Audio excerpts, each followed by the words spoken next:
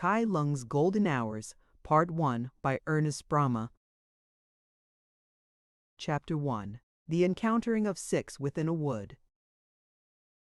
Only at one point along the straight earth road leading from Lu Chao to Yuping was there any shade, a wood of stunted growth, and here Kai Lung cast himself down in refuge from the noontide sun and slept.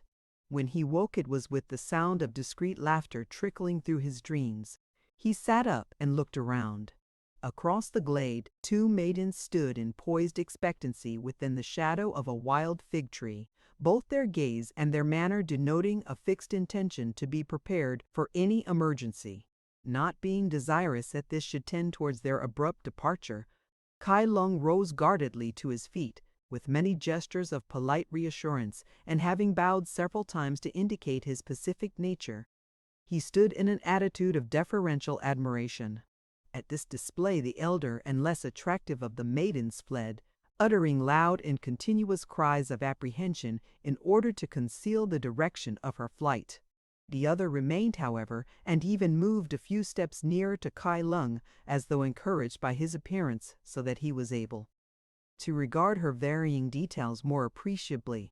As she advanced, she plucked a red blossom from a thorny bush, and from time to time she shortened the broken stalk between her jade teeth.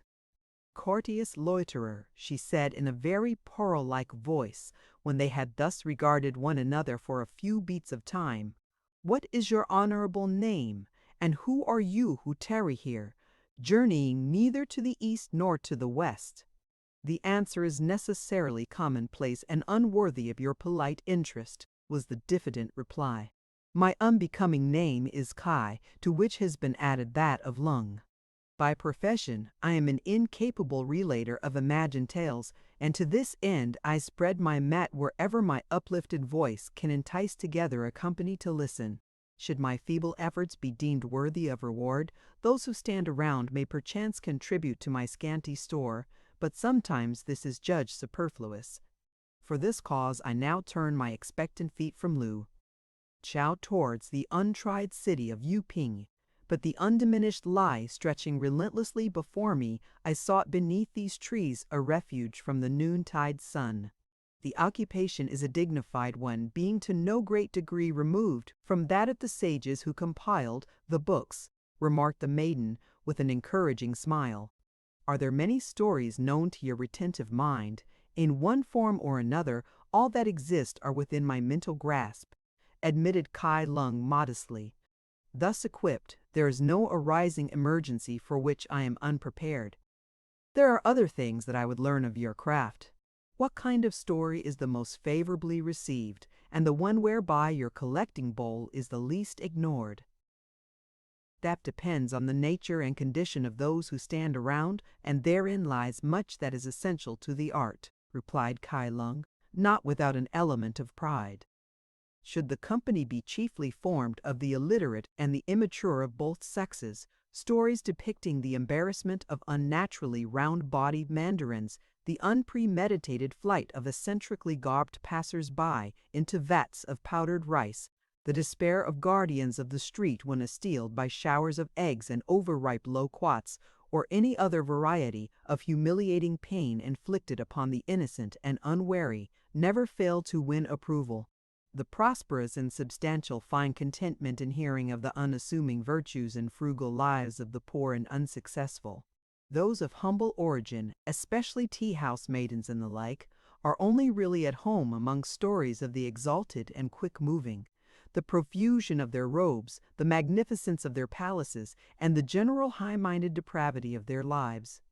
Ordinary persons require stories dealing lavishly with all the emotions so that they may thereby have a feeling of sufficiency when contributing to the collecting bowl. These things being so," remarked the maiden, "what story would you consider most appropriate to a company composed of such as she who is now conversing with you?" "Such a company could never be obtained," replied Kai Lung, with conviction in his tone. "It is not credible that throughout the empire could be found even another possessing all the engaging attributes of the one before me. But should it be my miraculous fortune to be given the opportunity, my presumptuous choice for her discriminating ears alone will be the story of the peerless Princess Tyke and of the noble minstrel Jung, who to regain her presence chained his wrist to a passing star and was carried into the assembly of the gods.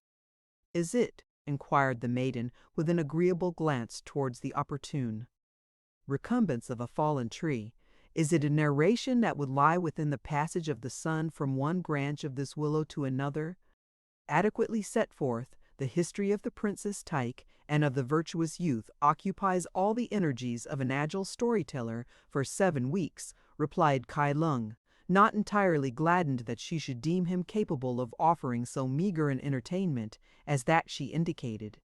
There is a much flattened version, which may be compressed within the narrow limits of a single day and night, but even that requires for certain of the more moving passages the accompaniment of a powerful drum or a hollow wooden fish.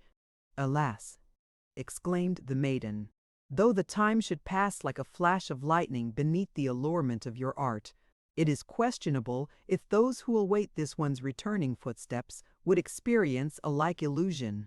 Even now, with a magnanimous wave of her well-formed hand, she indicated the other maiden, who, finding that the danger of pursuit was not sustained, had returned to claim her part. One advances along the westward road, reported the second maiden. Let us fly elsewhere, O allure of mankind. It may be doubtless in you, ping the sound of your uplifted voice, but at this point a noise upon the earth road, near at hand, impelled them both to sudden flight into the deeper recesses of the wood. Thus deprived, Kai Lung moved from the shadow of the trees and sought the track to see if by chance he from whom they fled might turn to his advantage. On the road he found one who staggered behind a laborious wheelbarrow in the direction of Lu Chao. At that moment he had stopped to take down the sail, as the breeze was bereft of power among the obstruction of the trees, and also because he was weary. Greeting, called down Kai Lung, saluting him. There is here protection from the fierceness of the sun, and a stream wherein to wash your feet. Haply, replied the other, and a greatly overburdened one would gladly leave this ill-nurtured earth road even for the fields of hell, were it not that all his goods are here, contained upon an utterly intractable wheelbarrow. Nevertheless he drew himself up from the road to the level of the wood, and there reclined, yet not permitting the wheelbarrow to pass beyond his sight, though he must thereby lie half in the shade and half in the heat beyond. Greeting, wayfarer. Although you are evidently a man of some wealth, we are for the time brought to a common level by the forces that control us, remarked Kai Lung. I have here 2 onions, a gourd, and a sufficiency of millet paste. Partake equally with me, therefore, before you resume your way. In the meanwhile, I will procure water from the stream nearby, and to this end my collecting bowl will serve. When Kai Lung returned, he found that the other had added to their store a double handful of dates, some snuff, and a little jar of oil. As they ate together, the stranger thus disclosed his mind. The times are doubtful, and it behoves each to guard himself. In the north, the banners of the spreading lotus and the avenging knife are already raised and pressing nearer every day, while the signs and passwords are so widely flung that every man speaks slowly and with a double tongue. Lately there have been slicings and other forms of vigorous justice no farther distant than Lu Chao, and now the Mandarin Shan Tian comes to Yu Ping to flatten any signs of discontent. The occupation of this person is that of a maker of sandals and coverings for the head, but very soon there will be more wooden feet required than leather sandals in Yuping, and artificial ears will be greater in demand than hats. For this reason he has got together all his goods, sold the more burdensome, and now ventures on an untried way. Prosperity attend your goings. Yet, as one who has set his face towards Yuping, is it not possible for an ordinary person of simple life and unassuming aims to escape persecution under this same Shan Tian? Of the Mandarin himself, those who know speak with vague lips. What is done by the pressing hand of one Ming Shu, who takes down his spoken word, of whom it is truly said that he has little resemblance to a man, and still less to an angel. Yet, protested the storyteller hopefully, it is wisely written, he who never opens his mouth in strife can always close his eyes in peace. Doubtless, assented the other, he can close his eyes assuredly. Whether he will ever again open them is another matter. With this timely warning the sandal-maker rose and prepared to resume his journey. Nor did he again take up the burden of his task until he had satisfied himself that the westward road was destitute of traffic. A tranquil life and a painless death was his farewell parting. Jung, of the line of Hai, wishes you well. Then, with many imprecations on the relentless sun above, the inexorable road beneath, and on every detail of the evilly balanced load before him, he passed out on his way.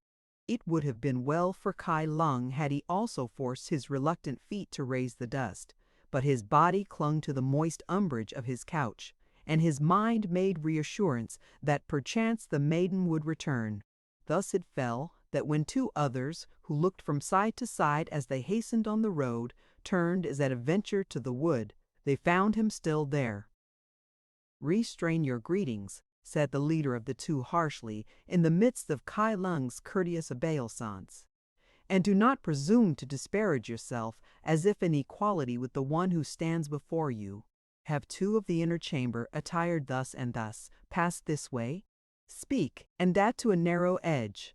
"The road lies beyond the perception of my incapable vision, chiefest," replied Kai Lung submissively. "Furthermore, I have slept." "Unless you would sleep more deeply, shape your stubborn tongue to a specific point," commanded the other, touching a meaning sword. "Who are you, who loiter here? And for what purpose do you lurk? Speak fully and be assured that your word will be put to a corroding test." Thus encouraged, Kai Lung freely disclosed his name and ancestry, the means whereby he earned a frugal sustenance, and the nature of his journey. In addition, he professed a willingness to relate his most recently acquired story, that entitled Wu Yong, or the Politely Inquiring Stranger, but the offer was thrust ungracefully aside. "Everything you say deepens the suspicion which your criminal-looking face naturally provokes," said the questioner, putting away his tablets, on which he had recorded the replies. "At Yuping the matter will be probed with a very definite result. You, Li Lo, remain about this spot in case she, whom we seek, should pass. I return to speak of our unceasing effort." "I obey," replied the dog, like Li Lo. "What men can do we have done. We are no demons to see through solid matter." When they were alone, Li Lo drew nearer to Kai Lung and, allowing his face to assume a more pacific bend, he cast himself down by the storyteller's side. "The account which you gave of yourself was ill-contrived," he said. "Being put to the test, its falsity cannot fail to be discovered." "Yet," protested Kai Lung earnestly, "in no single detail did it deviate from the iron line of truth." "Then your case is even more desperate than before," exclaimed Li Lu. "Know now that the repulsive-featured despot who has just left us is Ming Shu, he who takes down the Mandarin Shan Tian's spoken word. By admitting that you are from Lu Chao, where disaffection reigns, you have noosed a rope about your neck, and by proclaiming yourself as one whose habit it is to call together a company to listen to your word, you have drawn it tight. Every rope has two ends," remarked Kai Lung philosophically, "and tomorrow is yet to come. Tell me rather, since that is our present errand, who is she whom you pursue and to what intent?" "That is not so simple as to be contained within the hollow of an acorn sheath. Let it suffice that she has the left ear of Shan Tian, even as Ming Shu has the right, but on which side his hearing is better it might be hazardous to guess." "And her meritorious name?" "She is of the house of Kang, her name being Hua Mei, though from the nature of her charm she is ofttimes called the Golden Mouse. But touching this affair of your own immediate danger, we being both but common men of the idler sort, it is only fitting that when high ones threaten, I should stand by you." "Speak definitely," assented Kai Lung, "yet with the understanding that the full extent of my store does not exceed 4 or 5 strings of cash. The soil is somewhat shallow for the growth of deep friendship, but what we have we will share equally between us." With these auspicious words, Li Lu possessed himself of 3 of the strings of cash and displayed an empty sleeve. "I, alas, have nothing. The benefits I have in mind are of a subtler and more priceless kind. At Yuping, my office will be that of the keeper of the doors of the yamen, including that of the prison house. Thus I shall doubtless be able to render you frequent service of an inconspicuous kind. Do not forget the name of Li Lo." By this time, the approaching sound of heavy traffic, heralded by the beating of drums, the blowing of horns, and the discharge of an occasional firework, indicated the passage of some dignified official. This, declared Li Lo, could be none other than the Mandarin Shan Tian, resuming his march towards Yuping, and the doorkeeper prepared to join the procession at his appointed place. Kai Lung, however, remained unseen among the trees, not being desirous of obtruding himself upon Ming Shu unnecessarily. When the noise had almost died away in the distance, he came forth, believing that all would by this time have passed, and approached the road. As he reached it, a single chair was hurried by its carriers, striving by increased exertion to regain their fellows. It was too late for Kai Lung to retreat, whoever might be within. As it passed, a curtain moved somewhat, a symmetrical hand came discreetly forth, and that which it held fell at his feet. Without varying his attitude, he watched the chair until it was out of sight, then stooped and picked something up, a red blossom on a thorny stalk, the flower already parched, but the stem moist and softened to his touch. Chapter 2. The Inexorable Justice of the Mandarin Shan Tian. By having access to this enclosure, you will be able to walk where otherwise you must stand. That in itself is cheap at the price of 3 reputed strings of inferior cash. Furthermore, it is possible to breathe. The outlook in one direction is an extensive one, admitted Kai Lung, gazing towards the sky. Here, moreover, is a shutter through which the vista doubtless lengthens. So long as there is no chance of you exploring it any farther than your neck, it does not matter, said Li Lo. Outside lies a barren region of the yamen garden where no one ever comes. I will now leave you, having to meet one with whom I would traffic for a goat. When I return, be prepared to retrace your steps to the prison cell. The shadow moves as the sun directs, replied Kai Lung, and with courteous afterthought he added the wonted parting, slowly, slowly, walk slowly. In such a manner the storyteller found himself in a highly walled enclosure lying between the prison house and the yamen garden. A few days after his arrival in Yuping, Ming Shu had not eaten his word. The yard itself possessed no attraction for Kai Lung. Almost before Li Lo had disappeared, he was at the shutter in the wall, had forced it open, and was looking out. Thus long he waited, motionless, but observing every leaf that stirred among the trees and shrubs and neglected growth beyond.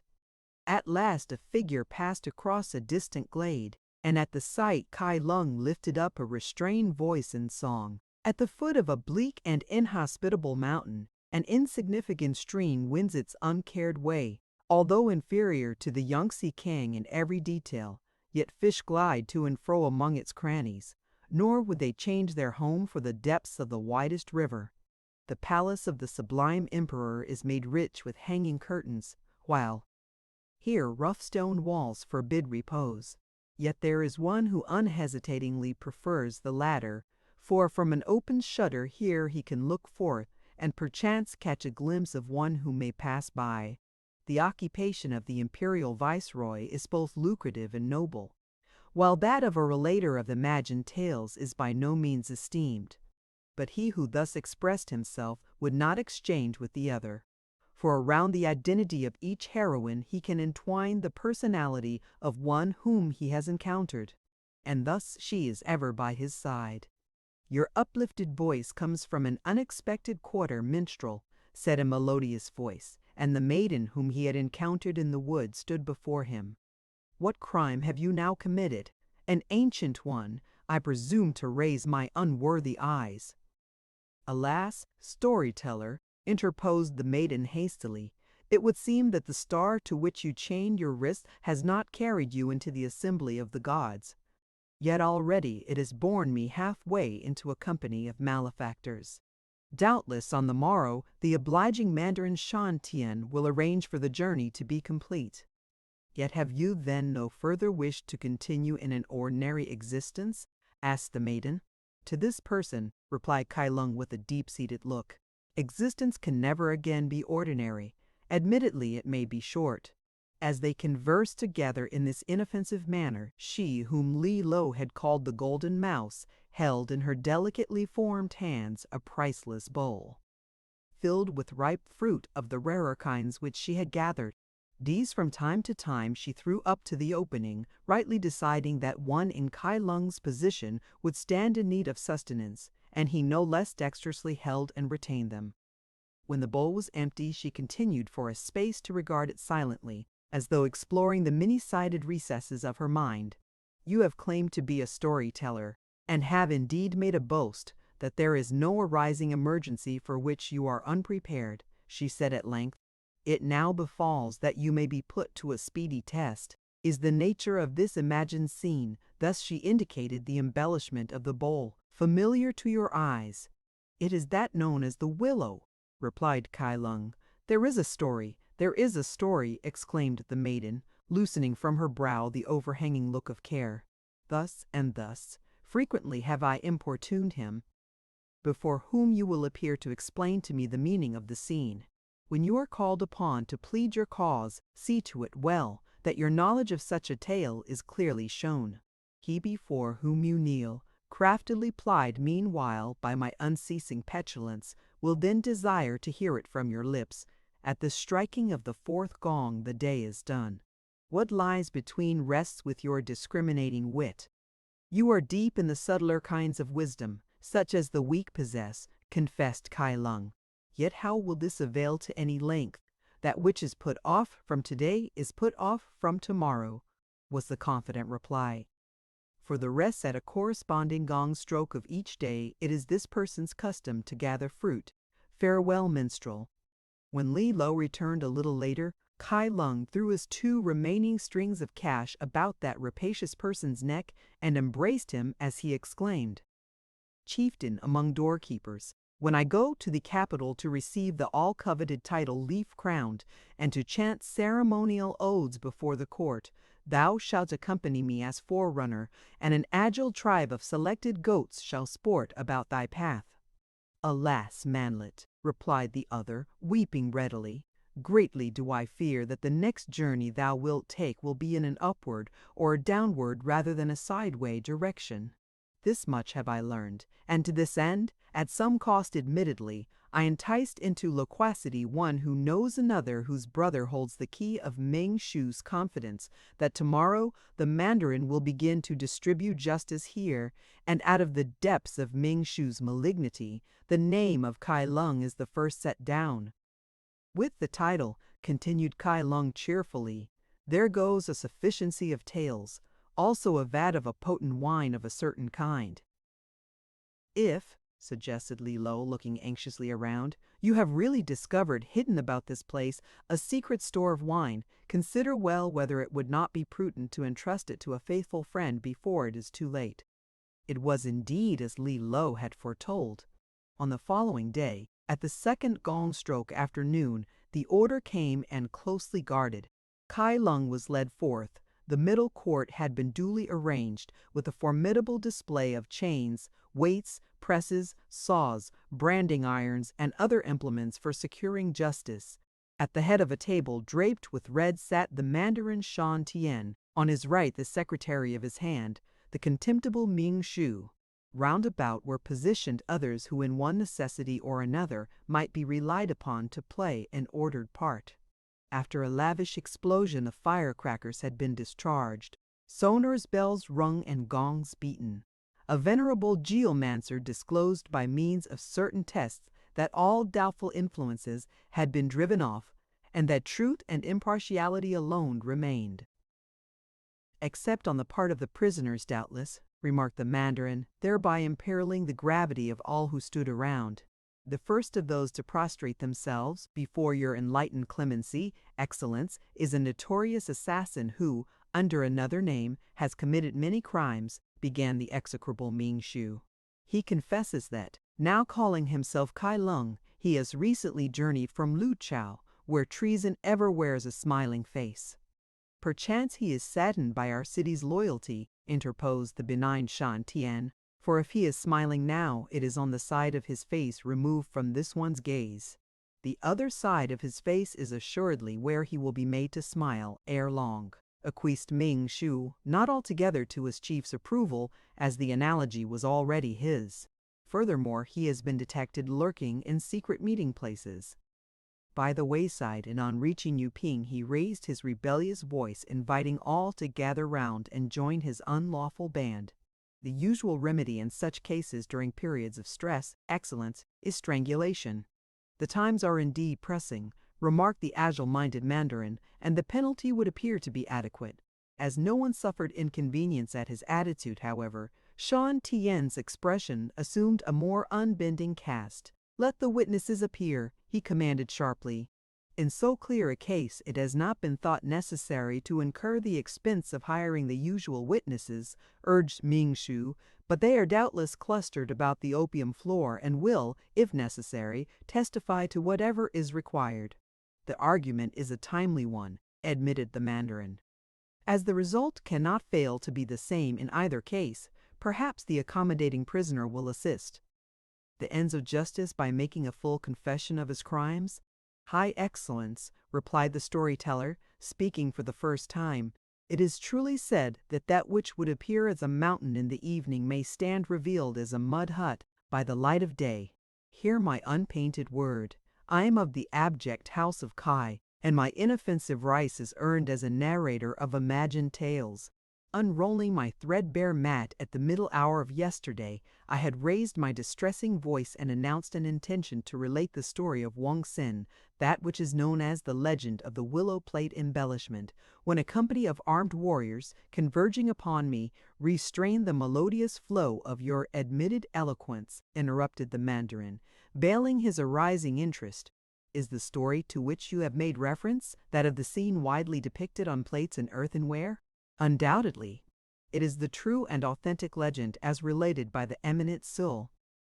Yi. In that case, declared Shan Tian dispassionately, it will be necessary for you to relate it now in order to uphold your claim. Proceed.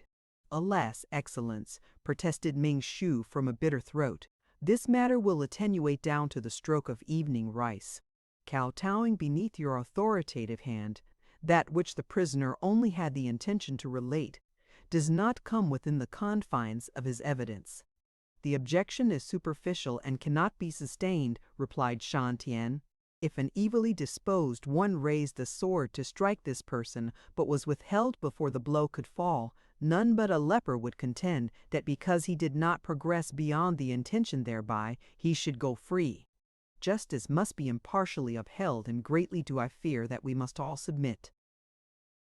With these opportune words, the discriminating personage signified to Kai Lung that he should begin. The story of Wang Tin and the willow plate embellishment. Wang Tin, the rich porcelain maker, was ill at ease within himself.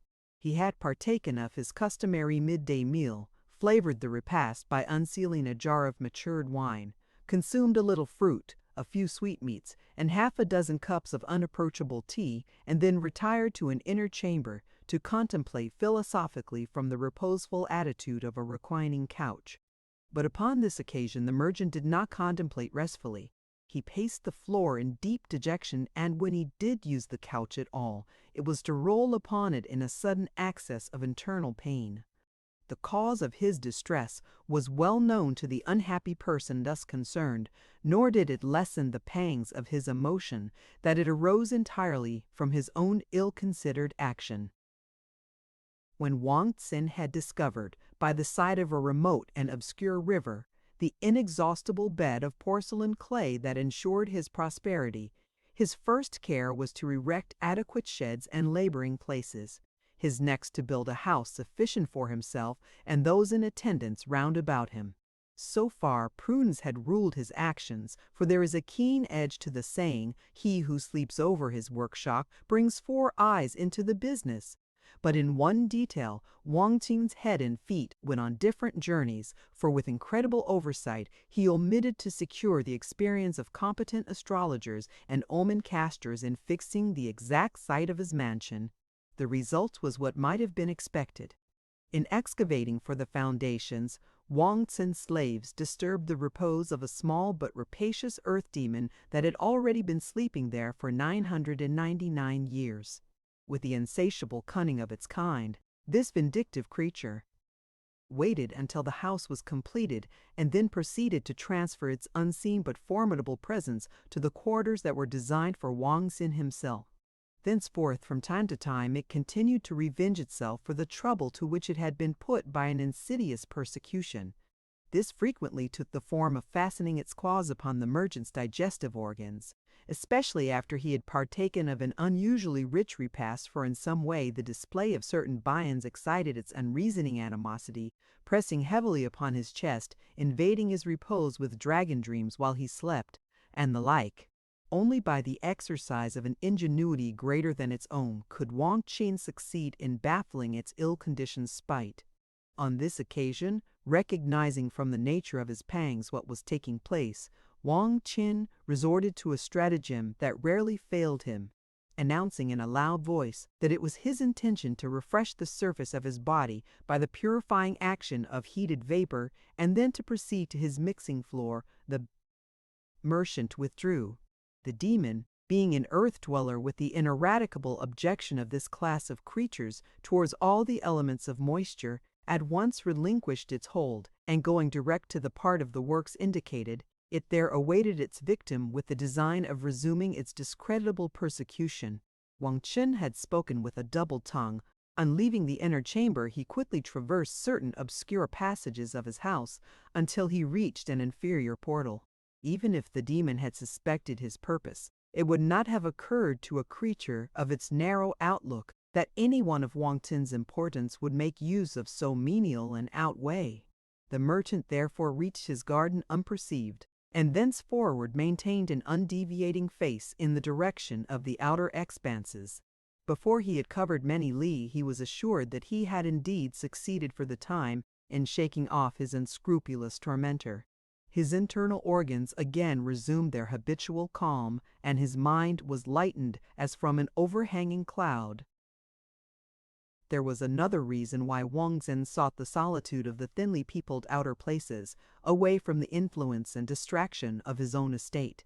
For some time past, a problem that had once been remote was assuming dimensions of increasing urgency. This detail concerns Fa Fai, who had already been referred to by a person of literary distinction in a poetical analogy occupying 3 written volumes, as a pearl-tinted peach blossom shielded and restrained by the silken network of wise parental affection, and recognizing the justice of the comparison. Wang Qin had been induced to purchase the work in question. Now that Fa Fai had attained an age when she could fittingly be sought in marriage, the contingency might occur at any time, and the problem confronting her father's decision was this. Owing to her incomparable perfection, Fa Fai must be accounted one of Wang Qin's chief possessions, the other undoubtedly being his secret process of simulating the lustrous effect of pure gold, embellishment, on china by the application of a much less expensive substitute. Would it be more prudent to concentrate the power of both influences and let it become known that with Fa Fai would go the essential part of his very remunerative clay enterprise, or would it be more prudent to divide these attractions and secure 2 distinct influences, both concerned about his welfare? In the first case, there need be no reasonable limit to the extending vista of his ambition, and he might even aspire to greet as a son the highest functionary of the province, an official of such heavily sustained importance that when he went about it required 6 chosen slaves to carry him, and of late it had been considered more prudent to employ 8. If, on the other hand, Fa Fai went without any added inducement, a mandarin of moderate rank would probably be as high as Wang Jing could look, but he would certainly be able to adopt another of at least equal position at the price of making over to him the ultimate benefit of his discovery. He could thus acquire either two sons of reasonable influence or one who exercised almost unlimited authority.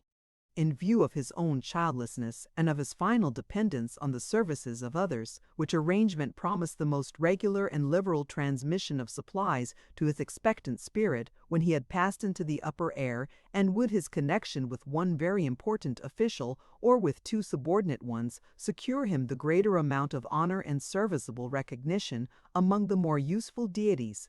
To Wang Tin's logical mind, it seemed as though there must be a definite answer to this problem. If one manner of behaving was right, the other must prove wrong, for as the wise philosopher Ning He was wont to say, where the road divides, there stand two Ning His. The decision on a matter so essential to his future comfort ought not to be left to chance. Thus it had become a habit of Wang Xin's to penetrate the outer spaces in the hope of their encountering a specific omen. Alas, it has been well written, he who thinks that he is raising a mound may only in reality be digging a pit. In his continual search for a celestial portent among the solitudes Wang Xin had of late necessarily somewhat neglected his earthly, as it may thus be expressed, interests. In these emergencies, certain of the more turbulent among his workers had banded themselves together into a confederacy under the leadership of a craftsman named Feng. It was the custom of these men, who wore a badge and recognized a mutual oath and imprecation, to present themselves suddenly before Wang Xin and demand a greater reward for their exertions than they had previously agreed to, threatening that unless this was accorded they would cast down the implements of their labor in unison and involve in idleness those who otherwise would have continued at their task. This menace Wang Xin bought off from time by agreeing to their exactions, but it began presently to appeasing them usum haus meresit of leaked of debai quigdi. Against it, on the day with which this related story has so far concerned itself, a band of the most highly remunerated and privileged of the craftsmen had appeared before Wang Xin with the intolerable Feng at their head. These men were they whose skill enabled them laboriously to copy upon the surfaces of porcelain a given scene without appreciable deviation from one to the other, for in those remote cycles of history no other method was yet known or even dreamed of. "Suitable greetings, employer of our worthless services," remarked their leader, seating himself upon the floor unbidden. "These who speak through the mouth of the cringing mendicant before you are the bound-together brotherhood of color mixers and putters on of thought-out designs bent upon a just cause. May their ancestral tablets never fall into disrepair," replied Wang Xin courteously. "For the rest, let the mouth referred to shape itself into the likeness of a narrow funnel, for the lengthening gong strokes press round about my unfinished labors. That which in justice requires the amplitude of a full-sized cask shall be pressed down into the confines of an inadequate vessel," assented Feng. "Know then, O battener upon our ill-requited skill, how it has come to our knowledge that one who is not of our brotherhood moves among us and performs an equal task for a less reward. This is our spoken word. In consequence, in place of one tael every man among us shall now take two, and he who before has labored 8 gongs to receive it shall henceforth labor 4. Furthermore, he who is speaking shall, as their recognized head and authority, always be addressed by the honorable title of polished, and the dog who is not one of us shall be cast forth. My hand itches to reward you in accordance with the inner prompting of a full heart," replied the merchant, after a well-sustained pause. "But in this matter my very deficient ears must be leading my threadbare mind astray. The moon has not been eaten up since the day when you stood before me in a like attitude and bargained that every man should henceforth receive a full tael, where hitherto a half had been his portion, and that in place of the toil of 16 gong strokes, 8 should suffice. Upon this being granted, all bound themselves by spoken word that the matter should stand thus and thus between us until the gathering in of the next rice harvest." "That may have been so at the time," admitted Feng with dog-like obstinacy, "but it was not then known that you had pledged yourself to Hennan for 10 score embellished plates of porcelain within a stated time, and that our services would therefore be essential to your reputation. There has thus arisen what may be regarded as a new vista of eventualities, and this frees us from the bondage of our spoken word. Having thus moderately stated our unbending demand, we will depart until the light gong stroke of tomorrow, when, if our claim be not agreed to, all will cast down their implements of labor with the swiftness of a lightning flash, and thereby involve the whole of your too profitable undertaking in well-merited stagnation. We go, venerable head, auspicious omens attend your movements. May the all-seeing guide your footsteps, responded Wang Xin, and with courteous forbearance he waited until they were out of hearing before he added, into a vat of boiling sulfur. Thus may the position be outlined when Wei Chang, the unassuming youth whom the black-hearted Fang had branded with so degrading a comparison, sat at his appointed place, rather than join in the discreditable conspiracy, and strove, by his unaided dexterity, to enable Wang Chen to complete the 10 score embellished plates by the appointed time. Yet already he knew that in this commendable ambition, his head grew larger than his hands, for he was the slowest working among all Wang Xin's craftsmen, and even then his copy could frequently be detected from the original. Not to overwhelm his memory with unmerited contempt, it is fitting now to reveal somewhat more of the unfolding curtain of events. Wei Chen was not in reality a worker in the art of applying color designs to porcelain at all. He was a student of the literary excellences and had decided to devote his entire life to the engaging task of reducing the most perfectly matched analogy to the least possible number of words when the unexpected appearance of Fa Fai unsettled his ambitions. She was restraining the impatience of a powerful horse and controlling its movements by means of a leather thong, while at the same time she surveyed the landscape with a disinterested glance in which Wei Chang found himself becoming involved. Without stopping even to consult the spirits of his revered ancestors on so important a decision, he at once burned the greater part of his collection of classical analogies and engaged himself, as one who is willing to become more proficient, about Wang Chen's earth yards. Here, without any reasonable intention of ever becoming in any way personally congenial to her, he was in a position occasionally to see the distant outline of Fa Fai's movements, and when a day passed and even this was withheld, he was content that the shadow of the many-towered building that contained her should obscure the sunlight from the window before which he worked. While Wei Jiang was thus engaged, the door of the enclosure in which he labored was thrust cautiously inwards, and presently he became aware that the being whose individuality was never completely absent from his thoughts was standing in an expectant attitude at no great distance from him. As no other person was present, the craftsman having departed in order to consult an oracle that dwelt beneath an appropriate sign, and Wang Qin being by this time among the outer ways seeking an omen as to Fa Fai's disposal, Wei Chang did not think it respectful to become aware of the maiden's presence until a persistent distress of her throat compelled him to recognize the incident. Unapproachable perfection, he said with becoming deference. Is it permissible that in the absence of your enlightened sire you should descend from your golden eminence and stand, entirely unattended, at no great distance from so ordinary a person as myself? Whether it be strictly permissible or not, it is only on like occasions that she ever has the opportunity of descending from the solitary pinnacle referred to, replied Fa Fai, not only with no outward appearance of alarm at being directly addressed by one of a different sex, but even moving nearer to Wei Chang as she spoke. A more essential detail in the circumstances concerns the length of time that he may be prudently relied upon to be away. Doubtless several gong strokes will intervene before his returning footsteps. Gladden our expectant vision, replied Wei Chang. He is spoken of as having set his face towards the outer ways, there perchance to come within the influence of a portent. Its probable object is not altogether unknown to the one who stands before you, admitted Fa Fai, and as a dutiful and affectionate daughter, it has become a consideration with her whether she ought not to press forward, as it were, to a solution on her own account. if the one whom I am addressing could divert his attention from the embellishment of the very inadequate claw of a wholly superfluous winged dragon, possibly he might add his sage counsel on that point.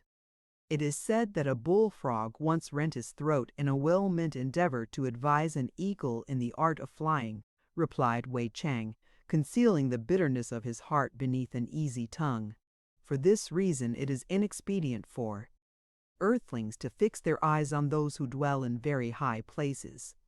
To the intrepid, very high places exist solely to be scaled. With others, however, the only scaling they attempt is lavished on the armor of preposterous flying monsters, O youth of the House of Wei.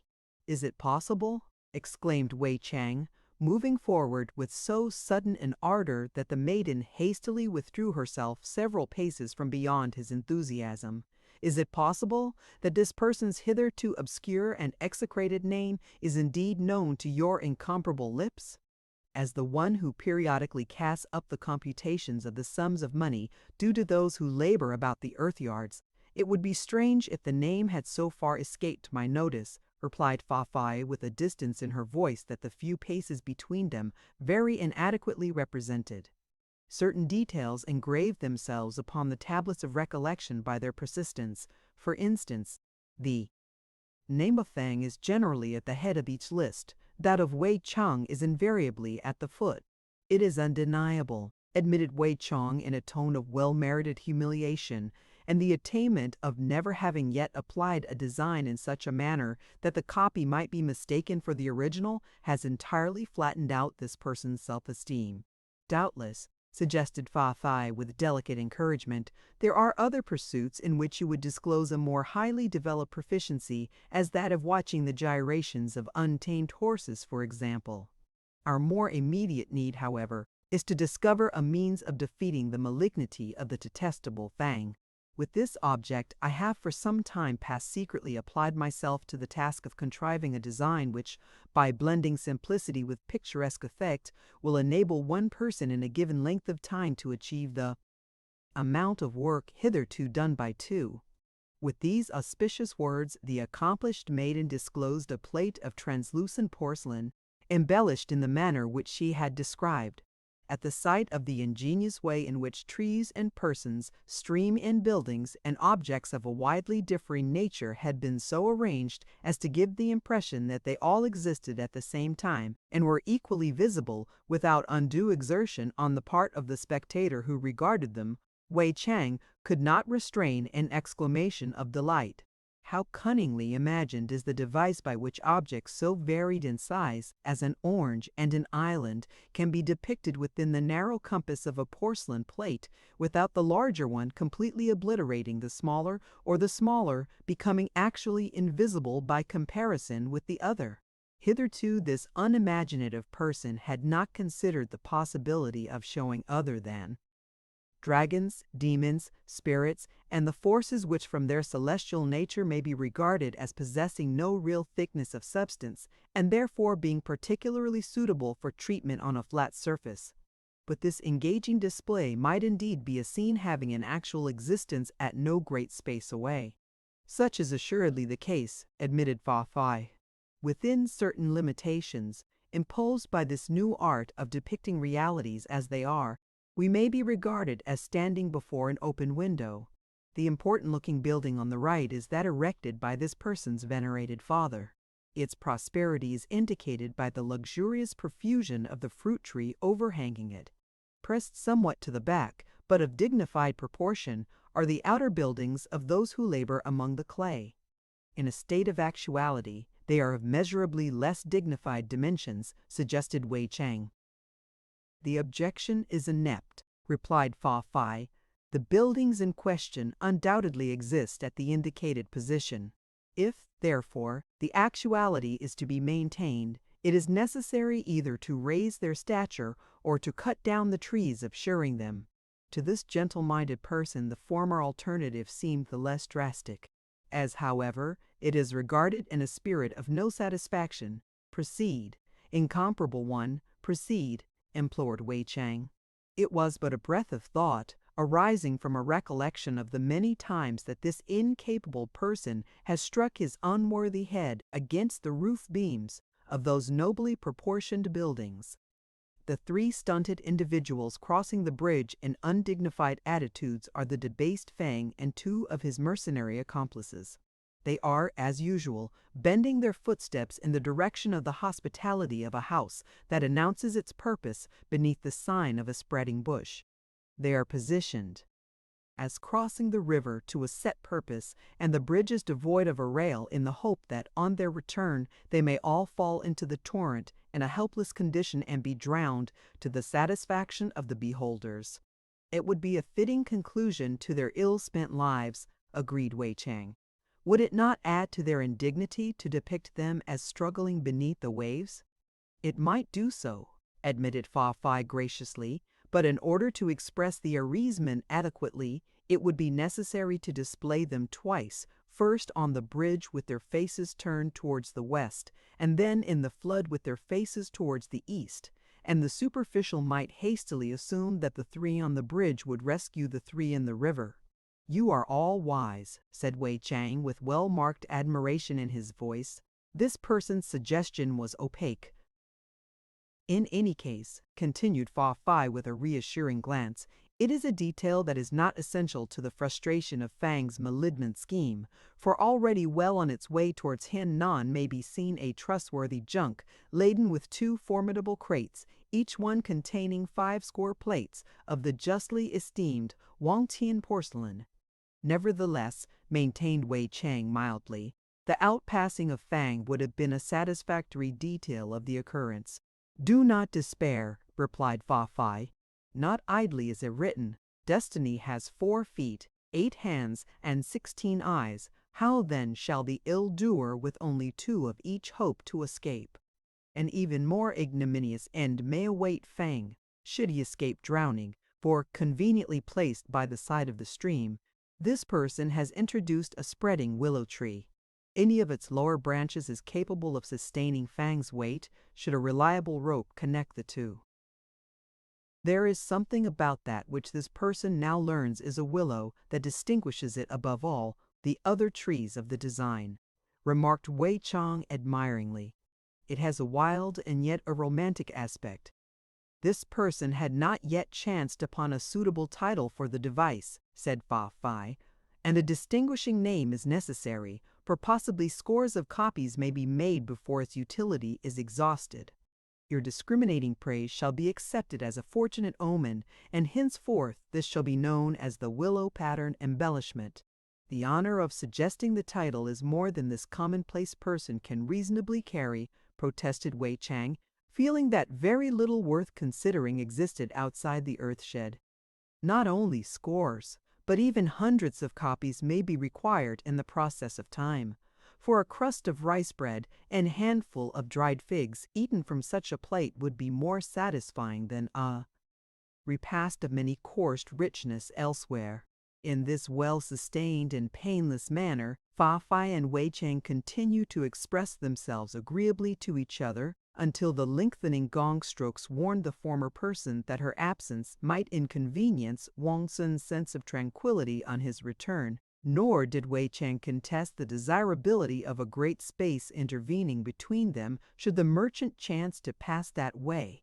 In the meanwhile, Chang had explained many of the inner details of his craft, so that Fa Fai should the better understand the requirements of her new art. Yet where is the willow plate itself? Said the maiden, as she began to arrange her mind towards departure. As the colors were still in a receptive state, this person placed it safely aside for the time. It was somewhat near the spot where you, during the amiable exchange of shafts of polished conversation Wei Chang had followed Fa Fai's indication, and had seated himself upon a low bench without any very definite perception of his movements. He now arose with the unstudied haste of one who has inconvenienced a scorpion. "Alas!" he exclaimed in a tone of the acutest mental distress. "Can it be possible that this utterly profane outcast has so desecrated? Certainly comment of an admittedly crushing nature has been imposed on this one's well-meant handiwork," said Fa Fai. With these lightly barbed words, which were plainly devised to restore the other person's face towards himself, the magnanimous maiden examined the plate which Wei Chang's uprising had revealed. Not only has the embellishment suffered no real detriment, she continued after an adequate glance, but there has been imparted to the higher lights, doubtless owing to the nature of the fabric in which your lower half is, encased a certain nebulous quality that adds greatly to the successful effect of the various tones. At the first perception of the indignity to which he had subjected the entrancing Fa Fai's work, and the swift feeling that much more than the colored adornment of a plate would thereby be destroyed, all power of retention had forsaken Wei Chang's incapable knees, and he sank down heavily upon another bench. From this dejection, the maiden's well-chosen encouragement recalled him to a position of ordinary uprightness. A tombstone is lifted from this person's mind by your gracefully placed words, he declared, and he was continuing to indicate the nature of his self-reproach by means of a suitable analogy when the expression of Fa Fai's eyes turned him to a point behind himself. There, lying on the spot from which he had just risen, was a second willow plate, differing in no detail of resemblance from the first. "Shadow of the great image," exclaimed Chang in an awe-filled voice. "It is no marvel that miracles should attend your footsteps, celestial one, but it is incredible that this clay-souled person should be involved in the display." "Yet," declared Fa Fai, not hesitating to allude to things as they existed in the highly raised stress of the discovery, "it would appear that the miracle is not specifically connected with this person's feet. Would you not, in furtherance of this line of suggestion, place yourself in a similar attitude on yet another plate, Wei Chang?" Not without many protests that it was scarcely becoming thus to sit repeatedly in her presence, Chang complied with the request, and upon Fa Fai's further insistence, he continued to impress himself, as it were, upon a succession of porcelain plates, with a like result. Not until the 11th process was reached did the willow design begin to lose its potency. 10 perfect copies produced within as many moments, and not one distinguishable from the first, exclaimed Wei Chang, regarding the array of plates with pleasurable emotion. "Here is a means of baffling Fang's crafty confederacy that will fill Wang Xin's ears with waves of gladness on his return." "Doubtless," agreed Fa Fai, with a dark intent. She was standing by the door of the enclosure in the process of making her departure, and she regarded Wei Chang with a set deliberation. "Yet," she continued definitely, "if this person possessed that which was essential to Wang Xin's prosperity, and Wang Xin held that which was necessary for this one's tranquility, a locked bolt would be upon the one until the other was pledged in return." With these opportune words, the maiden vanished, leaving Wei Chang prostrating himself in spirit before the many-sidedness of her wisdom. Wang Xin was not altogether benevolently inclined towards the universe on his return a little later. The persistent image of Fang's over-threatening act still corroded the merchant's throat with bitterness, for on his right he saw the extinction of his business as unremunerative if he agreed, and on his left he saw the extinction of his business as undependable if he refused to agree. Furthermore, the omens were ill-arranged. On his way outwards he had encountered an aged man who possessed 2 fruit trees, on which he relied for sustenance. As Wang Xin drew near, this venerable person carried from his dwelling 2 beaten cakes of dog dung and began to bury them about the root of the larger tree. This action, on the part of one who might easily be a disguised wizard, aroused Wang Chen's interest. "Why," he demanded, "having 2 cakes of dung and 2 fruit trees, do you not allot 1 to each tree, so that both may benefit and return to you there? Produce in the time of your necessity, the season promises to be one of rigor and great need," replied the other. "A single cake of dung might not provide sufficient nourishment for either tree, so that both should wither away. By reducing life to a bare necessity, I could pass from one harvest to another on the fruit of this tree alone, but if both should fail, I am undone." To this end, I safeguard my existence by ensuring that at least the better of the two shall thrive. Peace attend your efforts, said Wang Xin, and he began to retrace his footsteps, well content. Yet he had not covered half the distance back when his progress was impeded by an elderly hag who fed 2 goats, whose milk alone preserved her from starvation. One small measure of dry grass was all that she was able to provide them with, but she divided it equally between them, to the discontent of both. "The season promises to be one of rigor and great need," remarked Wang Xin affably, for the being before him might well be a creature of another part who had assumed that form for his guidance. "Why do you not therefore ensure sustenance to the better of the 2 goats by devoting to it the whole of the measure of dry grass? In this way you would receive at least some nourishment in return, and thereby safeguard your own existence until the rice is grown again." "In the matter of the 2 goats," replied the aged hag, "there is no better, both being equally stubborn and perverse, though one may be finer looking and more vainglorious than the other. Yet should I foster this one to the detriment of her fellow, what would be this person's plight if haply the weaker died and the stronger broke away and fled? By treating both alike, I retain a double threat on life, even if neither is capable of much." "May the unseen weigh your labors," exclaimed Wang Xin in a 2-edged voice, and he departed. When he reached his own house, he would have closed himself in his own chamber with himself, had not Wei Chang persisted that he sought his master's inner ear with a heavy project. This interruption did not please Wang Xin, for he had begun to recognize the day as being unlucky, yet Chang succeeded by a device in reaching his side, bearing in his hands a guarded burden. Though no written record of this memorable interview exists, it is now generally admitted that Wei Chang either involved himself in an unbearably attenuated caution before he would reveal his errand, or else that he made a definite allusion to Fa Fai with a too sudden conciseness, for the slaves who stood without heard Wang Xin clear his voice of all restraint and express himself freely on a variety of subjects. But this gave place to a subdued murmur, ending with the ceremonial breaking of a plate, and later Wang Tian beat on a silver bell. Anand called for wine and fruit.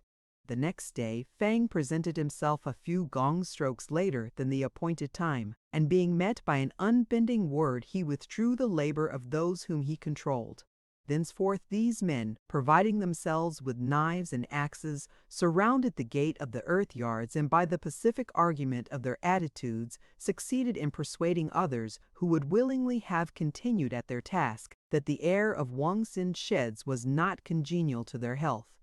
Towards Wei Chang, whose efforts they despised, they raised a cloud of derision, and presently noticing that henceforth he invariably clad himself in lower garments of a dark blue material to a set purpose that will be as crystal to the sagacious, they greeted his appearance with cries of, "Behold the somber one, thou dark leg," so that this reproach continues to be hurled even to this day at those in a like case, though few could answer why.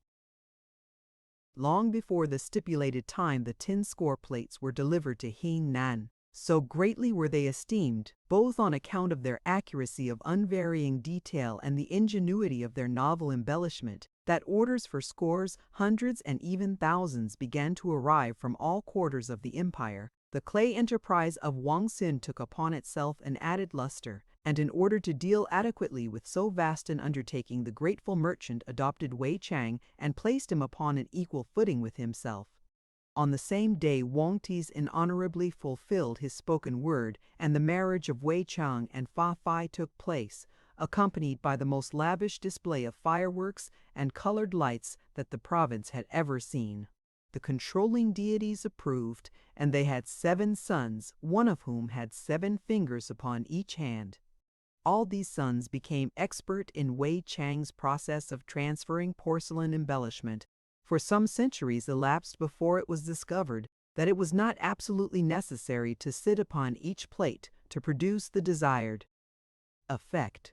This chronicle of an event that is now regarded as almost classical would not be complete without an added reference to the ultimate end of the sordid Fang.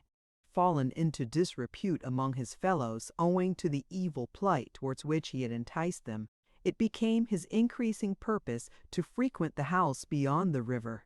On his return at nightfall, he invariably drew aside on reaching the bridge, well knowing that he could not prudently rely upon his feet among so insecure a crossing, and composed himself to sleep amid the rushes.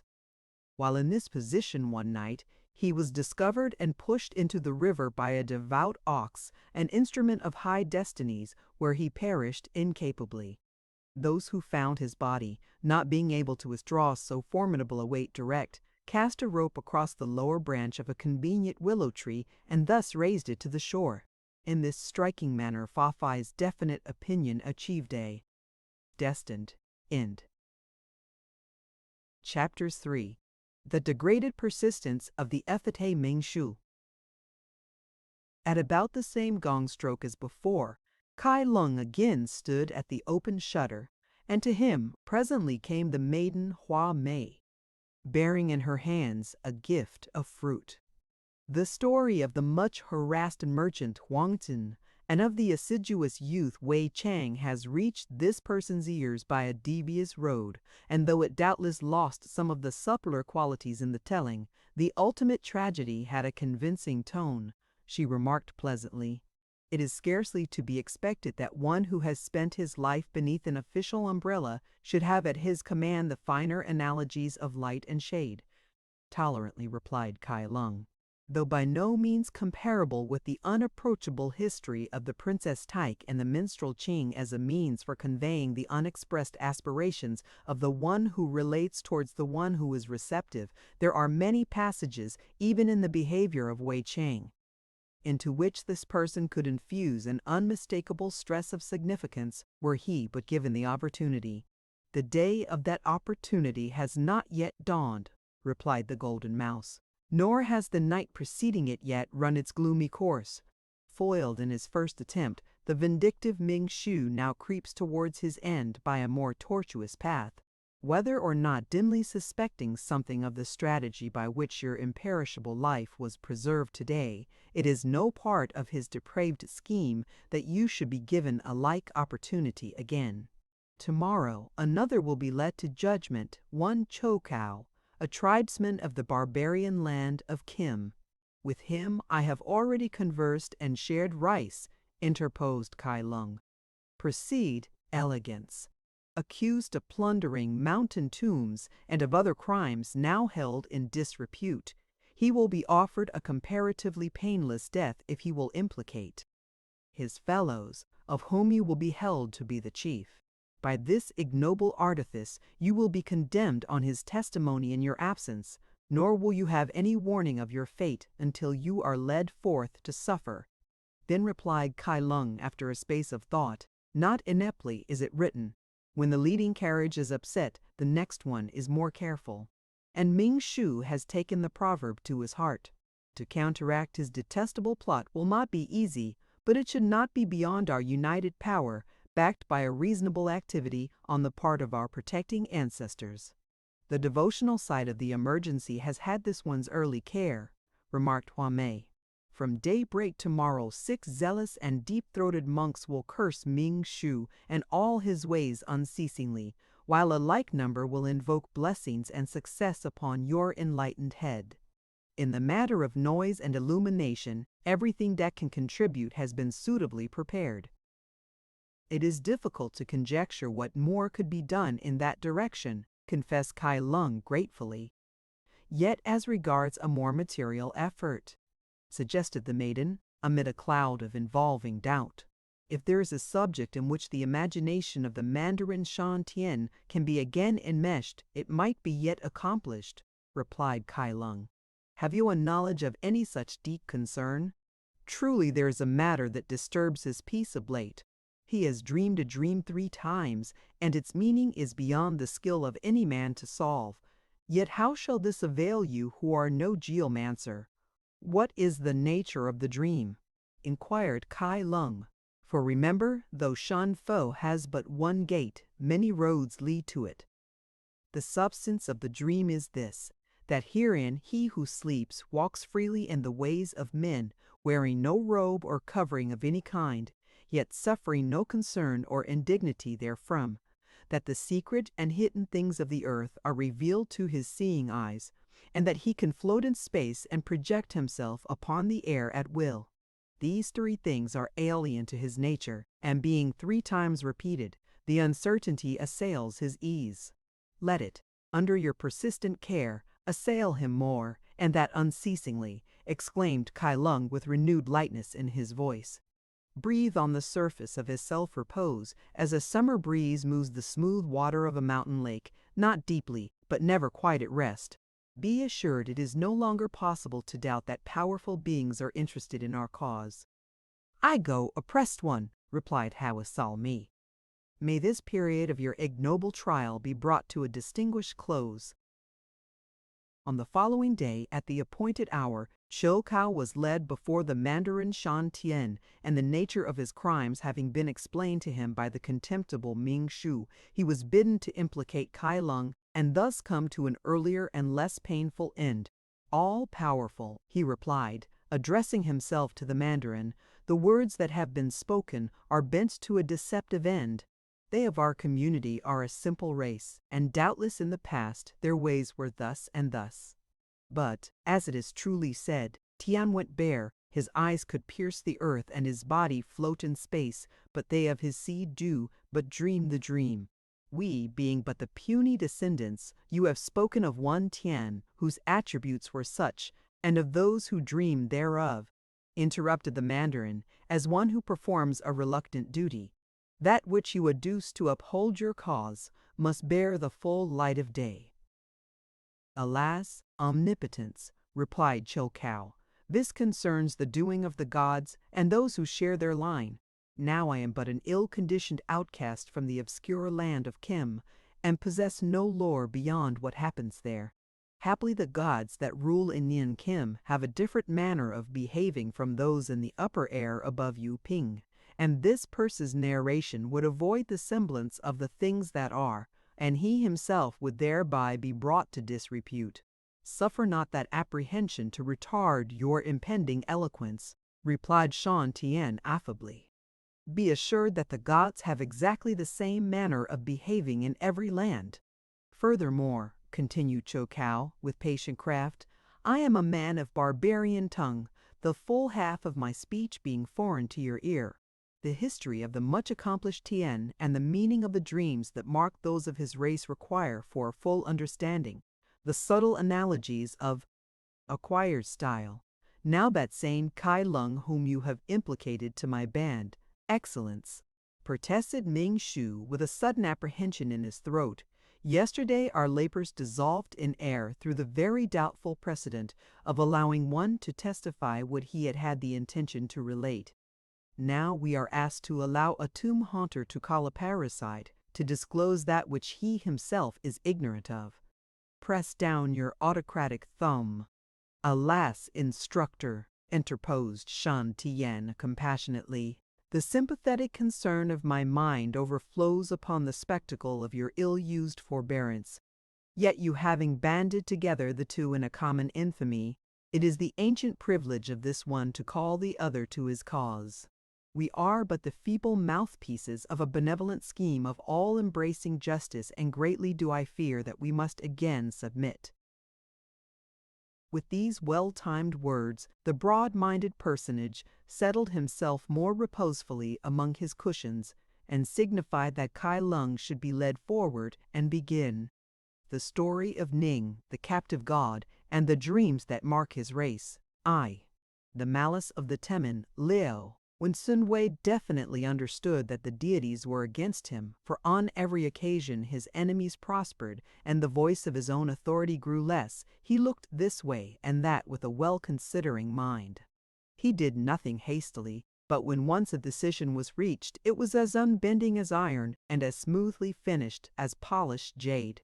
At about the evening hour, when others were preparing to offer sacrifice, he took the images and the altars of his rites down from their honorable positions and cast them into a heap on a waste expanse beyond his courtyard.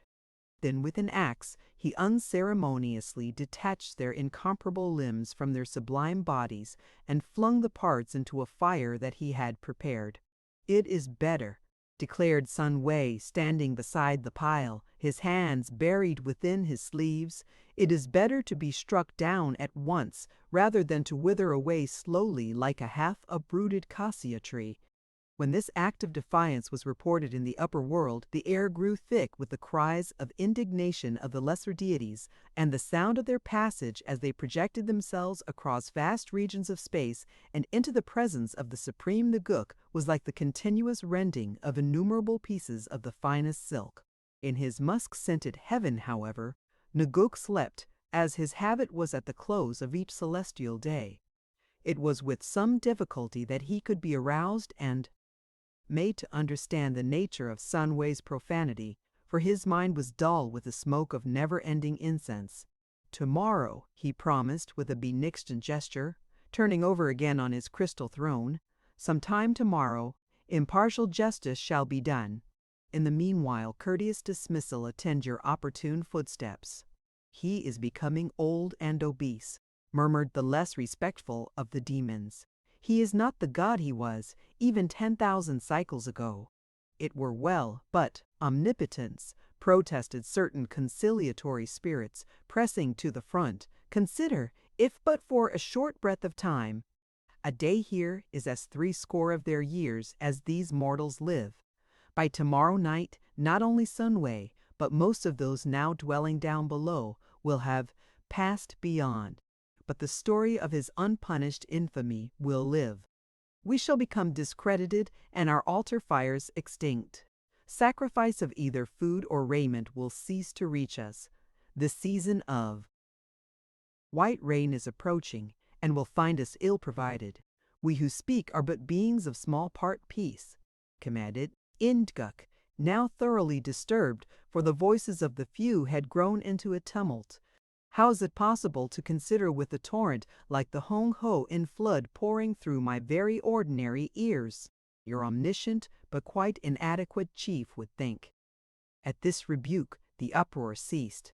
So deep became the nature of Nguk's profound thoughts that they could be heard rolling like thunder among the caverns of his gigantic brain. To aid the process, female slaves on either side fanned his fiery head with celestial lotus leaves. On the earth, far beneath, cyclones, sandstorms, and sweeping waterspouts were forced into being. "Hear the contemptible wisdom of my ill-formed mouth," said Nguk at length. "If we at once put forth our strength, the degraded wound say is ground." "Sun Wei, all-knowing one," murmured an attending spirit beneath his breath. "The unmentionable outcast whom we are discussing is immediately ground into powder," continued the highest, looking fixedly at a distant spot situated directly beyond his painstaking attendant. "But what follows? Henceforth, no man can be allowed to whisper ill of us, but we must at once seek him out and destroy him, or the obtuse and superficial will exclaim, 'It was not so in the days of so-and-so.' Behold, here the Great One bent a look of sudden resentment on the band of those who would have reproached him. Behold, the gods become old and obese. They are not the powers they were. It would be better to address ourselves to other altars." At this prospect, many of the more venerable spirits began to lose their enthusiasm. If every mortal who spoke ill of them was to be pursued, what leisure for dignified seclusion would remain? "If, however," continued the dispassionate being, "the profaner is left to himself, he will, sooner or later, in the ordinary course of human intelligence, become involved in some disaster of his own contriving. Then they who dwell around will say, 'He destroyed the altars.' Truly the hands of the unseen are slow to close, but their arms are very long. Lo, we have this day ourselves beheld it. Come, let us burn incense, lest some forgotten misdeed from the past lurk in our path." When he had finished speaking, all the more reputable of those present extolled his judgment. Some still whispered together, however, whereupon the sagacious Nguk opened his mouth more fully and shot forth tongues of consuming fire among the murmurers so that they fled howling from his presence. Now among the spirits who had stood before the pearly ruler without taking any share in the decision were two who at this point are drawn into the narration, Leo and Ning. Leo was a revengeful demon, ever at enmity with one. Or another of the gods in striving, how he might enmesh his feet in destruction. Ning was a better class deity, voluptuous but well-meaning, and little able to cope with Leo's subtlety. Thus it came about that the latter one, seeing in the outcome a chance to achieve his end, at once dropped headlong down to earth and sought out Sun Wei. Sun Wei was reclining at his evening rice when Leo found him. Becoming invisible, the demon entered a date that Sun Wei held in his hand and took the form of a stone. Sun Wei recognized the doubtful nature of the stone as it passed between his teeth, and he would have spat it forth again, but Leo had the questionable agility of the serpent and slipped down the other's throat. He was thus able to converse familiarly with Sun Wei without fear of interruption. "Sun Wei," said the voice of La inwardly, "the position you have chosen is a desperate one, and we of the upper air who are well disposed towards you find the path of assistance fringed with two-edged swords." "It is well said, he who lacks a single tail sees many bargains," replied Sun Wei, a refined bitterness weighing the import of his words. Truly this person's friends in the upper air are a never-failing lantern behind his back. At this justly barbed reproach, Lo began to shake with disturbed gravity until he remembered that the motion might not be pleasing to Sun Wei's inner feelings. "It is not that the well-disposed are slow to urge your claims, but that your enemies number some of the most influential demons in all the 9 spaces," he declared, speaking with a false smoothness that marked all his detestable plans. "Assuredly in the past you must have led a very abandoned life, Sun Wei, to come within the circle of their malignity." "By no means," replied Sun Wei. "Until driven to despair, this person not only duly observed the rites and ceremonies, but he even avoided the 6 offenses. He remained by the side of his parents while they lived, provided an adequate posterity, forbore to tread on any of the benevolent insects, safeguarded all printed paper, did not consume the meat of the industrious ox, and was charitable towards the needs of hungry and homeless ghosts." "These observances are well enough," admitted Leo, restraining his narrow-minded impatience, "and with an ordinary number of written charms worn about the head and body, they would doubtless carry you through the lesser contingencies of existence. But by, as it were, extending contempt, you have invited the retaliatory propulsion of the sandal of authority. To one who has been pushed over the edge of a precipice, a rut across the path is devoid of menace, nor do the destitute tremble at the departing watchman's cry, 'Sleep warily, robbers are about.' As regards bodily suffering and material extortion, it is possible to attain such a limit as no longer to excite the cupidity of even the most rapacious deity," admitted Leu. "Other forms of flattening out a transgressor's self-content remain, however. For instance, it has come within the knowledge of the controlling powers that 7 generations of your distinguished ancestors occupy positions of dignified seclusion in the upper air." For the first time, Sun Wei's attitude was not entirely devoid of an emotion of concern. "They would not? To mark their sense of your really unsupportable behavior, it has been decided that all 7 shall return to the humiliating scenes of their former existences in admittedly objectionable forms," replied the outrageous Leo. "Sun Chen, your venerated sire, will become an agile grasshopper. Your incomparable grandfather, Yuan, will have the similitude of a yellow goat. As a tortoise, your leisurely-minded ancestor Huang. The high public official forbear," exclaimed the conscience-stricken Sun Wei. "Rather would this person suffer every imaginable form of torture than that the spirit of one of his revered ancestors should be submitted to so intolerable a bondage. Is there no amiable form of compromise whereby the ancestors of some less devoted and liberally inspired son might be imperceptibly, as it were, substituted?" "In ordinary cases some such arrangement is generally possible," conceded Lowe.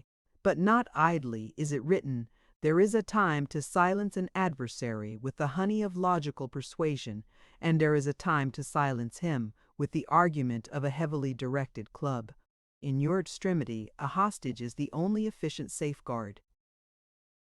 Seize the person of one of the gods themselves, and braze a strong wall around your destiny by holding him to ransom. Ho Tai, requiring a light for his pipe, stretched out his hand towards the great sky lantern. Quoted Sun Wei, "Do not despise Ching Tu because his armor is invisible," retorted Liao with equal point. "Your friends in the above are neither feeble nor inept. Do as I shall instruct you, and no less a being than Ning will be delivered into your hand." Then replied Sun Wei dubiously, "A spreading mango tree affords a pleasant shade within one's courtyard, and a captive god might for a season undoubtedly confer an enviable distinction. But presently the tree's encroaching roots may disturb the foundation of the house, so that the walls fall and crush those who are within, and the head of a restrained god would in the end certainly displace my very inadequate roof tree." "A too prolific root can be pruned back," replied Lu, "and the activities of a bondage god may be efficiently curtailed. How this shall be accomplished will be revealed to you in a dream. Take heed that you do not fail by the deviation of a single hair." Having thus prepared his discreditable plot, Liu twice struck the walls enclosing him, so that Sun Wei coughed violently. The demon was thereby enabled to escape, and he never actually appeared in a tangible form again, although he frequently communicated, by means of signs and omens, with those whom he wished to involve in his sinister designs. I. The part played by the slave girl, Haya, among the remaining possessions that the hostility of the deities still left to Sun Wei at the time of these happenings, was a young slave of many-sided attraction. The name of Hia had been given to her, but she was generally known as Sing Ei, on account of the extremely affectionate gladness of her nature. On the day following that in which Sun Wei and the demon Lu Hol had conversed together, Hia was disporting herself in the dark shades of a secluded pool, as her custom was after the heat of her labors, when a phoenix, flying across the glade, dropped a pearl of unusual size and luster into the stream, possessing herself of the jewel and placing it in her mouth, so that it should not impede the action of her hands. Hia sought the bank and would have drawn herself up when she became aware of the presence of Owain, the noble commander. He was regarding her with a look in which well-expressed admiration was blended with a delicate intimation that, owing to the unparalleled brilliance of her eyes, he was unable to perceive any other detail of her appearance, and was, indeed, under the impression that she was devoid of ordinary outline. At the same time, without permitting her glance to be in any but an entirely opposite direction, Hia was able to satisfy herself that the stranger was a person on whom she might prudently lavish the full depths of her regard if the necessity arose. His apparel was rich, voluminous, and of colors then unknown within the empire, his hair long and abundant, his face placid but sincere. He carried no weapons, but wherever he trod there came a yellow flame from below his right foot and a white vapor from beneath his left. His insignia were those of a royal prince, and when he spoke his voice resembled the noise of arrows passing through the upper branches of a prickly forest. His long and pointed nails indicated the high and dignified nature of all his occupations. Each nail was protected by a solid sheath, there being amethyst, ruby, topaz, ivory, emerald, white jade, iron, chalcedony, gold, and malachite. When the distinguished-looking personage had thus regarded Hia for some moments, he drew an instrument of hollow tubes from a fold of his garment and began to sing of two who, as the outcome of a romantic encounter similar to that then existing, had professed an agreeable attachment for one another, and had, without unnecessary delay, entered upon a period of incomparable felicity. Doubtless Hia would have uttered words of high-minded rebuke at some of the more detailed analogies of the recital, had not the pearl deprived her of the power of expressing herself clearly on any subject whatever, nor did it seem practicable to her to remove it without withdrawing her hands from the modest attitudes into which she had at once distributed them. Thus positioned, she was compelled to listen to the stranger's well-considered flattery and this together with the increasing coldness of the stream as the evening deepened convincingly explains her ultimate acquiescence to his questionable offers. Yet it cannot be denied that Ning, as he may now fittingly be revealed, conducted the enterprise with a seemly liberality. For upon receiving from Hea a glance not expressive of discouragement, he at once caused the appearance of a suitably furnished tent, a train of Nubian slaves offering rich viands, rare wine, and costly perfumes, companies of expert dancers and musicians, a retinue of discreet elderly women to robe her and to attend her movements, a carpet of golden silk stretching from the water's edge to the tent, and all the accessories of a high-class profligacy. When the night was advanced and Haya and Ning, after partaking of a many-coursed feast, were reclining on an ebony couch, the being freely expressed the delight that he discovered in her amiable society, incautiously adding, "Demand any recompense that is within the power of this one to grant, a most delectable of water nymphs, and its accomplishment will be written by a flash of lightning." In this, however, he merely spoke as the treacherous Liu who had enticed him into the adventure had and was usual enough. Then replied Haya as she had been fully instructed against the emergency, "The word has been spoken.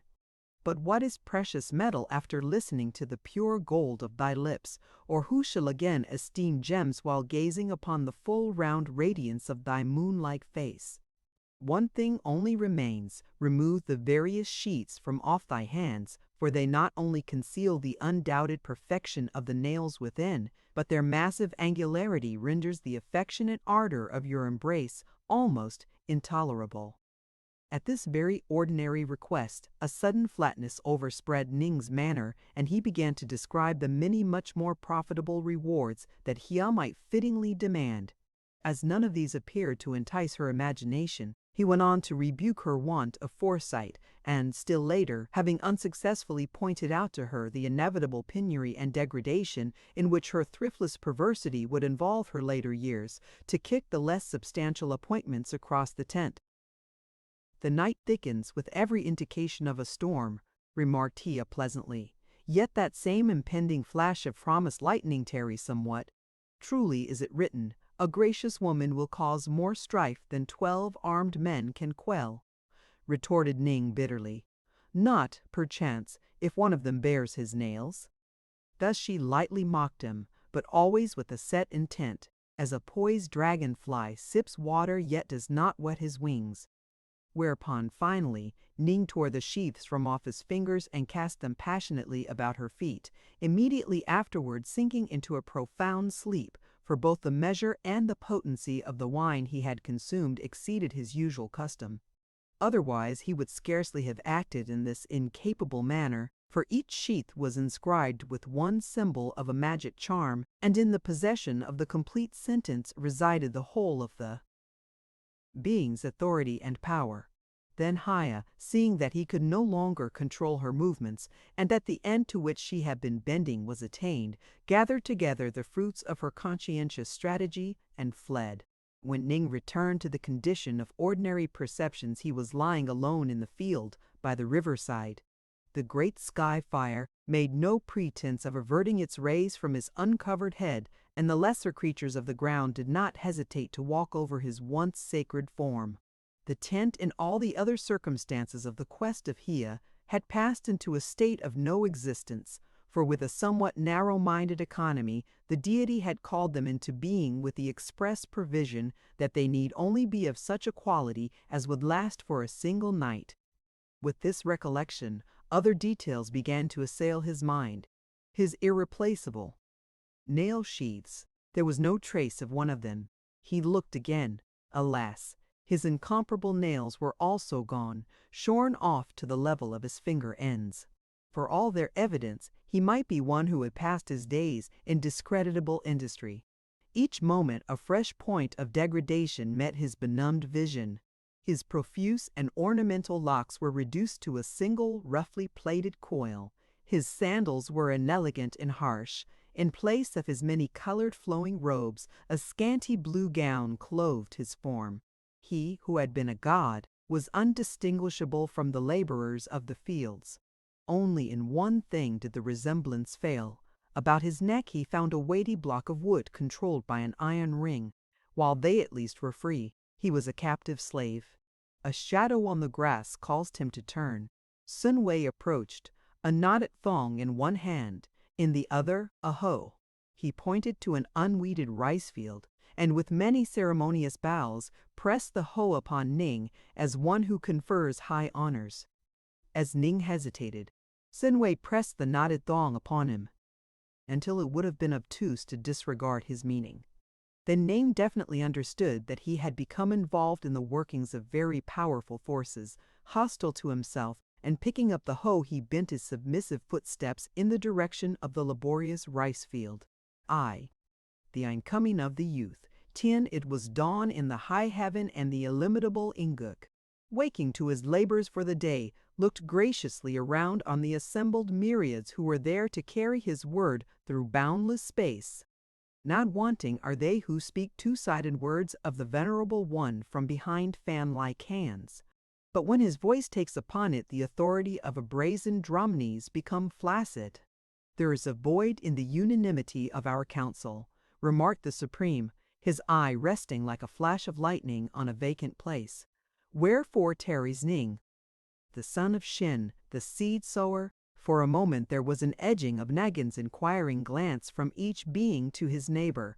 Then Leo stood audaciously forth. He is reported to be engaged on a private family matter, he replied gravely. Haply his feet have become entangled in a mesh of hair. Goop turned his benevolent gaze upon another one higher in authority. Perchance, admitted the superior, being tolerantly, such things are. How comes it else that among the earth creatures we find the faces of the deities, both the good and the bad? How long has he been absent from our paths? They pressed another forward keeper of the outer path of the west expanses. He went, High Excellence, in the 15th of the earth ruler Chen, whom your enlightened tolerance has allowed to occupy the lower dragon throne for 20 years, as these earthlings count. Thus and thus, enough, exclaimed the Supreme. Hear my iron word. When the buffoon-witted Ning rises from his congenial slough, this shall be his lot. For 60,000 ages he shall fail to find the path of his return, but shall instead thread an aimless flight among the frozen ambits of the outer stars, carrying a tormenting rain of fire at his tail. And Leo the Whisperer, added the divining one, with the inscrutable wisdom that marked even his most opaque moments, Leo shall meanwhile perform Ning's neglected task. For 25 years Ning had labored in the fields of Sun Wei with a wooden collar girt about his neck, and Sun Wei had prospered. Yet it is to be doubted whether this last detail deliberately hinged on the policy of Lio, or whether Sun Wei had not rather been drawn into some wider sphere of destiny and among converging lines of purpose. The ways of the gods are deep and somber, and water once poured out will flow as freely to the north as to the south. The wise kowtows acquiescently whatever happens, and thus his face is to the ground. Respect the deities, says the imperishable sage, but do not become familiar with them. Sun Wei was clearly wrong. To Ning, however, standing on a grassy space on the edge of a flowing river, such thoughts do not extend. He is now a little hairy man of gnarled appearance, and his skin of a color and texture like a ripe loquat. As he stands there, something in the outline of the vista stirs the retentive tablets of his mind. It was on this spot that he first encountered Hia, and from that involvement began the cycle of his unending ill. As he stood thus, implicated with his own inner emotions, a figure emerged from the river at its nearest point and, crossing the intervening sward, approached. He had the aspect of being a young man of high and dignified manner, and walked with the air of one accustomed to a silk umbrella, but when Ning looked more closely, to see by his insignia what amount of reverence he should pay, he discovered that the youth was destitute of the magrest garment. "Rise, venerable," said the stranger affably, for Ning had prostrated himself as being more prudent in the circumstances. "The one before you was only 10, of obscure birth, and himself of no particular merit or attainment. You, doubtless, are of considerably more honorable lineage." Far from that being the case, replied Ning. The one who speaks bears now the commonplace name of Liu, and is branded with the brand of Sun Wei. Formerly, indeed, he was a god, moving in the upper space and known to the devout as Ning, but now deposed by treachery. Unless the subject is one that has painful associations, remarked Tian considerately, it is one on which this person would willingly learn somewhat deeper. What, in short, are the various differences existing between gods and men? The gods are gods, men are men, replied Ning. There is no other difference. Yet, why do not the gods now exert their strength and raise from your present admittedly inferior position one who is of their band? Behind their barrier the gods laugh at all men. How much more then is their gravity removed at the sight of one of themselves who has fallen lower than mankind?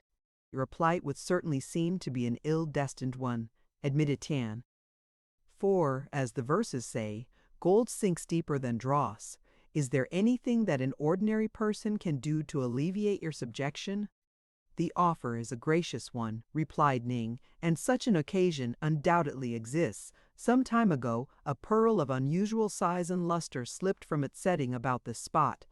I have looked for it in vain, but your acuter eyes, perchance, thus urged. The youth Tian searched the ground, but to no avail. Then chancing to look upwards, he exclaimed, "Among the higher branches of the tallest bamboo there is an ancient phoenix nest, and concealed within its wall is a pearl such as you describe." "That manifestly is what I seek," said Ning.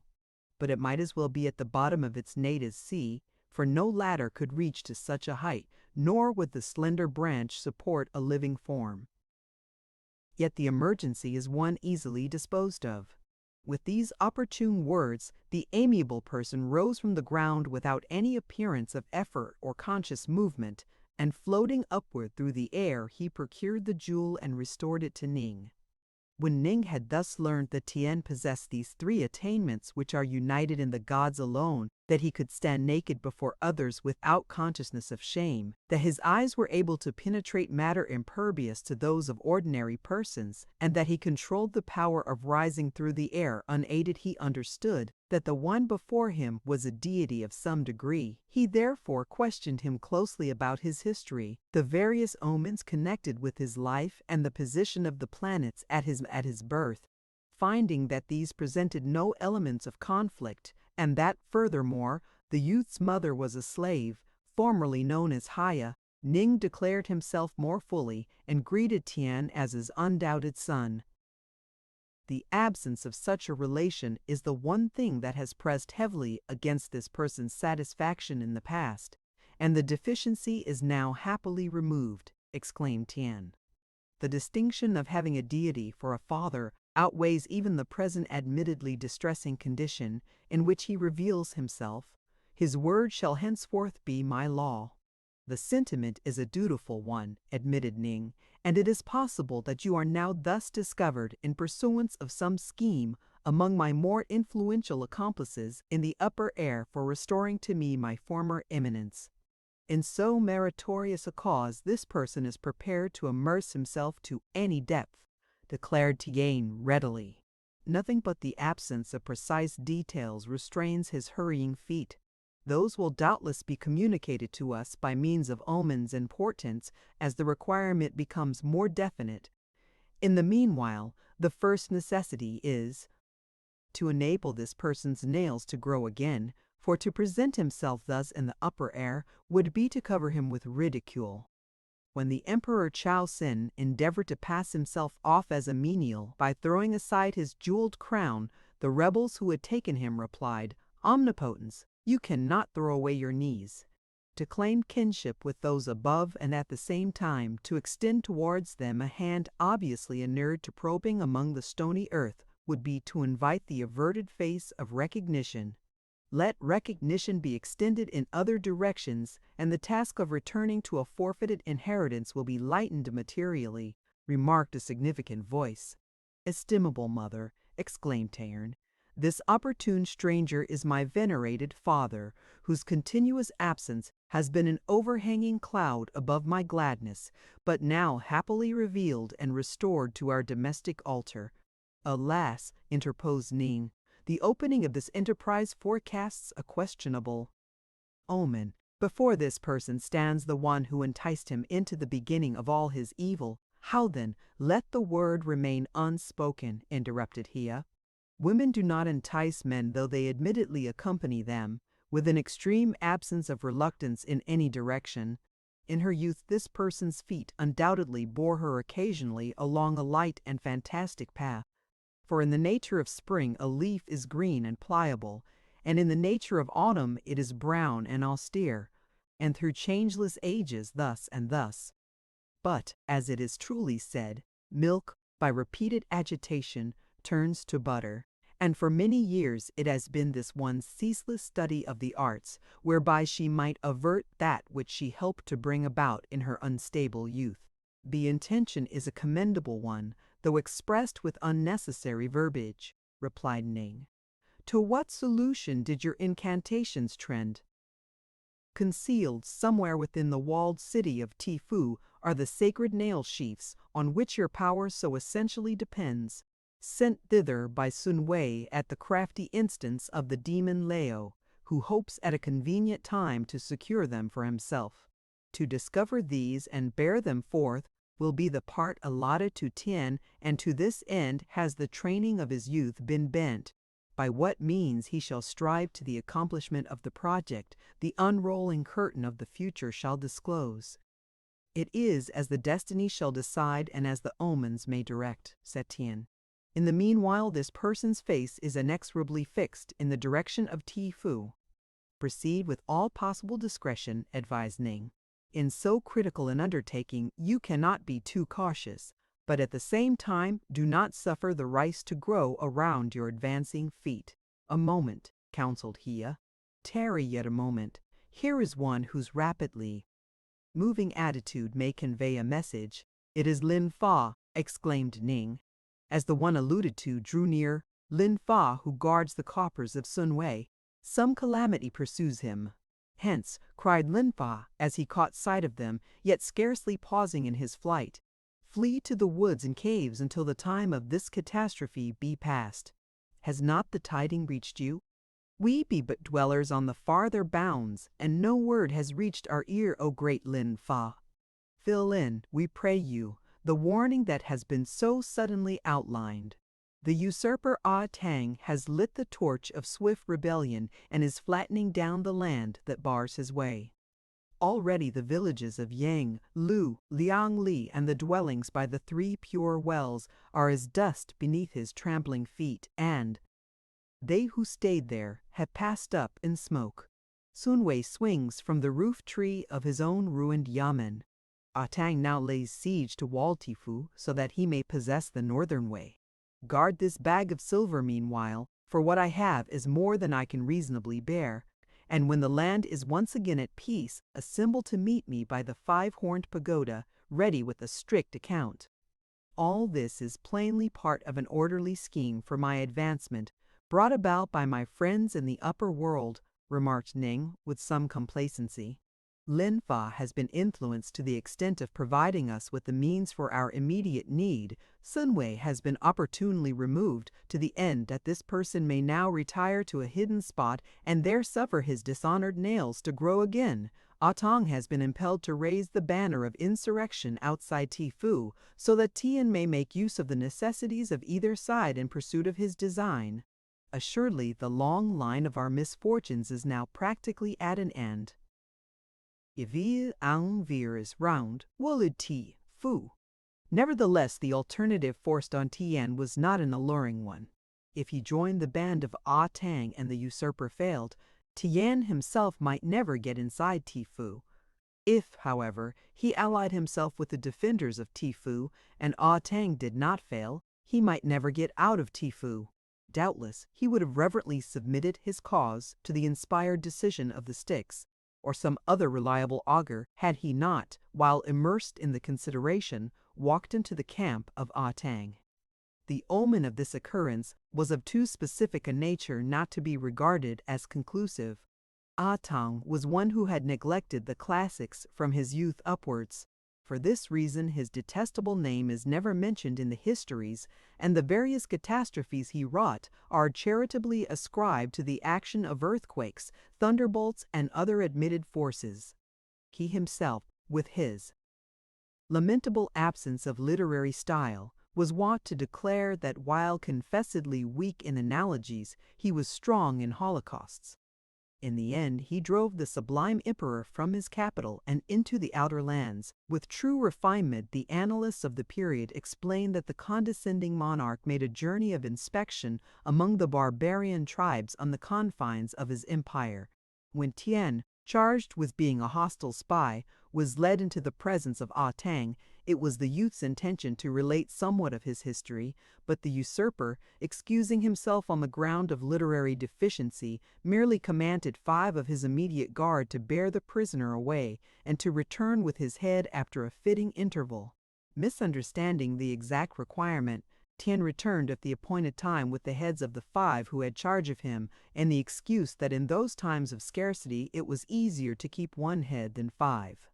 This aptitude so pleased Ah Tang, who had expected at the most a farewell apophthegm, that he at once made Tien captain of a chosen band. Thus was Chan positioned outside the city of Tifu, materially contributing to its ultimate surrender by the resourceful courage of his arms. For the first time in the history of opposing forces, he tamed the strength and swiftness of wild horses to the use of man, and placing copper loops upon their feet and iron bars between their teeth, he and his band encircled Tifu with an ever-moving shield through which no outside word could reach the town. Cut off in this manner from all hope of succor, the stomachs of those within the walls grew very small, and their eyes became weary of watching for that which never came. On the 3rd day of the 3rd moon of their encirclement, they sent a submissive banner, and one bearing a written message, into the camp of Ah Tang. We are convinced, it ran, of the justice of your cause. Let 6 of your lordly nobles appear unarmed before our ill-kept lantern gate at the middle gong stroke of tomorrow, and they will be freely admitted within our midst. Upon receiving a bound assurance safeguarding the limits of our temples, the persons and possessions of our chiefs, and the undepreciated condition of the first wives and virgin daughters of such as be of mandarin rank or literary degree, the inadequate keys of our broken-down defenses will be laid at their sumptuous feet, with a fervent hand-clasp as of one brother to another, and a passionate assurance of mutual goodwill. Keo and Chenge, important official. It is received, replied Ah Tang, when the message had been made known to him. 6 captains will attend. Alas, it is well written. There is often a space between the fish and the fish plate. Mentally inflated at the success of their efforts and the impending surrender of Tifu, Tian's band suffered their energies to relax. In the dusk of that same evening, one disguised in the skin of a goat browsed from bush to bush until he reached the town. There, throwing off all restraint, he declared his errand to Koan Cheng. "Behold," he exclaimed, "the period of your illustrious suffering is almost at an end. With an army capable in size and invincible in determination, the ever-victorious Wu Xian is marching to your aid.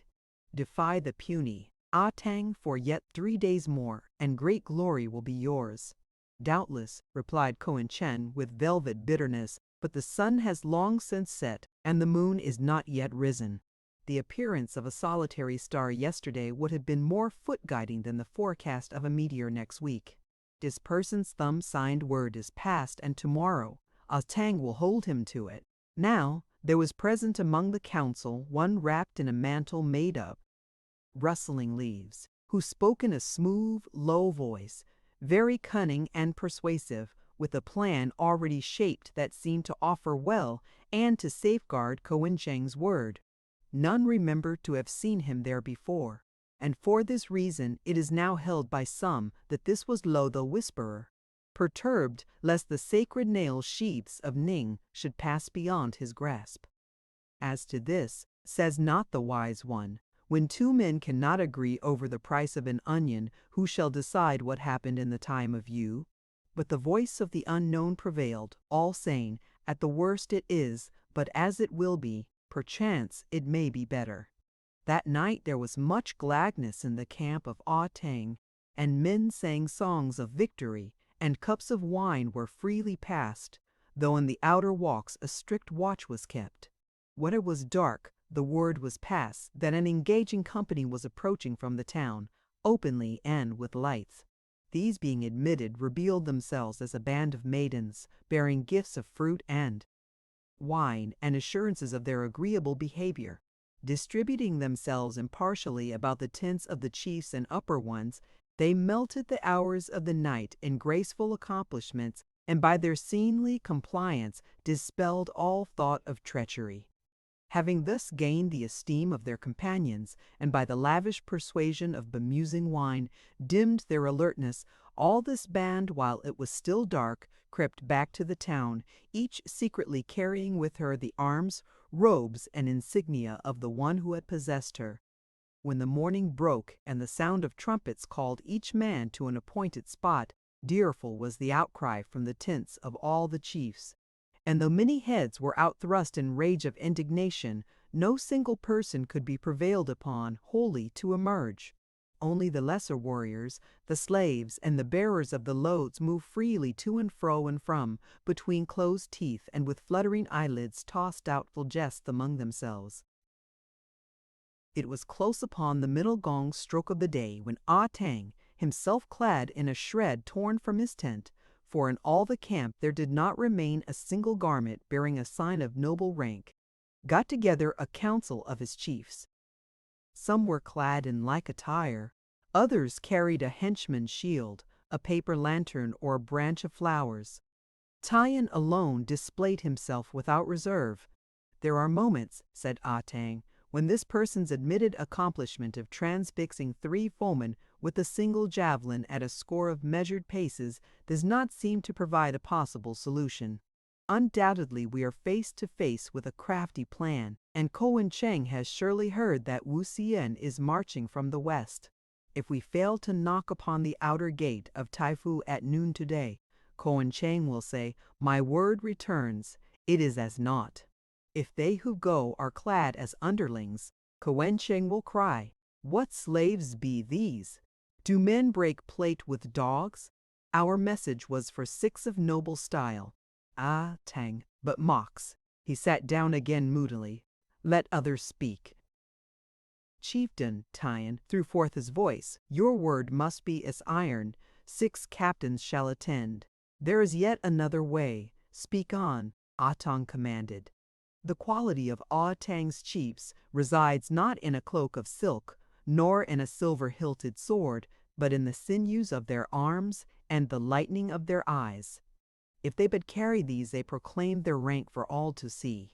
Let 6 attend, taking neither sword nor shield, neither hat nor sandal, nor yet anything between. There are 6,000 more, shall be their taunt." But Koan Cheng's hospitality drew rein at 6. He feared lest they might carry arms. "Behold, they have come naked. Tifu need not tremble. It is well," agreed Ah Tang. "At least nothing better offers. Let 5 accompany you." Seated on a powerful horse, Tian led the way. The others, not being of his immediate band, had not acquired the necessary control, so that they walked in a company. Coming to the lantern gate, Tian turned his horse suddenly, so that its angry hoof struck the gate. Looking back, he saw the others following, with no great space between, and so passed in. When the 5 naked captains reached the open gate, they paused. Within stood a great concourse of the people, these being equally of both sexes, but they of the inner chambers pressing resolutely to the front. Through the throng of these their way must lead, and at the sight the hearts of all became as stagnant water in the sun. "Tarry not for me, O brothers," said the one who led. "A thorn has pierced my foot. Take honorable precedence while I draw it forth."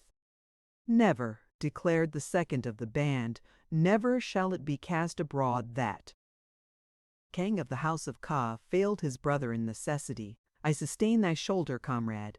"Alas!" exclaimed the third, "this person broke his fast on rhubarb stewed in fat." Inopportunely so, he too turned aside.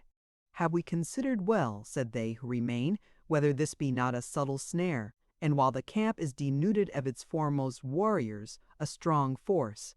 Unconscious of these details, Tien went on alone. In spite of the absence of gravity on the part of the more explicit portion of the throng, he suffered no embarrassment, partly because of his position, but chiefly through his inability to understand that his condition differed in any degree from theirs, for, owing to the piercing nature of his vision, they were to him as he to them. In this way, he came to the open space known as the Space of the Eight Directions, where Chang and his nobles were assembled. "One comes alone," they cried. "This guise is as a taunt. Naked to a naked town, the analogy is plain. Shall the mocker be suffered to return?" Thus the murmur grew. Then one, more impetuous than the rest, swung clear his sword and drew it.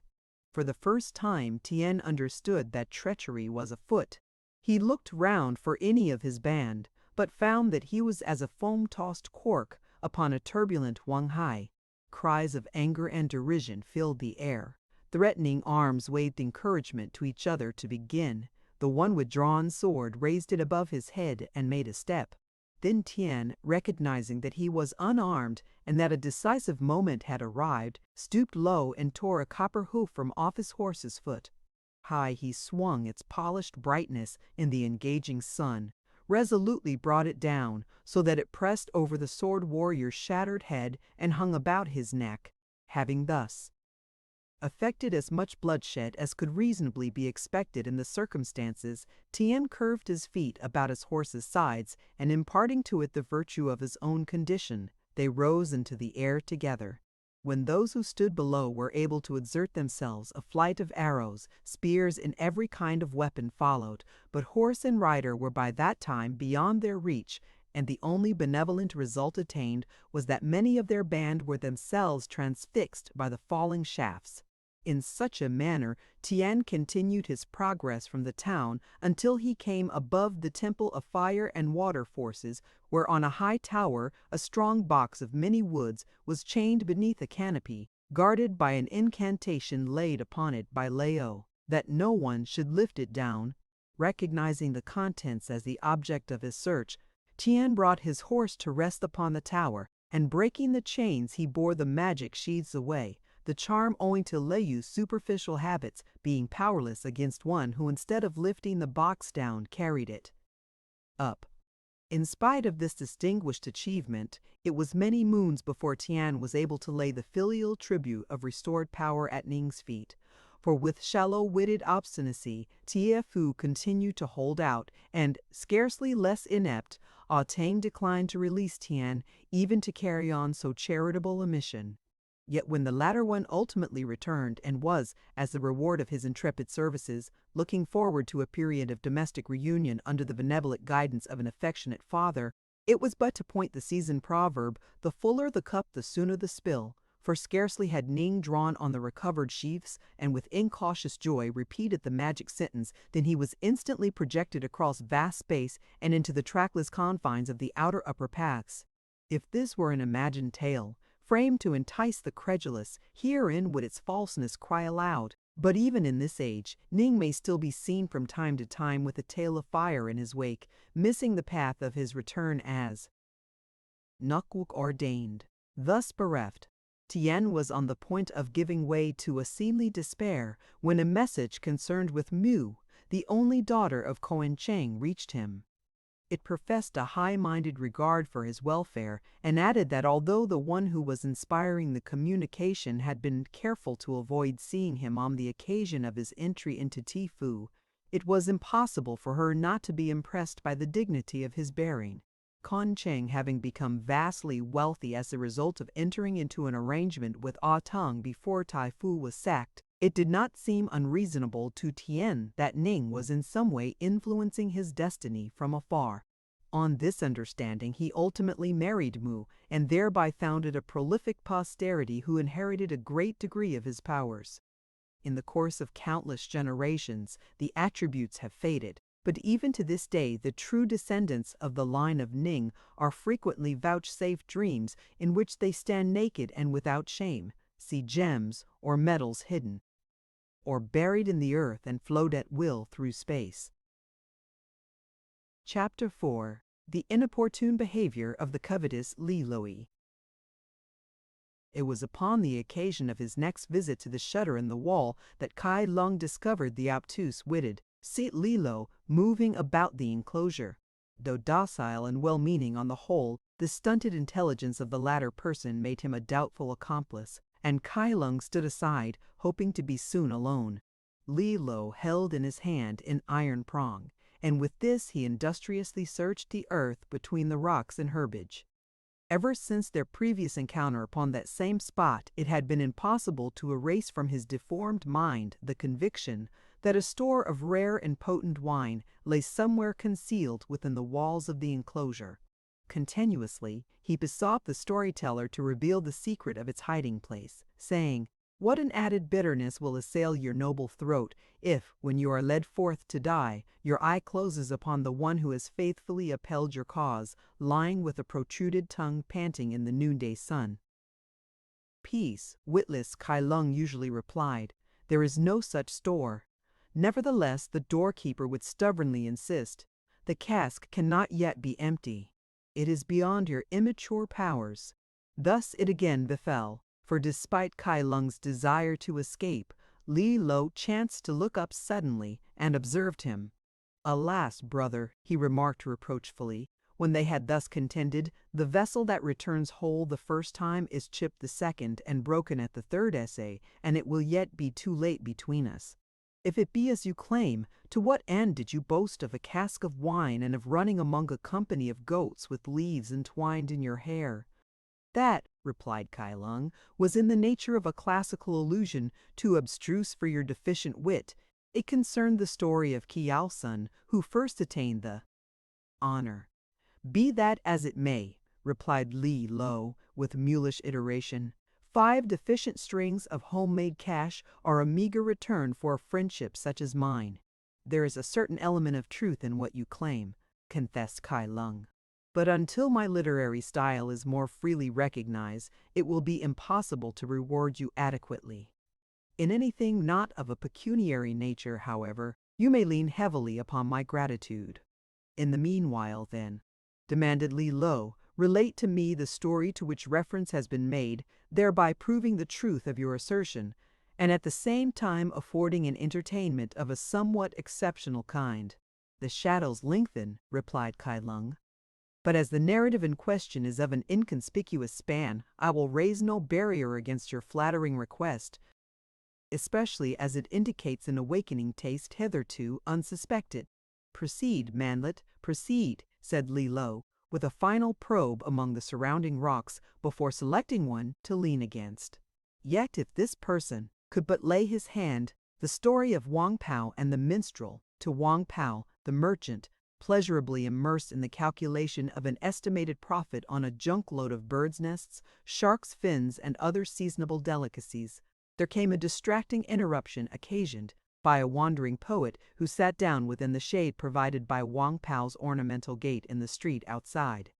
As he reclined there, he sang ballads of ancient valor, from time to time beating a hollow wooden duck in unison with his voice, so that the charitable should have no excuse for missing the entertainment. Unable any longer to continue his occupation, Wang Pao struck an iron gong.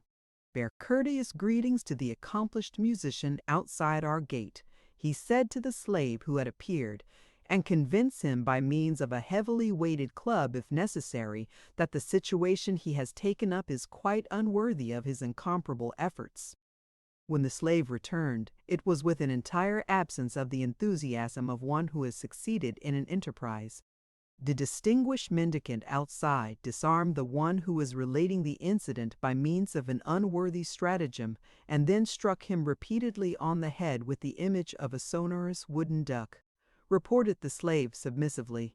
Meanwhile, the boys with its accompaniment continued to chant the deeds of bygone heroes. "In that case," said Wang Pao coldly, "entice him into this inadequate chamber by words suggestive of liberal entertainment." This device was successful, for very soon the slave returned with the stranger. He was a youth of studious appearance and an engaging openness of manner. Hung about his neck by means of a cord were a variety of poems, suitable to most of the contingencies of an ordinary person's existence. The name he bore was Sun, and he was of the house of Kiao. "Honorable greeting, minstrel," said Wang Pao with dignified condescension. "Why do you persist in exercising your illustrious talent outside this person's insignificant abode?"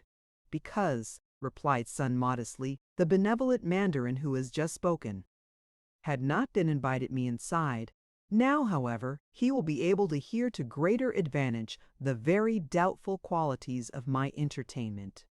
With these words, Kiao Sun struck the duck so proficiently that it emitted a lifelike call and prepared to raise his voice in a chant. "Restrain your undoubted capacity," exclaimed Wang Pao hastily. "The inquiry presented itself to you at an inaccurate angle. Why, to restate it, did you continue before this uninviting hovel when, under the external forms of true politeness, my slave endeavored to remove you hence? In the circumstances this person may have overlooked the delicacy of the message, for, as it is well written, to the starving, a blow from a skewer of meat is more acceptable than a caress from the hand of a maiden," said Kiao Sun. "Whereunto remember, thou two-stomached merchant, that although the house in question is yours, the street is mine." "By what title?" demanded Wang Pao contentiously. "By the same that confers this well-appointed palace upon you," replied Sun. "Because it is my home." "The point is one of some subtlety," admitted Wang Pao, "and might be pursued to an extreme delicacy of attenuation if it were argued by those whose profession it is to give a variety of meanings to the same thing. Yet even allowing the claim, it is none the less an unendurable affliction that your voice should disturb my peacefully conducted enterprise, as yours would have done mine, O concave-witted Wang Pao." "That," retorted the merchant, "is a disadvantage that you could easily have averted by removing yourself to a more distant spot." "The solution is equally applicable to your own case, Mandarin," replied Cao. Sun affably.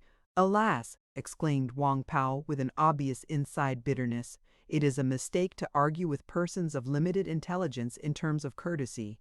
This, doubtless, was the meaning of the philosopher Nihai when he penned the observation, "Deaf, a woman, and a dumb mute always have the last word.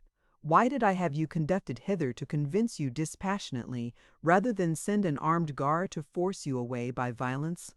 "Possibly," suggested the minstrel, "because my profession is a legally recognized one, and moreover, under the direct protection of the exalted Mandarin Shen Yiling." "Profession," retorted Wang Pao, stung by the reference to Shen Yiling, for that powerful official's attitude was indeed the inner reason why he had not pushed violence to a keener edge against Cao Sun.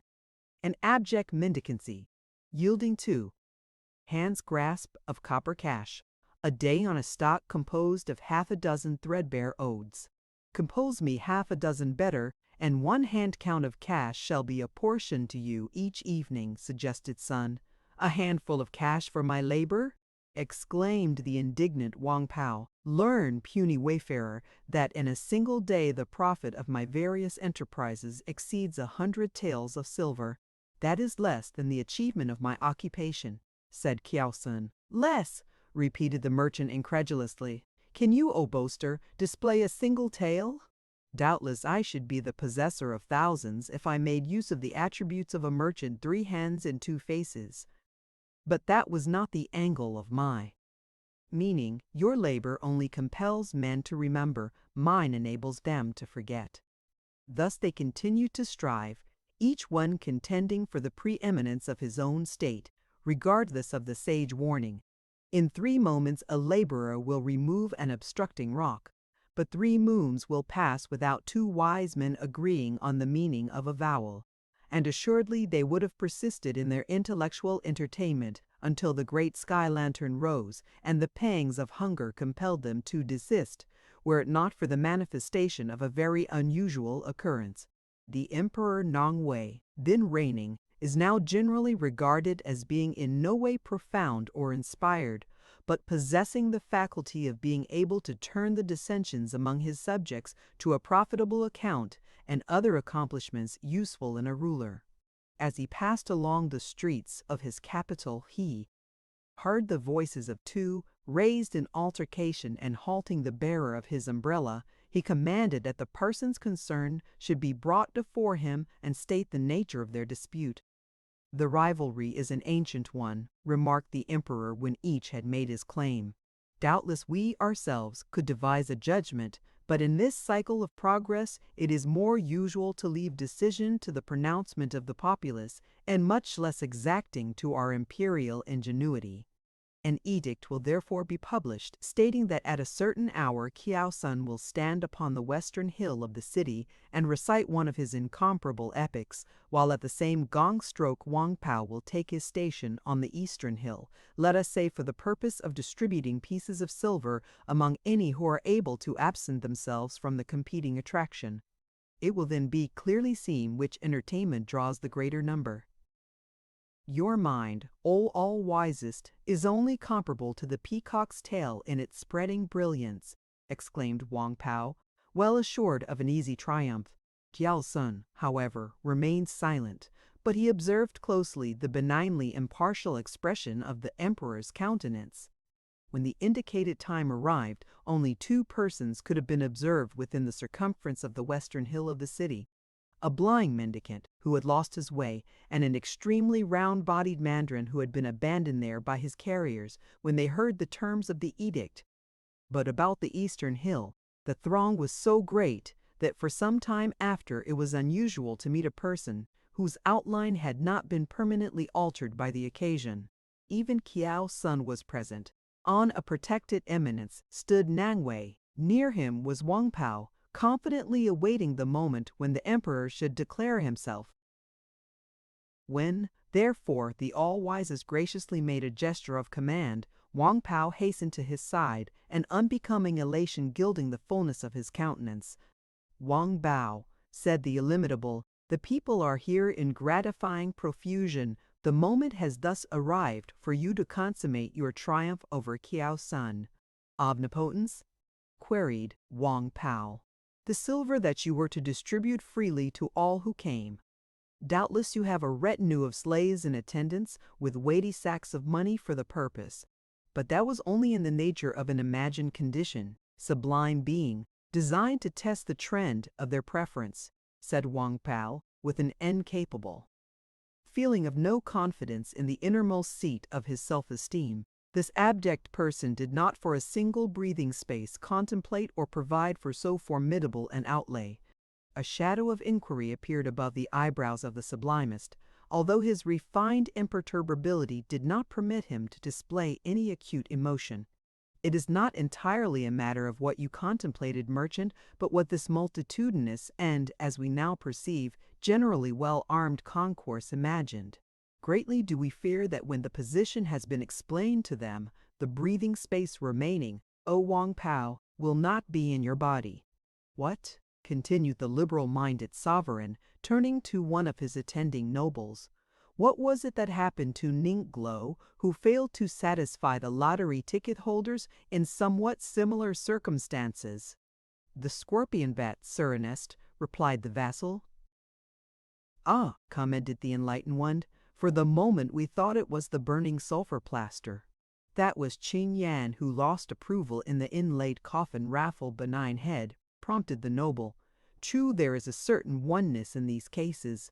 Well, Wang Pao, we are entirely surrounded by an expectant mob, and their attitude, after much patient waiting, is tending towards a clearly defined tragedy.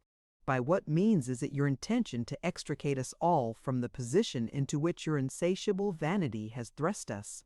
"Alas, imperishable majesty, I only appear to have 3 pieces of silver and a string of brass cash in my sleeve," confessed Wang Pao tremblingly. "And that would not go very far even if flung into the limits of the press," commented the emperor. "We must look elsewhere for deliverance then. Kiao Sun, stand forth and try your means."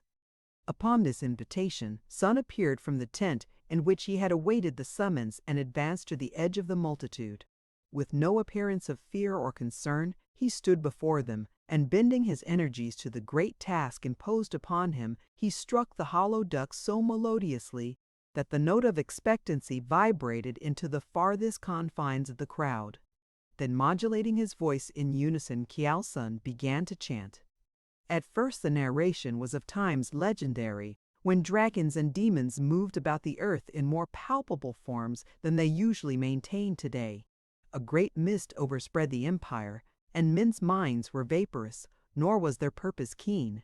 Later, deities and well-disposed forces began to exercise their powers. The mist was turned into a benevolent system of rivers and canals, and iron, rice, and the silkworm then appeared. Next, heroes and champions whose names had been preserved arose. They fought the giants, and an era of literature and peaceful tranquility set in. After this, there was the great invasion from the north, but the people rallied, and by means of a war lasting 5 years, 5 moons, and 5 days, the land was freed again. This preface, the golden age when chess was invented, printed books first made, and the examination system begun. So far, Kiao Sun had only sung of things that men knew dimly through a web of time, but the melody of his voice and the valors of the deeds he told had held their minds.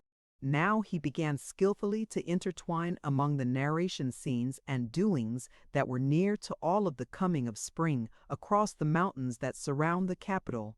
Sunrise on the great lagoon with the splash of oars and the cormorants in flight. The appearance of the blossom in the peach orchards, the festival of boats and of lanterns, their daily task, and the reward each saw beyond. Finally, he spoke quite definitely of the homes awaiting their return, the mulberry tree about the gate, the fire then burning on the hearth, the pictures on the walls, the ancestral tablets, and the voices calling each. And as he spoke and made an end of speaking, the people began silently to melt away until none remained but Kiao, Wang Pao, and the emperor and his band.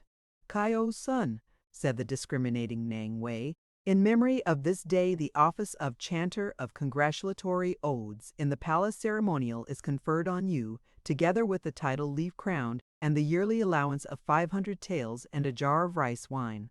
And Wang Pao," he added thoughtfully, "Wang Pao shall be permitted to endow the post also in memory of this day."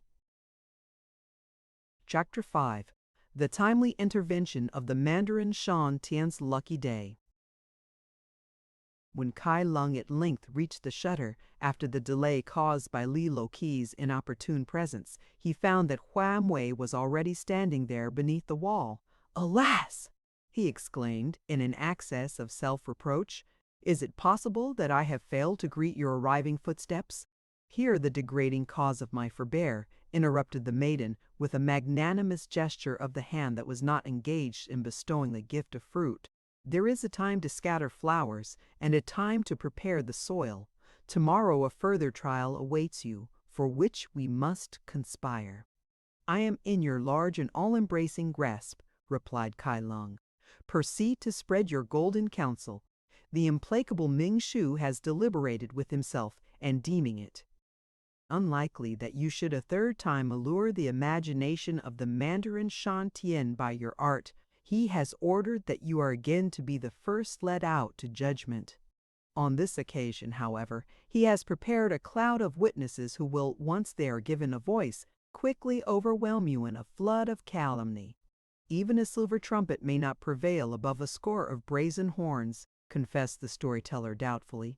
"Would it not be well to engage an even larger company who will outlast the first?"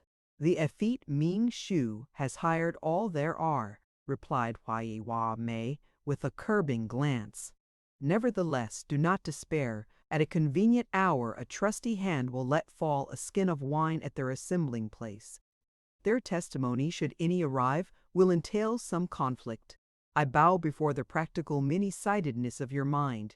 "Enchanting one," murmured Kai Lung in deep-felt admiration.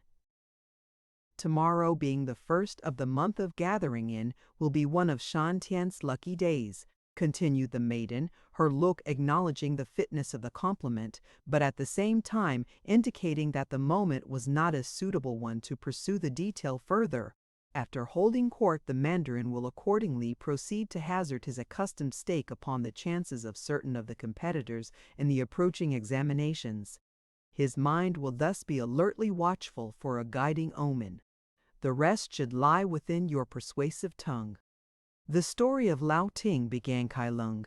Enough, replied Hual Mei, listening to a distant sound. Already has this one strayed beyond her appointed limit. May your virtuous cause prevail. With this auspicious message, the maiden fled, leaving Kai Lung more than ever resolved to conduct the enterprise in a manner worthy of her high regard. On the following day, at the appointed hour, Kai Lung was again led before the Mandarin Shan Tian. To the alert yet downcast gaze of the former person, it seemed as if the usually inscrutable expression of that high official was not wholly stern as it moved in his direction. Ming Shu, on the contrary, disclosed all his voracious teeth without restraint.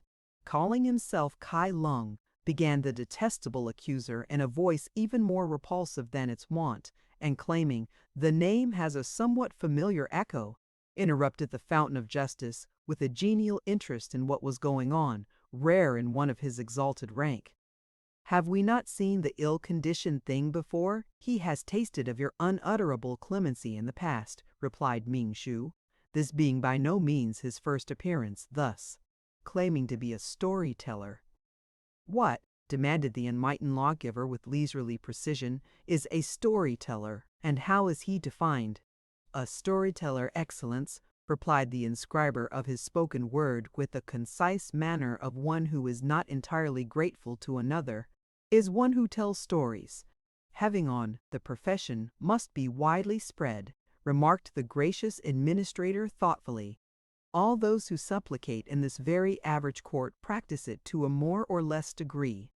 The prisoner," continued the insufferable Ming Shu, so lost to true refinement that he did not even relax his dignity at a remark handed down as gravity removing from times immemorial, "has already been charged and made his plea.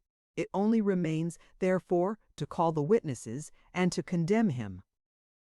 "The usual band appears to be more retiring than their custom is," observed Shan Tian, looking around. "Their lack of punctual respect does not enlarge our sympathy towards their cause." "They are all hard-striving persons of studious or commercial habits," replied Ming Shu, "and have doubtless become immersed in their various traffics. Should the immersion referred to prove to be so deep, a speedy messenger has already gone, but his returning footsteps tarry," urged Ming Shu anxiously. "In this extremity, Excellence, I will myself, High Excellence," appealed Kai Lung, as soon as Ming Shu's departing sandals were obscured to view. "Out of the magnanimous condescension of your unworldly heart, hear an added plea. Taught by the inoffensive example of that Lao Ting whose success in the literary competitions was brought about by a conjunction of miraculous omens, arrest the stream of your acknowledged oratory for a single breathing space," commanded the Mandarin dispassionately, yet at the same time unostentatiously studying a list that lay within his sleeve. "What was the auspicious name of the one of whom you spoke?" "Lao Ting, exalted, to whom at various periods were subjoined those of Li, Su, Sun, Chu, Wang, and Qin." "Assuredly. Your prayer for a fuller hearing will reach our lenient ears. In the meanwhile, in order to prove that the example upon which you base your claim is a worthy one, proceed to narrate so much of the story of Lao Ting as bears upon the means of his success." The story of Lao Ting and the luminous insect. It is of Lao Ting that the saying has arisen, "He who can grasp opportunity as she slips by does not need a lucky dream." So far, however, Lao Ting may be judged to have had neither opportunities nor lucky dreams. He was one of studious nature, and from an early age had devoted himself to a veneration of the classics. Yet with that absence of foresight on the part of the providing deities for this, of course, took place during an earlier, and probably usurping, dynasty, which then frequently resulted in the unworthy and illiterate prospering. His sleeve was so empty that at times it seemed almost impossible for him to continue in his high ambition. As the date of the examinations drew near, Lao Ting's efforts increased, and he grudged every moment spent away from books. His few available cash scarcely satisfied his ever-moving brush, and his sleeve grew so light that it seemed as though it might become a balloon and carry him into the upper air. For, as the wisdom has it, a well-filled purse is a trusty earth anchor. On food he spent even less, but the inability to procure light after the sun had withdrawn his benevolence from the narrow street in which he lived was an ever-present shadow across his hopes. On this extremity he patiently and with noiseless skill bored a hole through the wall into the house of a wealthy neighbor, and by this inoffensive stratagem he was able to distinguish the imperishable writings of the sages far into the night. Soon, however, the gross-hearted person in question discovered the device owing to the symmetrical breathing of Lao Ting, and applying himself to the opening unperceived, he suddenly blew a jet of water through and afterwards nailed in a wooden skewer. This he did because he himself was also entering for the competitions, though he did not really fear Lao Ting. Thus denied, Lao Ting sought other means to continue his study, if for only a few minutes longer daily, and it became his custom to leave his ill-equipped room when it grew dusk and to walk into the outer ways, always with his face towards the west, so that he might prolong the benefit of the great luminary to the last possible moment. When the time of no light definitely arrived, he would climb up into one of the high places to await the first beam of the great sky lantern, and also in the reasonable belief that the nearer he got to it, the more powerful would be its light. It was upon such an occasion that Lao Ting first became aware of the entrancing presence of Chunho Mai, and although he plainly recognized from the outset that the graceful determination with which she led a water buffalo across the landscape by means of a slender cord attached to its nose was not conducive to his taking a high place in the competitions, he soon found that he was unable to withdraw himself from frequenting the spot at the same hour on each succeeding day.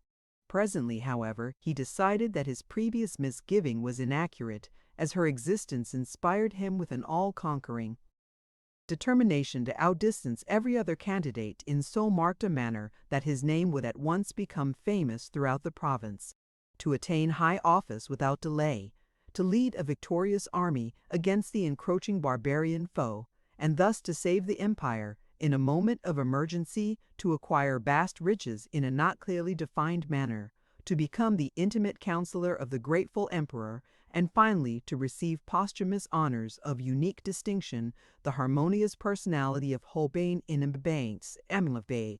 At other times, however, he became subject to a funereal conviction that he would fail discreditably in the examinations to an accompaniment of the ridicule and contempt of all who knew him, that he would never succeed in acquiring sufficient brass cash to ensure a meager sustenance even for himself, and that he would probably end his lower existence by ignominious decapitation, so that his pale and hungry ghost would be unable to find its way from place to place and be compelled to remain on the same spot through all eternity.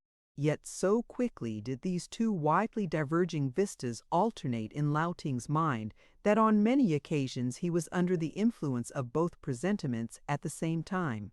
It will thus be seen that Lao Ting was becoming involved in emotions of a many-sided hue by which his whole future would inevitably be affected when an event took place which greatly tended to restore his tranquility of mind. He was at the usual hour, lurking unseen on the path of Ho-Ami's approach, when the water buffalo, with the perversity of its kind, suddenly withdrew itself from the amiable control of its attendant's restraining hand and precipitated its resistless footsteps towards the long grass in which Lao Ting lay concealed. Recognizing that a decisive moment in the maiden's esteem lay before him, the latter, in spite of an incapable doubt as to the habits and manner of behavior of creatures of this part, set out resolutely to subdue it. At a later period, by clinging tenaciously to its tail, he undoubtedly impeded its progress, and thereby enabled Homie to greet him as one who had a claim upon her gratitude. The person who has performed this slight service is Ting of the outcast line of Lao, said the student with an admiring bow in spite of a benumbing pain that involved all his lower attributes. Having as yet achieved nothing, the world lies before him. She who speaks is Hoa Mi, her father's house being Chun, replied the maiden agreeably. In addition to the erratic but now repentant animal that has thus, as it were, brought us within the same narrow compass, he possesses a wooden plow, 2 wheelbarrows, a red bow with 80 arrows, and a rice field, and is therefore a person of some consequence. True, agreed Lao Tsing, though perhaps the dignity is less imposing than might be imagined in the eye of one who, by means of successive examinations, may ultimately become the right hand of the emperor. Is the contingency an impending one? Inquired Hoa Mi with polite interest. So far, admitted Lao Tsing, it is more in the nature of a vision. There are of necessity many trials, and few can reach the ultimate end.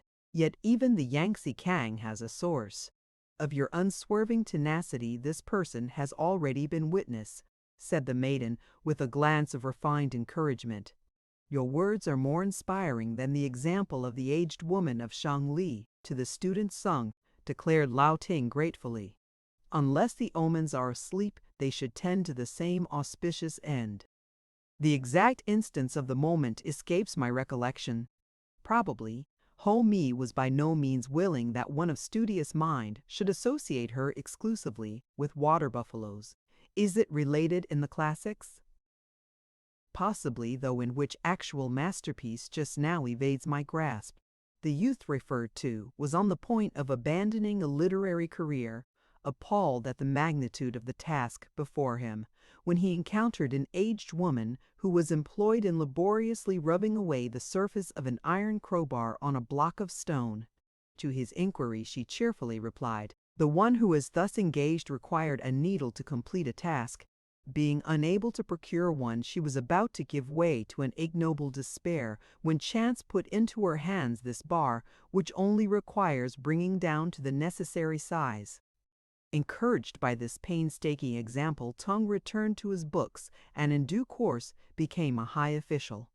Doubtless, in the time of his prosperity, he retraced his footsteps and lavishly rewarded the one to whom he was thus indebted, suggested Hoa Mi gracefully. Doubtless, admitted Lao Tsing, but the detail is not pursued to so remote an extremity in the classic. The delicate poise of the analogy is what is chiefly dwelt upon, the sign for a needle harmonizing with that for official, and there being a similar balance between crowbar and books. Your words are like a page written in vermilion ink, exclaimed Hoi Mi, with a sideway expressed admiration. Alas! He declared with conscious humility, my style is meager and almost wholly threadbare. To remedy this, each day I strive to perfect myself in the correct formation of 5 new written signs. When equipped with a knowledge of everyone there is, I shall be competent to write so striking and original an essay on any subject that it will no longer be possible to exclude my name from the list of official appointments. It will be a day of well-achieved triumph for the spirits of your expectant ancestors, said Hoa Mi sympathetically. It will also have a beneficial effect on my own material prospects, replied Lao Tsing, with a commendable desire to awaken images of a more specific nature in the maiden's imagination. Where hitherto it has been difficult to support one, there will then be a lavish profusion for 2. The moment the announcement is made, my impatient feet will carry me to this spot. Can it be hoped? It has long been this one's favorite resort also, confessed Hoa Mi, with every appearance of having adequately grasped Lao Tsing's desired inference. Yet to what number do the written signs in question stretch? So highly favored is our unapproachable language that the number can only be faintly conjectured. Some claim 50,000 different written symbols. The least exacting agree to 80,000. You are all-knowing, responded the maiden absently. With her face in an opposing direction, her lips moved rapidly as though she might be in the act of addressing some petition to a power.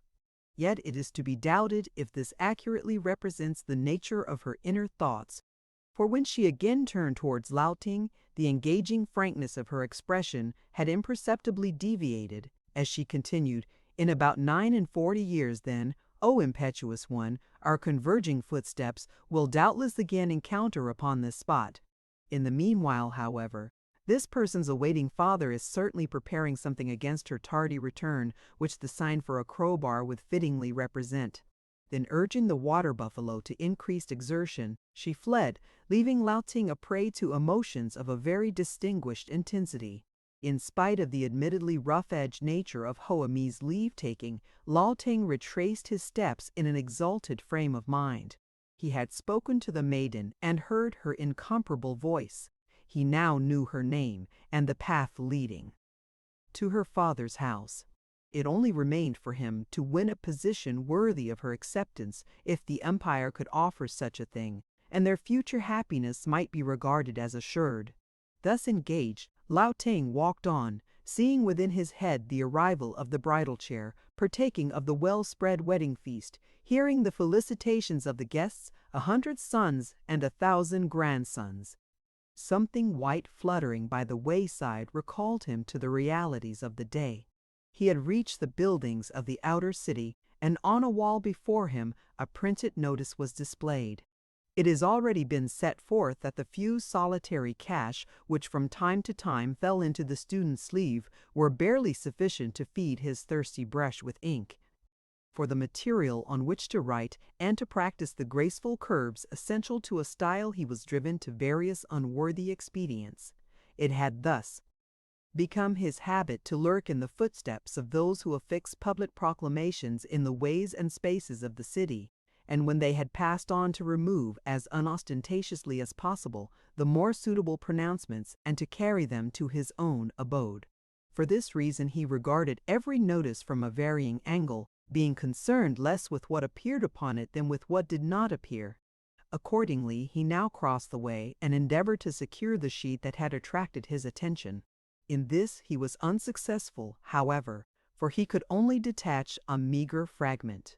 When Lao Ting reached his uninviting room, the last pretense of daylight had faded. He recognized that he had lost many precious moments in Hoa Mi's engaging society, and although he would willingly have lost many more, there was now a deeper pang in his regret that he could not continue his study further into the night. As this was impossible, he drew his scanty night coverings around him and composed his mind for sleep, conscious of an increasing rigour in the air. For, as he found when the morning came, one who wished him well, passing in his absence, had written a lucky saying on a stone and cast it through the paper window. When Lao Ting awoke, it was still night, but the room was no longer entirely devoid of light. As his custom was, an open page lay on the floor beside him, ready to be caught up eagerly with the first gleam of day. Above this, a faint but sufficient radiance now hung, enabling him to read the written signs. At first the student regarded the surroundings with some awe, not doubting that this was in the nature of a visitation, but presently he discovered that the light was provided by a living creature, winged but docile, which carried a glowing luster in its tail. When he had read to the end, Lao Ting endeavored to indicate by a sign that he wished to turn the page. To his delight, he found that the winged creature intelligently grasped the requirement, and at once transferred its presence to the required spot. All through the night the youth eagerly read on, nor did this miraculously endowed visitor ever fail him. By dawn he had more than made up the time in which the admiration of Hoa Mi had involved him. If such a state of things could be assured for the future, the vista would stretch like a sunlit glade before his feet.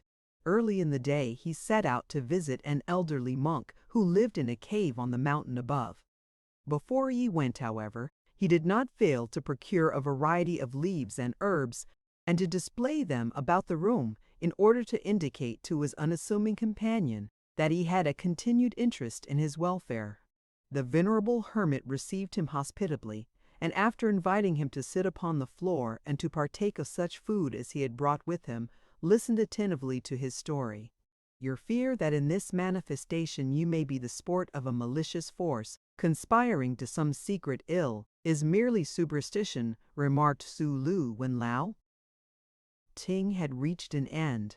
Although creatures such as you describe are unknown in this province, they undoubtedly exist in outer barbarian lands, as do apes with the tails of peacocks, ducks with their bones outside their skins, beings whose pale green eyes can discover the precious hidden things of the earth, and men with a hole through their chests so that they require no chair to carry them, but are transposed from spot to spot by means of poles. Your mind is widely opened, esteemed, replied Lao Ting respectfully. Yet the omen must surely tend towards a definite course. Be guided by the mature philosophy of the resolute Heng Qi, who, after an unfortunate augury, exclaimed to his desponding warriors, "Do your best, and let the omens do their worst." What has happened is as clear as the iridescence of a dragon's eye.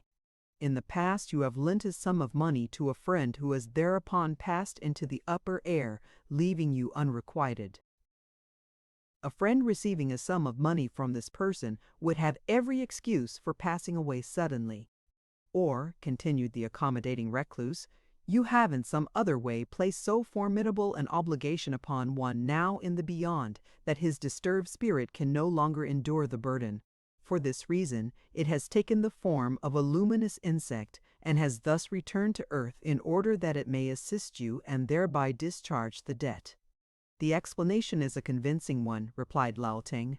Might it not have been more satisfactory in the end? However, if the gracious person in question had clothed himself with the attributes of the examining chancellor or some high mandarin, so that he could have upheld my cause in any extremity, without actually smiling, a form of entertainment that was contrary to his strict bow, the patriarchal anchorite moved his features somewhat at the use. Innocence. Do not forget that it is written, "Though you set a monkey on horseback, yet will his hands and feet remain hairy," he remarked. The one whose conduct we are discussing may well be aware of his own deficiencies, and know that if he adopted such a course, a humiliating exposure would await him. Do not have any fear for the future. However, thus protected, this person is inspired to prophesy that you will certainly take a high place in the examinations. Indeed, he added thoughtfully, it might be prudent to venture a string of cash upon your lucky number. With this auspicious leave-taking Zhu, Lu dismissed him, and Lao Ting returned to the city greatly refreshed in spirit by the encounter. Instead of retiring to his home, he continued into the more reputable ways beyond, it then being about the hour at which the affixers of official notices were wont to display their energies. So it chanced indeed, but walking with his feet off the ground, owing to the obliging solitary's encouragement, Lao Ting forgot his usual caution, and came suddenly into the midst of a band of these men at an angle of the paths. "Honorable greetings," he exclaimed, feeling that if he passed them by unregarded his purpose might be suspected. "Have you eaten your rice? How is your warmth and cold?" They replied courteously. "Yet why do you arrest your dignified footsteps to converse with outcasts so illiterate as ourselves?" "The reason," admitted La Ching frankly, "need not be buried in a well. Had I avoided the encounter, you might have said among yourselves, 'Here is one who shuns our gaze.' This, perchance, is he who of late has lurked within the shadow of our backs to bear away our labor. Not to create this unworthy suspicion, I freely came among you. For, as the ancient wisdom says, do not adjust your sandals while passing through a melon field, nor yet arrange your hat beneath an orange tree." "Yet," said the leader of the band, "we were waiting thus in expectation of the one whom you describe. The incredible leper who rules our goings has, even at this hour, and notwithstanding that now is the appointed day and time for the gathering together of the harmonious constellation of paste-appliers and long brush-wielders, thrust within our hands a double task. May bats defile his ancestral tablets, and goats propagate within his neglected tomb," chanted the band in unison. "May the sinews of his hams snap suddenly in moments of achievement. May the principles of his warmth and cold never be properly adjusted." But thus positioned, continued the leader, indicating by a gesture that while he agreed with these sentiments, the moment was not opportune for their full recital, we await, If he who lurks in our pass draws near, he will doubtless accept from our hands that which he will assuredly possess behind our backs. Thus mutual help will lighten the toil of all. The one whom you require dwells beneath my scanty roof, said the youth. He is now, however, absent on a secret mission. Entrust to me the burden of your harassment, and I will answer, by the sanctity of the four-eyed image, that it shall reach his speedy hand. When Lao Ting gained his own room, bowed down but rejoicing beneath the weight of his unexpected fortune, his eyes were gladdened by the soft light that hung about his books. Although it was not yet dark, the radiance of the glow seemed greater than before. Going to the spot, the delighted student saw that in place of one there were now four, the grateful insect having meanwhile summoned others to his cause. All these stood in an expectant attitude awaiting his control, so that through the night he plied an untiring brush and leapt onward in the garden of similitudes. From this time forward, Lao Ting could not fail to be aware that the faces of those whom he familiarly encountered were changed towards him. Men greeted him as one worthy of their consideration, and he even heard his name spoken of respectfully in the society of learned strangers. More than once he found garlands of flowers hung upon his outer door, harmonious messages, and once a gift of food. Incredible as it seemed to him, it had come to be freely admitted that the unknown scholar Lao Ting would take a very high place in the forthcoming competition, and those who were alert and watchful did not hesitate to place him first. To this general feeling a variety of portents had contributed. Doubtless the beginning was the significant fact, known to the few at first, that the miracle-working Zulu had staked his inner garment on Lao Ting's success. Brilliant lights were seen throughout the night to be moving in the meager dwelling for. The four efficacious creatures had by this time greatly added to their numbers, and the one within was credited with being assisted by the forces. It is well said that that which passes out of one mouth passes into 100 ears, and before dawn had become dusk, all the early and astute were following the inspired hermit's example. They who conducted the lotteries, becoming suddenly aware of the burden of the hazard they incurred, thereat declared that upon the venture of Lao Ting's success there must be set 2 taels in return for 1. Whereupon the desire of those who had refrained waxed larger than before, and thus the omens grew. When the days that remained before the opening of the trial could be counted on the fingers of one hand, there came, at a certain hour, a summons on the outer door of Lao Ting's house, and in response to his spoken invitation, there entered one, Sheng Yin, a competitor. Lao Ting, said this person, when they had exchanged formalities, in spite of the flattering attentions of the shallow, he here threw upon the floor a garland which he had conveyed from off Lao Ting's door. It is exceedingly unlikely that at the first attempt your name will be among those of the chosen, and the possibility of it, heading the list, may be dismissed as vapid. Your experience is deep and wide, replied Lao Ting. The circumstance that Sheng Yin had already tried and failed 33 times, adding an edge to the words, yet if it is written, it is written. Doubtless, retorted Sheng Yin no less capably, but it will never be set to music.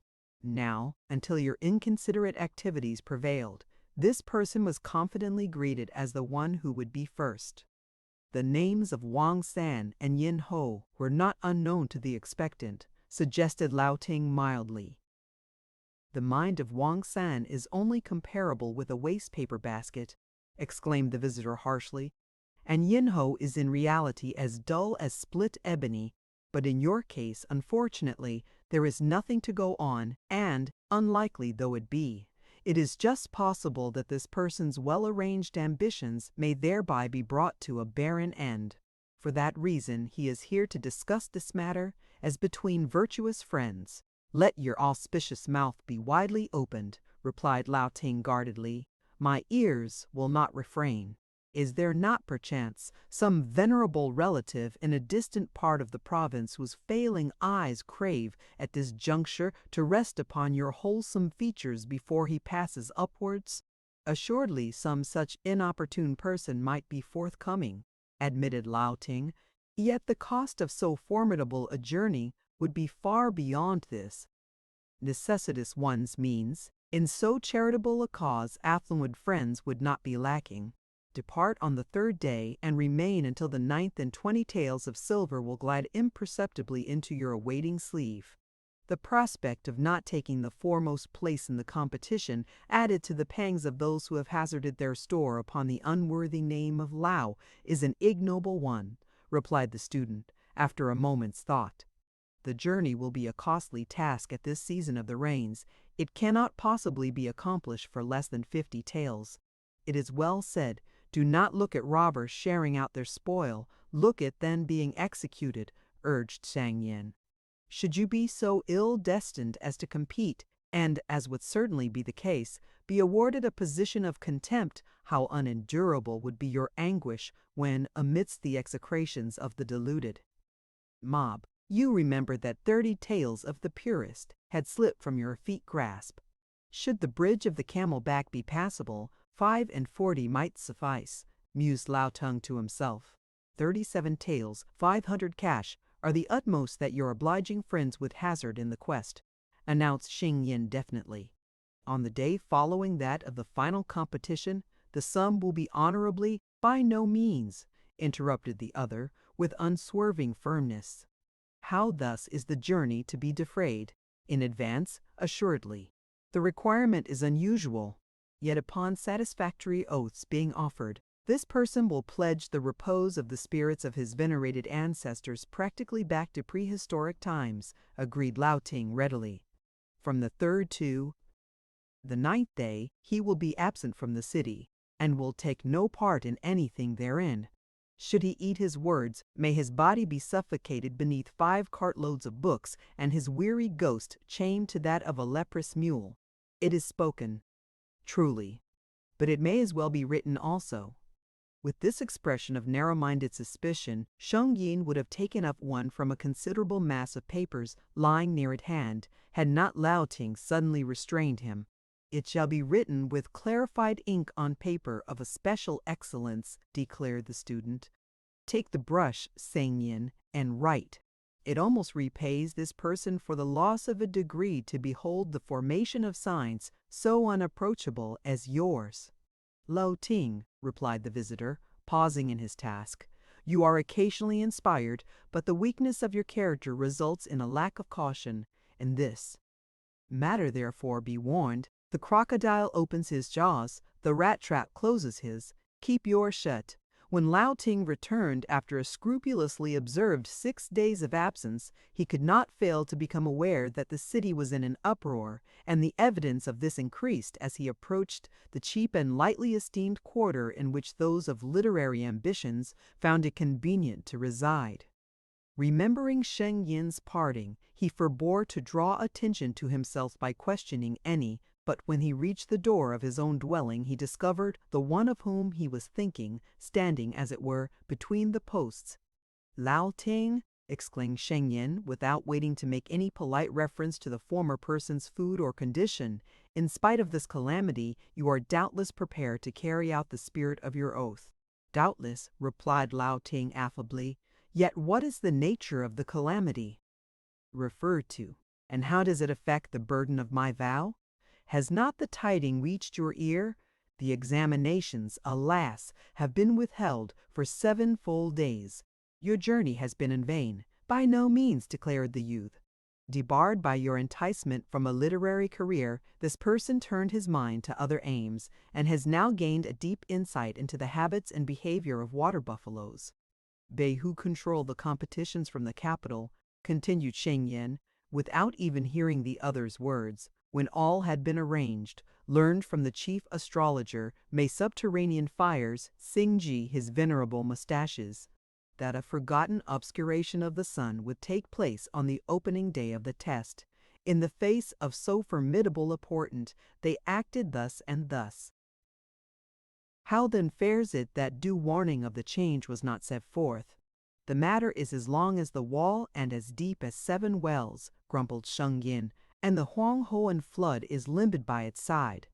proclamations were sent forth, yet none appeared, and they entrusted with their wide disposal have a dragon story of a shining lordly youth who ever followed in their steps. Thus, in a manner of expressing it, the spirit Sheng Yin, said Lao Ting, with courteous firmness, yet so moving the door so that while he passed in the former person remained outside, you have sought, at the expenditure of 37 taels 500 cash, to deflect destiny from her appointed line. The result has been lamentable to all or nearly all concerned. The longless effort must not be repeated, for when heaven itself goes out of its way to set a correcting omen in the sky, who dare disobey? When the list and order of the competition was proclaimed, the name of Wang San stood at the very head, and that of Yin Ho was next. Lao Ting was the very last of those who were successful. Sheng Yin was the next, and was thus the first of those who were unsuccessful. It was as much as the youth had secretly dared to hope, and much better than he had generally feared. In Sheng Yin's case, however, it was infinitely worse than he had ever contemplated. Regarding Lao Ting as the cause of his disgrace, he planned a sordid revenge. Waiting until night had fallen, he sought the student's doorstep, and there took a potent drug, laying upon his ghost a strict injunction to devote itself to haunting and thwarting the ambitions of the one who dwelt within. But even in this he was inept, for the poison was less speedy than he thought, and Lao Ting returned in time to convey him to another door.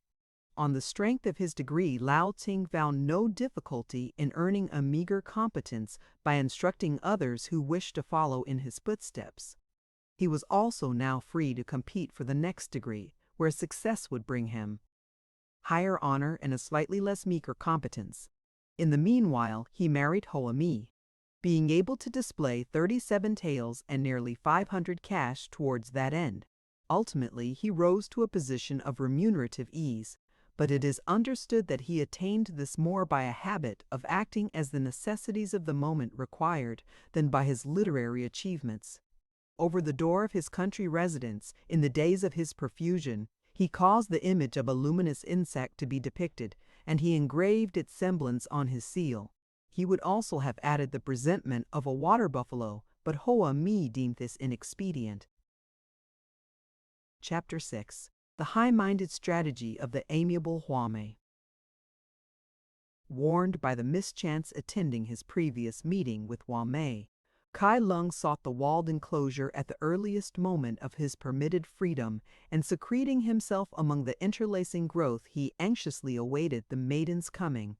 Presently, a movement in the trees without betrayed a presence, and the storyteller was on the point of disclosing himself at the shutter when the approaching one displayed an unfamiliar outline.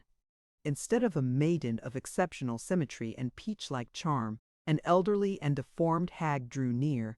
As she might be hostile to his cause, Kai Lung deemed it prudent to remain concealed. But in case she should prove to be an emissary from Huame seeking him, his purpose was to stand revealed. To combine these two attitudes until she should declare herself was by no means an easy task, but she looked neither near nor far in scrutiny until she stood, mumbling and infirm, beneath the shutter. "It is, well, minstrel," she called aloud. "She whom you await bid me greet you with a sign." At Kai Lung's feet there fell a crimson flower, growing on a thorny stem. What word shall I in turn bear back? Speak freely, for her mind is as my open hand. "Tell me rather," said Kai Lung, looking out, "how she fares, and what averts her footsteps." "That will appear in due time," replied the aged one. "In the meanwhile, I have her message to declare." 3 times foiled in his malignant scheme, the now obscene Ming Shu sets all the axioms at naught. Distrusting you and those about your path, it is his sinister intention to call up for judgment Kai Mu, who lies within the women's cell beyond the waterway. What is her crime, and how will this avail him? Charged with the murder of her man by means of the supple splinter, her condemnation is assured. The penalty is piecemeal slicing, and in it are involved those of her direct line, in the humane effort to eradicate so treacherous a strain. "That is but just," agreed Kai Lung. "Truly. but on the slender ligament of a kindred name you will be joined with her in that end. Ming Shu will see to it that records of your kinship are not lacking. Being accused of no crime on your own behalf, there will be nothing for you to appear against. It is written, even leprosy may be cured, but the enmity of an official underling can never be dispelled, and the malice of the persistent Ming Shu certainly points to the wisdom of the verse. Is the person of Kai Mu known to you, and where is the prison house you speak of? To this the venerable creature replied that the cell in question was in a distant quarter of the city. Kai Mu, she continued, might be regarded as fashioned like herself, being deformed in shape and repellent in appearance. Furthermore, she was of deficient understanding, these things aiding Ming Shu's plan, as she would be difficult to reach and impossible to instruct when reached. The extremity is almost hopeless enough to be left to the ever-protecting spirits of one's all-powerful ancestors, declared Kai Lung at length. Did she from whom you come forecast any confidence? She had some assurance in a certain plan, which it is my message to declare to you. Her wisdom is to be computed neither by a rule nor by a measure. Say on. The keeper of the women's prison house lies within her hollowed hand, nor will silver be wanting to still any arising doubt. Wrapped in prison garb and with her face disguised by art, she whose word I bear will come forth at the appointed call and, taking her place before Shan Tian, will play a fictitious part. Alas! Dotard, interrupted Kai Lung impatiently, it would be well if I spent my few remaining hours in kowtowing to the powers whom I shall shortly meet. An aged and unsightly hag, know you not, O venerable bat, that the smooth perfection of the one you serve will shine dazzling through a beaten mask of tempered steel? Her matchless hair, glossier than a starling's wing, floats like an autumn cloud. Her eyes strike fire from damp clay, or make the touch of velvet harsh and stubborn, according to her several moods. Peach bloom held against her cheek withers incapably by comparison. Her feet, if indeed she has such commonplace attributes at all, are smaller yet, interrupted the hag in a changed and quite melodious voice, if it is possible to delude the imagination of one whose longing eyes dwell so constantly on these threadbare charms. What then will be the position of the obtuse Ming Shu and the superficial Mandarin Shan Tian, burdened as they now are by outside cares? There are times when the classical perfection of our graceful tongue is strangely inadequate to express emotion, confessed Kai Lung, coloring deeply, as Huame stood revealed before him. It is truly said, the ingenuity of a guileless woman will undermine 9 mountains. You have cut off all the words of my misgivings. To that end have I wrought, for in this I also need your skill. Listen well and think deeply as I speak. Everywhere the outcome of the strife grows more uncertain day by day, and no man really knows which side to favor yet. In this emergency each plays a double part, while visibly loyal to the imperial cause. Mandarin Shan Tian fans the whisper that in secret he upholds the rebellious banners. Ming Shu now openly avers that if this and that are thus and thus the rising has justice in its ranks, while at the same time he has it put abroad that this is but a cloak, the better to serve the state. Thus every man maintains a double face in the hope that if the one side fails, the other will preserve him, and as a band all pledged to save, or if need be, to betray each other. This is the more readily understood, as it is the common case on every like occasion. Then doubtless there are instances waiting on your lips. Teach me such a story whereby the hope of those who are thus swayed may be engaged, and leave the rest to my arranging hand. On the following day at the appointed hour, a bent and forbidding hag was brought before Shan Tian, and the nature of her offense proclaimed. It is possible to find an excuse for almost everything regarding it from one angle or another, remarked the Mandarin impartially, but the crime of destroying a husband, and by a means so unpleasantly insinuating, really seems to leave nothing to be said. Yet, imperishable, even a bad coin must have 2 sides, replied the hag. That I should be guilty and yet innocent would be no more wonderful than the case of Wang Chou, who, when faced with the alternative of either defying the avenging societies or of opposing fixed authority, found a way out of escaping both. That should be worth, that is to say, if you base your defense upon an existing case, providing the notorious thug, Kai Lung, is not thereby brought in, suggested the narrow-minded Ming Shu, who equally desired to learn the stratagem involved. Wang Chou was the only one concerned, replied the ancient obtusely, he who escaped the consequences. Is it permitted to this one to make clear her plea? If the fatigue is not more than your venerable personality can reasonably bear, replied Shan Tian courteously. To bear is the lot of every woman, be she young or old, replied the one before them. I comply. Omnipotence. The story of Wang Chou, or the one devoid of name. There was peach blossom in the orchards of Canfai, a blue sky above, and in the air much gladness, but in Wu Chi's yamen gloom, hung like the herald of a thunderstorm. At one end of a table in the ceremonial hall sat Wu Chi, heaviness upon his brow, deceit in his eyes, and a sour enmity about the lines of his mouth. At the other end stood his son Wang, and between them, as it were, his whole life. Lay. Wu Chi was an official of some consequence, and had 2 wives, as became him. His union with the first had failed in its essential purpose, therefore he had taken another to carry on the direct line which alone could bring him contentment in this world and a reputable existence in the next. This degree of happiness was supplied by Wang's mother, yet she must ever remain but a secondary wife, with no rights and a very insecure position. In the heart of the chief wife smoldered a most bitter hatred. But the hour of her ascendancy came, for after many years she also bore her lord a son. Thenceforward she was strong in her authority, but Wang's mother remained, for she was very beautiful, and despite all the arts of the other woman, Wu Chi, could not be prevailed upon to dismiss her. The easy solution of this difficulty was that she soon died the white powder death, was the shrewd comment of the inner chambers of Qian Vai. Wu Chi put on no mourning, custom did not require it, and now that the woman had passed beyond, he saw no necessity to honor her memory at the expense of his own domestic peace. His wife donned her gayest robes and made a feast.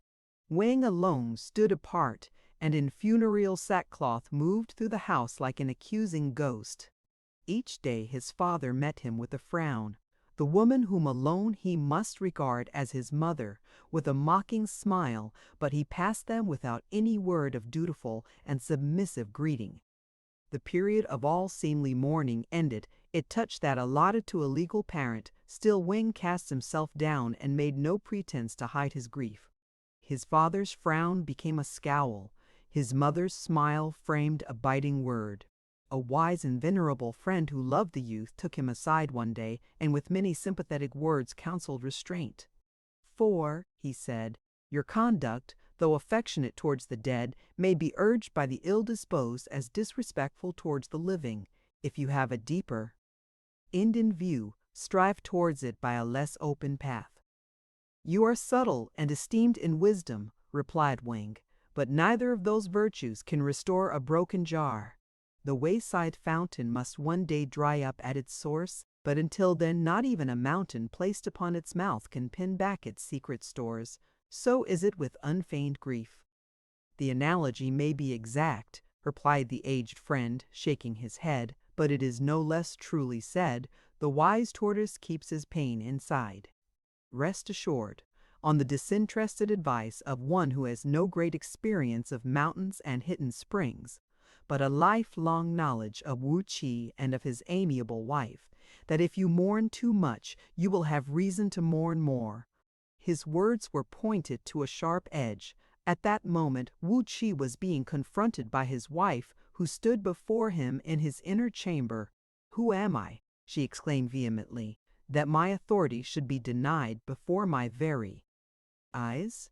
Am I indeed Che of the house of Meng, whose ancestors wore the yellow scabbard, or am I some nameless one? Or does my lord sleep, or has he fallen blind upon the side by which Wang approaches? His heart is bad, and his instincts perverted, replied Wuqi dully. He ignores the rites, custom, and the emperor's example, and sets at defiance all the principles of domestic government. Do not fear that I shall not shortly call him to account with a very heavy call. Do so, my lord, said his wife darkly, or many valiant champions of the house of Meng may press forward to make a cast of that same account. To those of our ancient line it would not seem a trivial thing that their daughter should share her rights with a purchased slave. Peace, cockatrice! The woman was well enough, exclaimed Wuqi with slow resentment, but the matter of this obstinacy touches the dignity of my own authority, and before today has passed, Wing shall bring up his footsteps suddenly before a solid wall. Accordingly, when Wang returned at his usual hour, he found his father awaiting him with curbed impatience.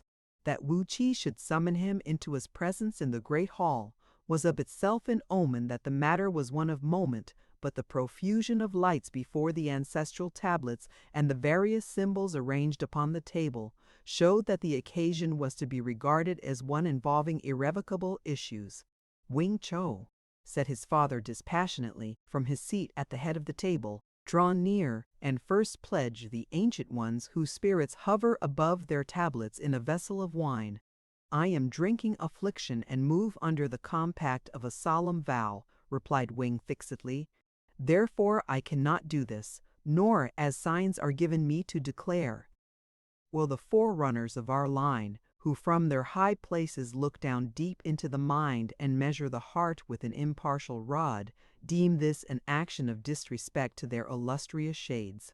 It is well to be a sharer of their counsels, said Wuqi with pointed insincerity.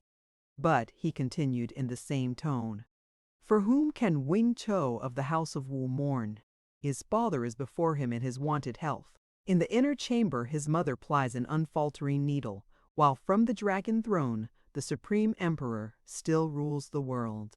Haply, however, a thorn has pierced his little finger, or does he perchance bewail the loss of a favorite bird? That thorn has sunk deeply into his existence, and the memory of that loss still dims his eyes with bitterness, replied Wang. Bid the rain cease to fall when the clouds are heavy. The comparison is ill chosen, cried Wuqi harshly. Rather should the allusion be to the evil tendency of a self-willed branch which, in spite of the continual watering of precept and affection, maintains its perverted course, and must henceforth either submit to be bound down into an appointed line, or be utterly cut off, so that the tree may not suffer.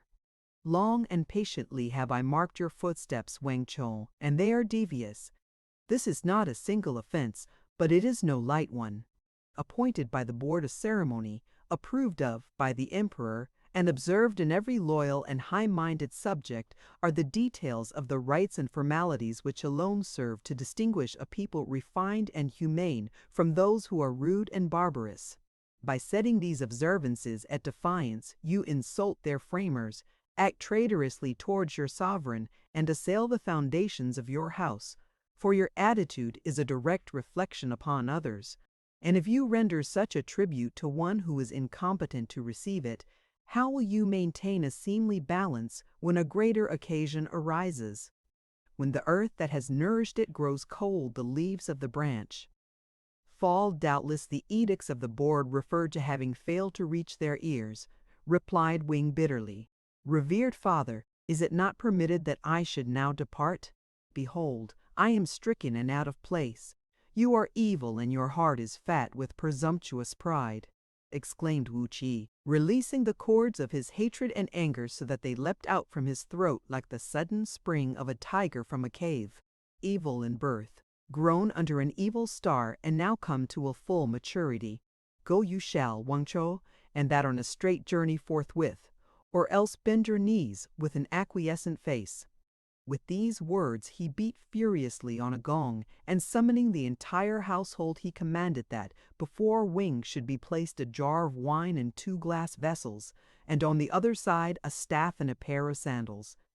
From an open shutter the face of the woman should look down in mocking triumph. The alternatives thus presented were simple and irrevocable. On the one hand, Wang must put from him all further grief. ignore his vows, and join in mirth and feast. On the other he must depart, never to return, and be deprived of every tie of kinship, relinquishing ancestry, possessions, and name. It was a course severer than anything that Wu Qi had intended when he sent for his son, but resentment had distorted his eyesight. It was a greater test than Wang had anticipated, but his mind was clear and his heart charged with fragrant memories of his loss. Deliberately, but with silent dignity, he poured the untasted wine upon the ground, drew his sword and touched the vessels lightly so that they broke, took from off his thumb the jade ring inscribed with the sign of the House of Wu, and putting on the sandals grasped the staff and prepared to leave the hall. Wen Chou, for the last time spoken of as of the House of Wu, now alienated from that noble line, and henceforth and forever an outcast, you have made a choice and chosen as befits your rebellious life. Between us stretches a barrier, wider and deeper than the Yellow Sea, and throughout all future time no sign shall pass from that distant shore to this. From every record of our race your name shall be cut out. No mention of it shall profane the tablets, and both in this world and the next it shall be to us as though you have never been. As I break this bowl, so are all ties broken. As I quench this candle, so are all memories extinguished. And as, when you go, the space is filled with empty air, so shall it be. Ho, nameless stranger, laughed the woman from above. Here is food and drink to bear you on your way. And from the grills she threw a withered fig and spat.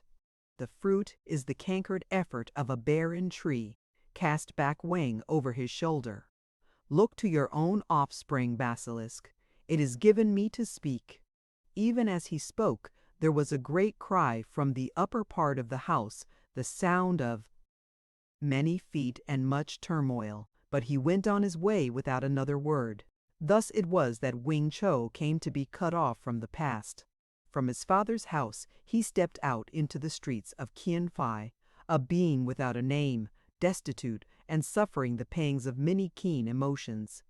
Friends whom he encountered he saluted distantly, not desirous of sharing their affection until they should have learned his state. But there was one who stood in his mind as removed above the possibility of change, and to the summer house of Tiao's home he therefore turned his steps. Tao was the daughter of a minor official, an unsuccessful man of no particular descent. He had many daughters and had encouraged Wang's affection, with frequent professions that he regarded only the youth's virtuous life and discernment, and would otherwise have desired one not so highly placed. Tiao also had spoken of rice and contentment in a ruined pagoda, yet as she listened to Wang's relation, a new expression gradually revealed itself about her face, and when he had finished many paces lay between them. A breaker of sacred customs, a disobeyer of parents, and an outcast, how do you disclose yourself? She exclaimed wildly. What vile thing has possessed you? One hitherto which now rejects me, replied Wang slowly. I had thought that here alone I might find a familiar greeting, but that also fails. What other seemly course presents itself? Demanded the maiden unsympathetically.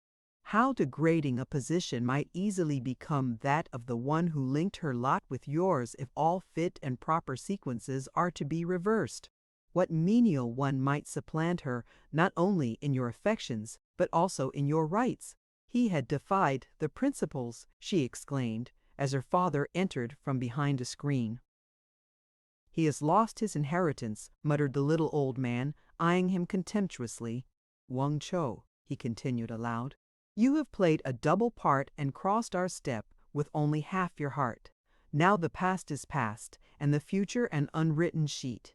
It shall be written in vermilion ink, replied Wang, regaining an impassive dignity, and upon that darker half of my heart can now be traced two added names. He had no aim now, but instinct drove him towards the mountains, the retreat of the lost and despairing. A 3 days' journey lay between. He went forward vacantly, without food and without rest. A falling leaf, as it is said, would have turned the balance of his destiny, and at the wayside village of Liyong, so it chanced. The noisome smell of burning thatch stung his face as he approached, and presently the object came into view. It was the bare cabin of a needy widow, who had become involved in a lawsuit through the rapacity of a tax-gatherer. As she had the means neither to satisfy the tax nor to discharge the dues, the powerful mandarin before whom she had been called ordered all her possessions to be seized, and that she should then be burned within her hut as a warning to others. This was the act of justice being carried out, and even as Wang heard the tale, the mandarin in question drew near, carried in his state chair to satisfy his eyes that his authority was scrupulously maintained. All those villagers who had not drawn off unseen at once fell upon their faces, so that Wang alone remained standing, doubtful what course to take. "Ill-nurtured dog!" exclaimed the mandarin, stepping up to him. "Prostrate yourself. Do you not know that I am of the sapphire button and have 50 bowmen at my yamen ready to do my word?" And he struck the youth across the face with a jeweled rod. "I have only one sword, but it is in my hand," cried Wang, reckless beneath the blow, and drawing it, he at one stroke cut down the mandarin before any could raise a hand. Then breaking in the door of the hovel, he would have saved the woman, but it was too late, so he took the head and body and threw them into the fire, saying, "There, mandarin, follow to secure justice. They shall not bear witness against you up there in your absence." The chair carriers had fled in terror, but the villagers murmured against Wang as he passed through them. It was a small thing that one house and one person should be burned. Now, through this, the whole village will assuredly be consumed. He was a high official and visited justice impartially on us all. It was our affair, and you, who are a stranger, have done ill.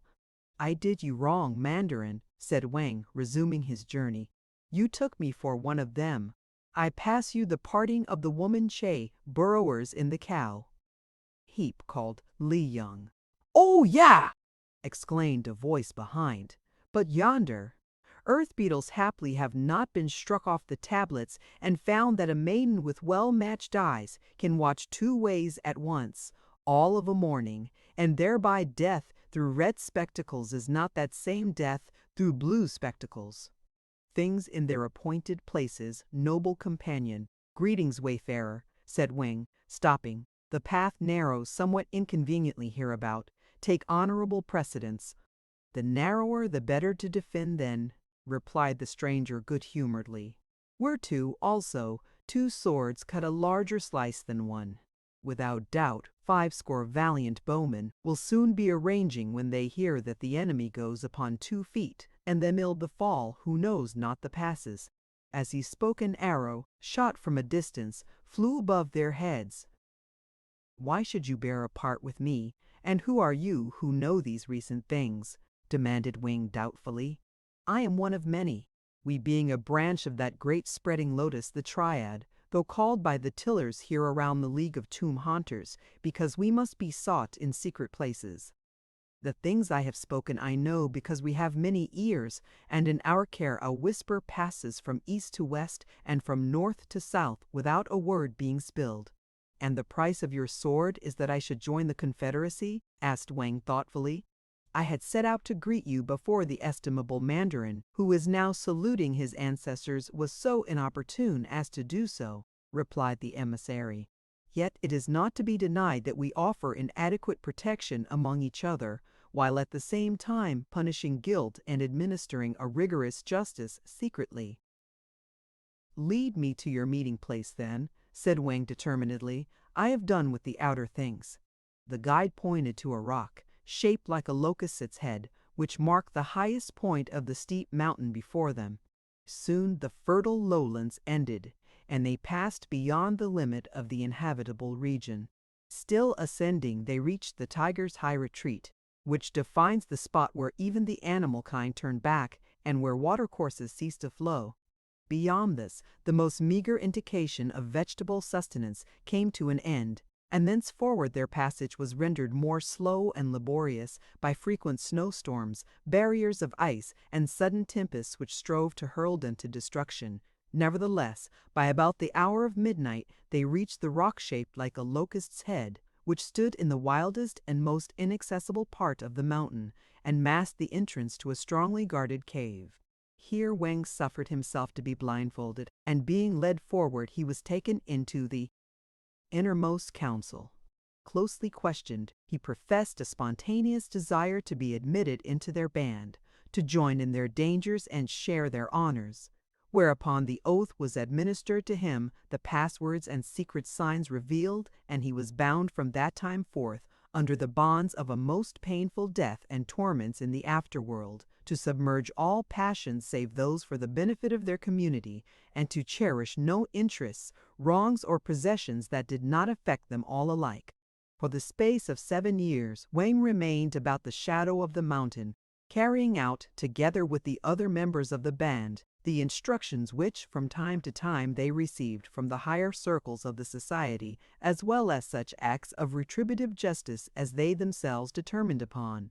And in this quiet and unostentatious manner, maintaining peace and greatly purifying the entire province. In this passionless subservience to the principles of the order none exceeded him, yet at no time have men been forbidden to burn joss sticks to the spirit of the destinies, and who shall say? At the end of 7 years, the first breath from out of the past reached Wang or Thing, as he had announced himself to be when cast out nameless. One day he was summoned before the chief of their company, and the mission laid upon him. You have proved yourself to be capable and sincere in the past, and this matter is one of delicacy, said the leader. Furthermore, it is reported that you know something of the paths about Kien Phi.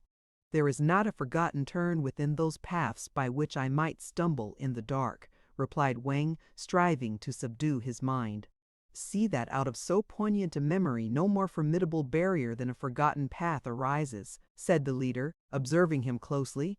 Know you, then, a house bearing as a sign the figure of a golden ibis? Truly, I have noted it, replied Wang, changing his position so that he now leaned against a rock. There dwelt an old man of some lower official rank, who had no son but many daughters. He has passed, and one of those Tiao by name, said the other, referring to a parchment, has schemingly driven out the rest and held the patrimony. Crafty and ambitious, she has of late married a high official who has ever been hostile to ourselves. Out of a private enmity, the woman seeks the lives of 2 who are under our most solemn protection, and now uses her husband's wealth and influence to that end. It is on him that the blow must fall, for men kill only men, and she, having no son, will then be discredited and impotent.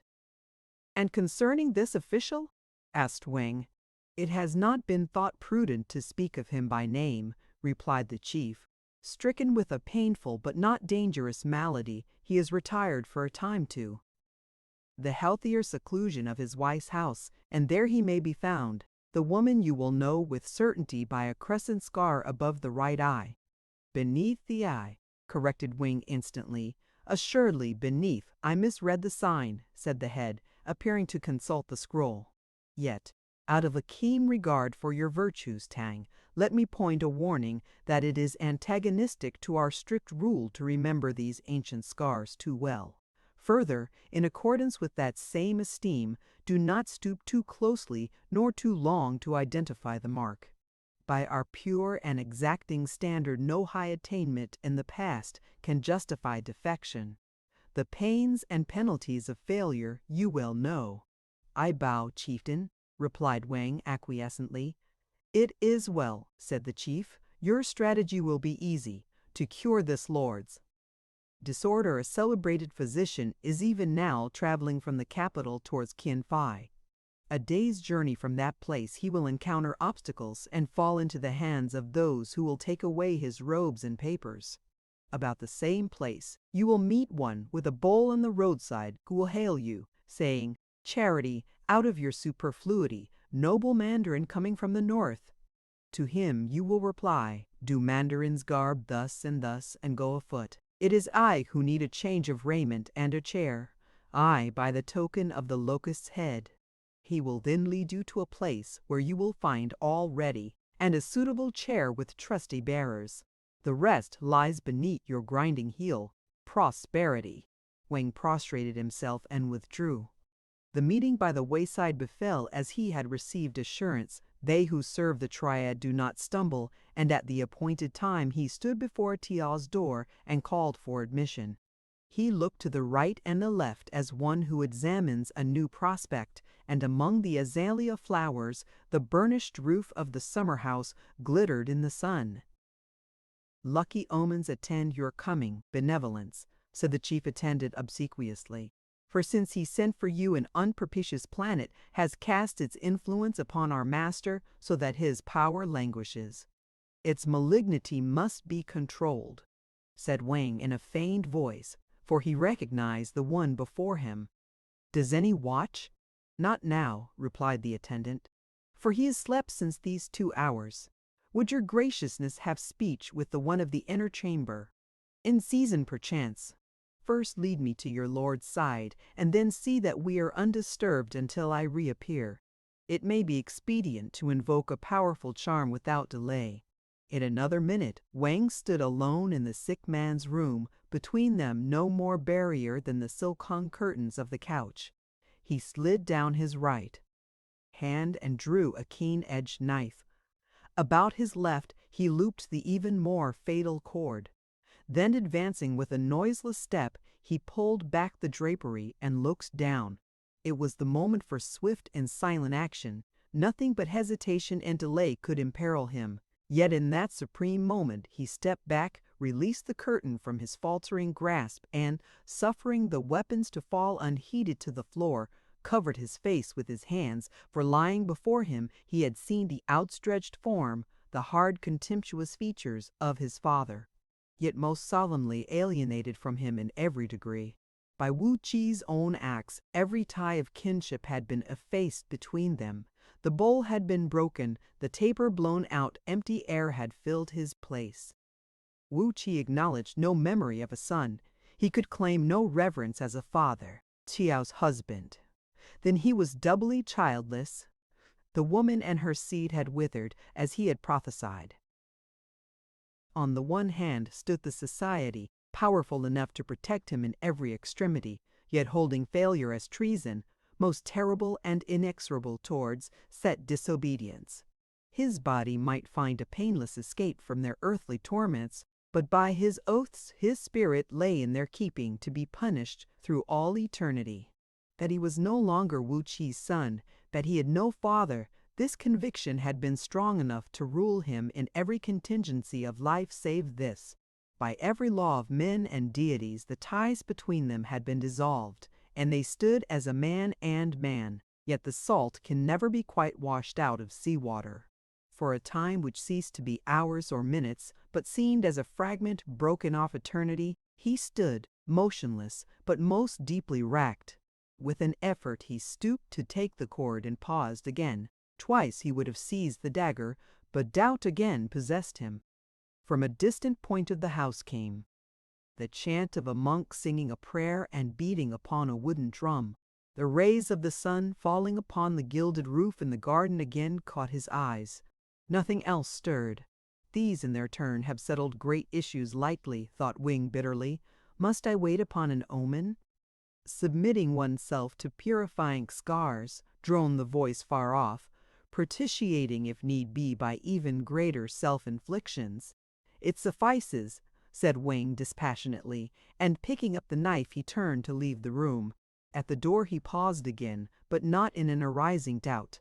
I will leave a token for Tiao to wear as a jest, was the image that had sprung from his new abasement, and taking a sheet of parchment he quickly wrote thereon, a wave has beat from that distant shore to this, and now sinks in the unknown depths. Again he stepped noiselessly to the couch, drew the curtain, and dropped the paper lightly on the form. As he did so his breath stopped, his fingers stiffened. Cautiously, on one knee, he listened intently. lightly touched the face, then recklessly taking a hand, he raised the arm and suffered it to fall again. No power restrained it.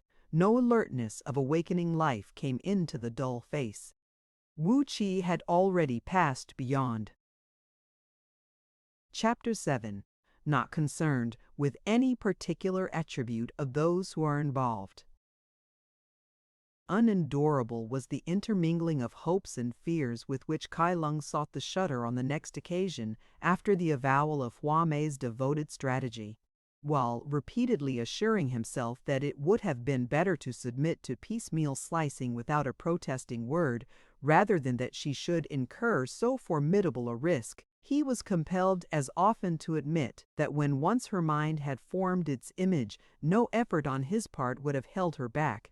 Doubtless Hua Mei readily grasped the emotion that would possess the one whose welfare was now her chief concern, for without waiting to gum her hair or to gild her lips, she hastened to the spot beneath the wall at the earliest moment that Kai Lung could be there. 7 marble tombstones are lifted from off my chest, exclaimed the storyteller when he could greet her.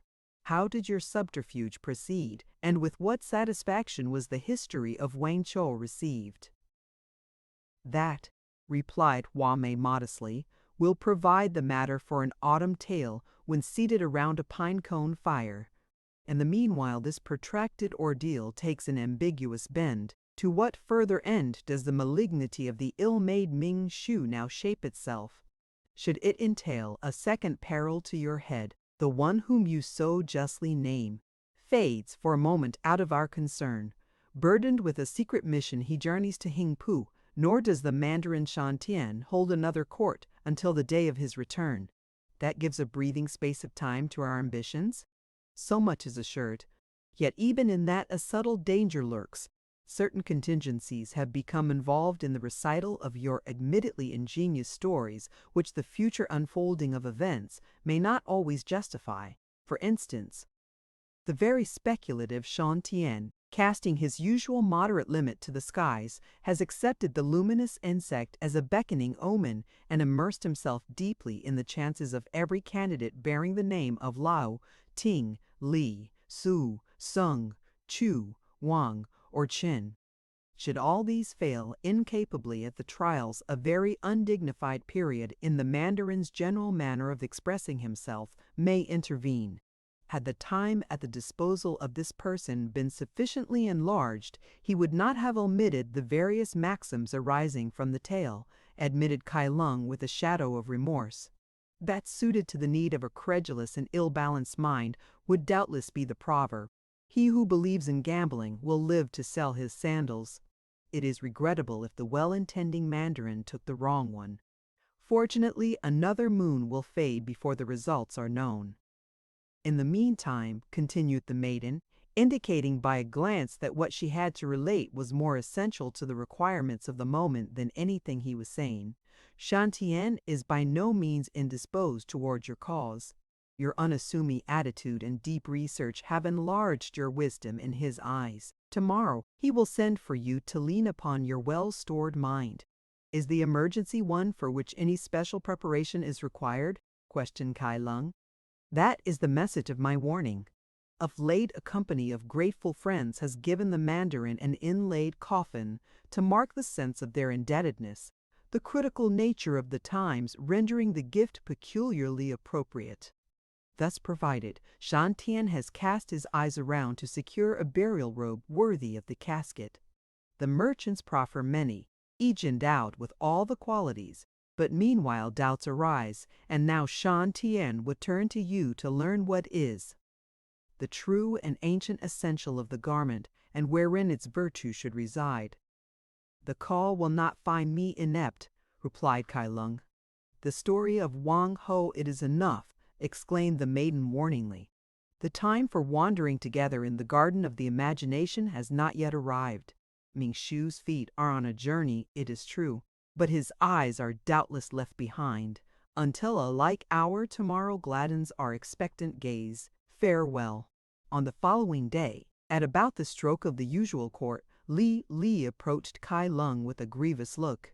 Alas, manlet, he exclaimed, Here is one direct from the presence of our high commander, requiring you against his thumb-signed bond. Go you must, and that alone, whether it be for elevation on a tree or on a couch, out of an insatiable friendship. This one would accompany you, were it possible, equally to hold your hand if you are to die, or hold your cup if you are to feast. Yet touching that same cask of hidden wine, there is still time. Cease, mooncalf, replied Kai Lung reprovingly. This is but an eddy on the surface of a moving stream. It comes, it goes, and the waters press on as before. Then Kai Lung, neither bound nor wearing the wooden block, was led into the presence of Shan Tien and allowed to seat himself upon the floor as though he plied his daily trade. Sooner or later it will certainly devolve upon this person to condemn you to a violent end, remarked the far-seeing Mandarin reassuringly. In the ensuing interval, however, there is no need for either of us to dwell upon what must be regarded as an unpleasant necessity. Yet no crime has been committed, beneficence, Kai Lung ventured to protest. Nor in his attitude before your virtuous self has this one been guilty of any act of disrespect. You have shown your mind to be both wide and deep, and suitably lined, declared Shan Tien, dexterously avoiding the weightier part of the storyteller's plea. A question now arises as to the efficacy of embroidered coffin cloths, and wherein their potent merit lies. Out of your well-stored memory declare your knowledge of this sort, conveying the solid information in your usual palatable way. I bow, High Excellence, replied Kai Lung. This concerns the story of Wang Ho. The story of Wang Ho and the burial robe. There was a time when it did not occur to anyone in this pure and enlightened empire to question the settled and existing order of affairs. It would have been well for the merchant Wang Ho had he lived in that happy era. But, indeed, it is now no unheard of thing for an ordinary person to suggest that customs which have been established for centuries might with advantage be changed to a form of impiety which is in no degree removed from declaring oneself to be wiser or more profound than one's ancestors. Scarcely more seemly is this than irregularity in maintaining the tablets or observing the rites, and how narrow is the space dividing these delinquencies from the actual crimes of overturning images, counseling rebellion, joining in insurrection, and resorting to indiscriminate piracy and bloodshed. Certainly the merchant Wang Ho would be 1,000 taels wealthier today if he had fully considered this in advance. Nor would Cheng Lin. But who attempts to eat an orange without first disposing of the peel, or what manner of a dwelling could be erected unless an adequate foundation be first provided? Wang Ho, then, let it be stated, was one who had early in life amassed a considerable fortune by advising those whose intention it was to hazard their earnings in the state lotteries as to the numbers that might be relied upon to be successful, or, if not actually successful, those at least that were not already predestined by malign influences to be absolutely incapable of success. These chances Wang Ho at first forecast by means of dreams, portents, and other manifestations of an admittedly supernatural tendency. But as his name grew large and the number of his clients increased vastly, while his capacity for dreaming remained the same, he found it no less effective to close his eyes and to become inspired rapidly of numbers as they were thus revealed to him. Occasionally Wang Ho was the recipient of an appropriate bag of money from one who had profited by his advice, but it was not his custom to rely upon this contingency as a source of income, nor did he in any eventuality return the amount which had been agreed upon and invariably deposited with him in advance as the reward of his inspired efforts. To those who sought him in a contentious spirit, inquiring why he did not find it more profitable to secure the prizes for himself, Wang Ho replied that his enterprise consisted in forecasting the winning numbers for state lotteries, and not in solving enigmas, writing deprecatory odes, composing epitaphs, or conducting any of the other numerous occupations that could be mentioned.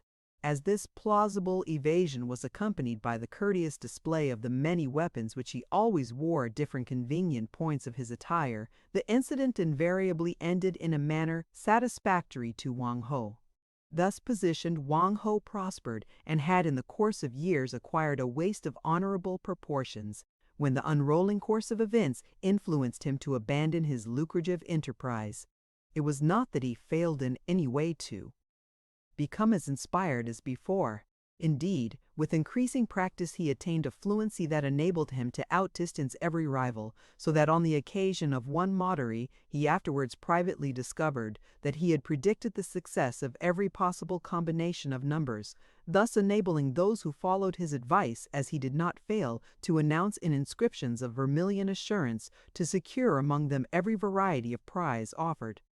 But, about this time, the chief wife of Wang Ho having been greeted with amiable condescension by the chief wife of a high official of the province, and therefrom in an almost equal manner by the wives of even higher officials, the one in question began to abandon herself to a more rapidly outlined manner of existence than formerly, and to involve Wang Ho in a like attitude, so that presently this ill-considering merchant, who but a short time before would have unhesitatingly cast himself bodily to earth on the outrage,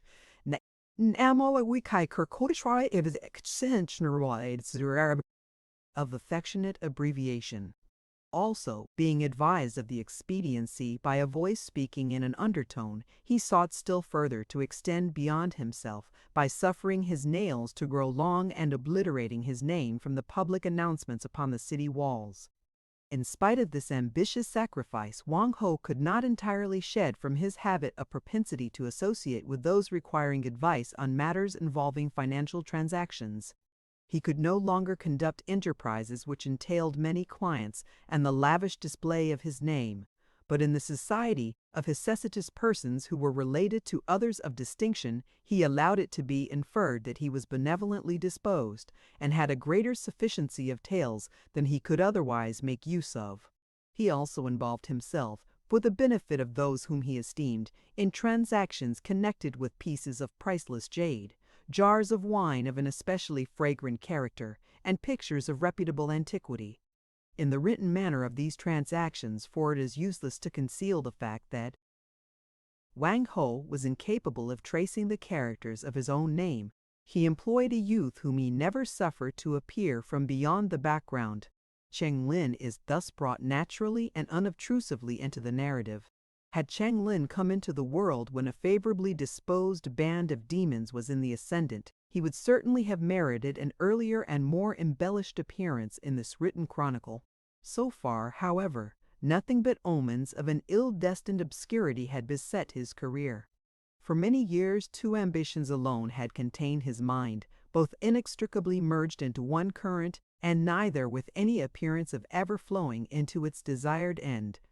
The first was to pass the examination of the 4th degree of proficiency in the great literary competitions, and thereby qualify for a small official post where, in the course of a few years, he might reasonably hope to be forgotten in all, beyond the detail of being allotted every third moon an ostentatious adequacy of tales.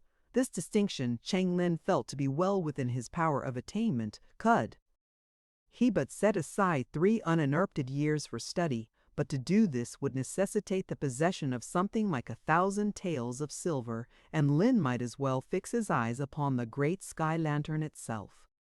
Depended on this, but in no great degree removed from it, was the hope of being able to entwine into that future the actuality of Shi Min, a very desirable maiden whom it was Cheng Lin's practice to meet by chance on the river bank when his heavily weighted duties for the day were over.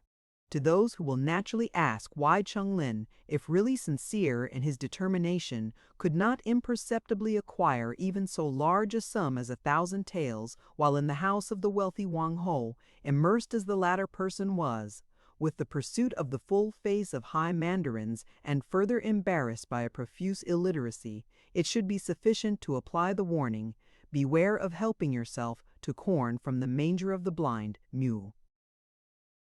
In spite of his preoccupation, Wang Ho never suffered his mind to wander when sums of money were concerned, and his inability to express himself by written signs only engendered in his alert brain an ever-present decision not to be entrapped by their use. Frequently, Cheng Lin found small sums of money lying in such a position as to induce the belief that they had been forgotten, but upon examining them closely, he invariably found upon them marks by which they could be recognized if the necessity arose. He therefore had no hesitation in returning them to Wang Ho with a seemly reference to the extreme improbability of the merchant actually leaving money thus unguarded, and to the lack of respect which it showed to Chung Lin himself to expect that a person of his integrity should be Wang Ho always admitted the justice of the reproach, but he did not on any future occasion materially increase the sum in question, so that it is to be doubted if his heart was sincere. It was the fit of the ads flagging the chief of the about. Surrend! That beneath her feet there should be spread a carpet not of verdure, but of the finest Changhai silk, embroidered with bronze to venerator, but of the finest Changhai silk, embroidered with 5 cleaning tenot and bravado the symbols of royal authority, nor was mean with the is pleased by this, but this indicative the quays that would to quake the piacasot. Their stoic turned Comberbert furt. Yet alas, exclaimed Lin, that enchanting possibility seems to be more remotely positioned than ever. Again has the clay sold Wang Ho, on the pretext that he can no longer make his in-and-out tails meet, sought to diminish the monthly inadequacy of cash with which he rewards this person's conscientious services.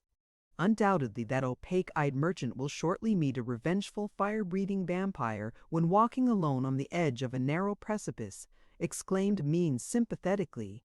Yet have you pressingly laid the facts before the spirits of your distinguished ancestors with a request for their direct intervention? The expedient has not been neglected, replied Lin, and appropriate sacrifices have accompanied the request. But even while in the form of an ordinary existence, the venerable ones in question were becoming distant in their powers of hearing, and doubtless with increasing years the ineptitude has grown. It would almost seem that in the case of a person so obtuse as Wang Ho is, more direct means would have to be employed. It is well said, assented Maine, that those who are unmoved by the threat of a vat of flaming sulphur in the beyond rend the air if they chance to step on a burning cinder here on earth. The suggestion is a timely one, replied Lin. Wang Ho's weak spot lies between his hat and his sandals. Only of late, feeling the natural infirmities of time pressing about him, he has expended 1,000 taels in the purchase of an elaborate burial robe, which he wears on every fit occasion, so that the necessity for its ultimate use may continue to be remote. 1,000 taels, repeated Massons. With that sum you could assuredly, the coincidence may embody something in the nature of an omen, favorable to ourselves. At the moment, however, this person has not any clear-cut perception of how the benefit may be attained. The amount referred to has already passed into the hands of the merchant in burial robes? Irrevocably. In the detail of the transference of actual sums of money, Wang Ho walks hand in hand with himself, from door to door.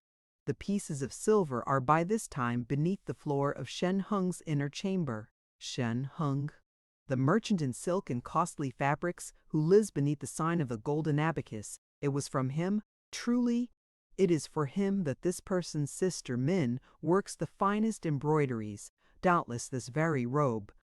It is of blue silk, edged with sand pearls, in a line of 3 dents.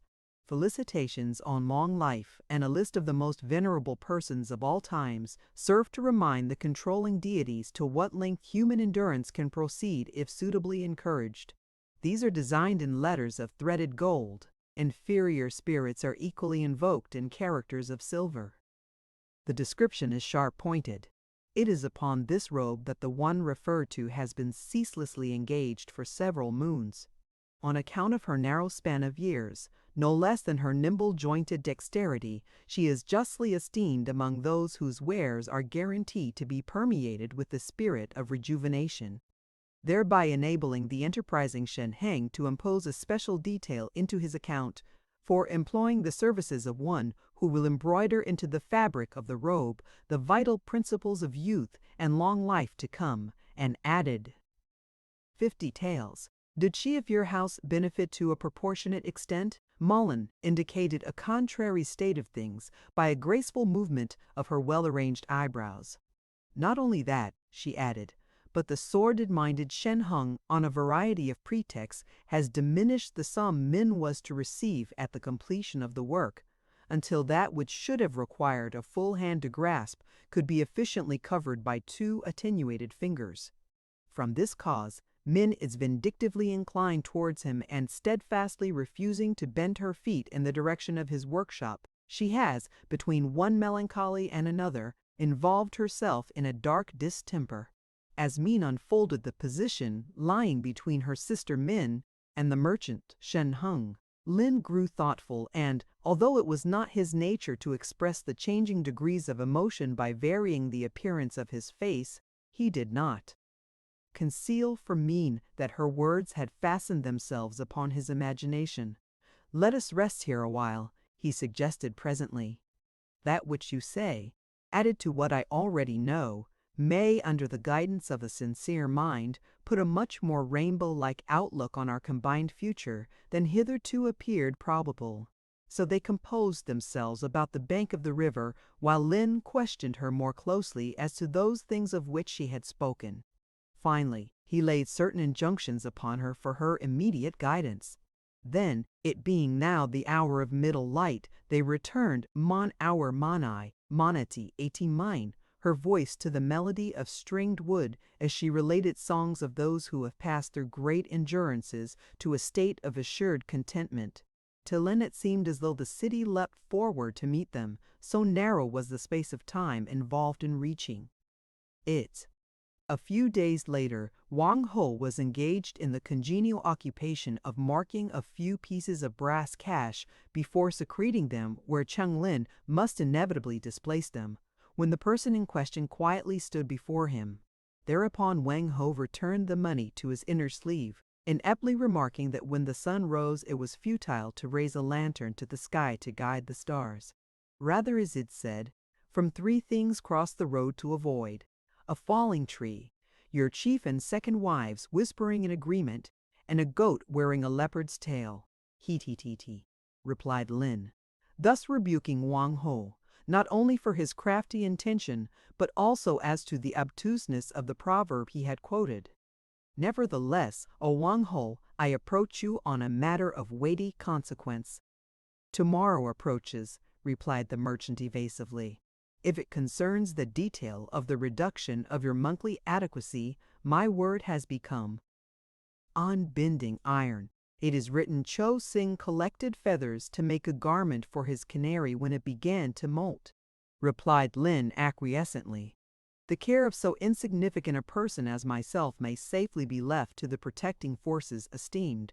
This matter touches your own condition. In that case, you cannot be too specific."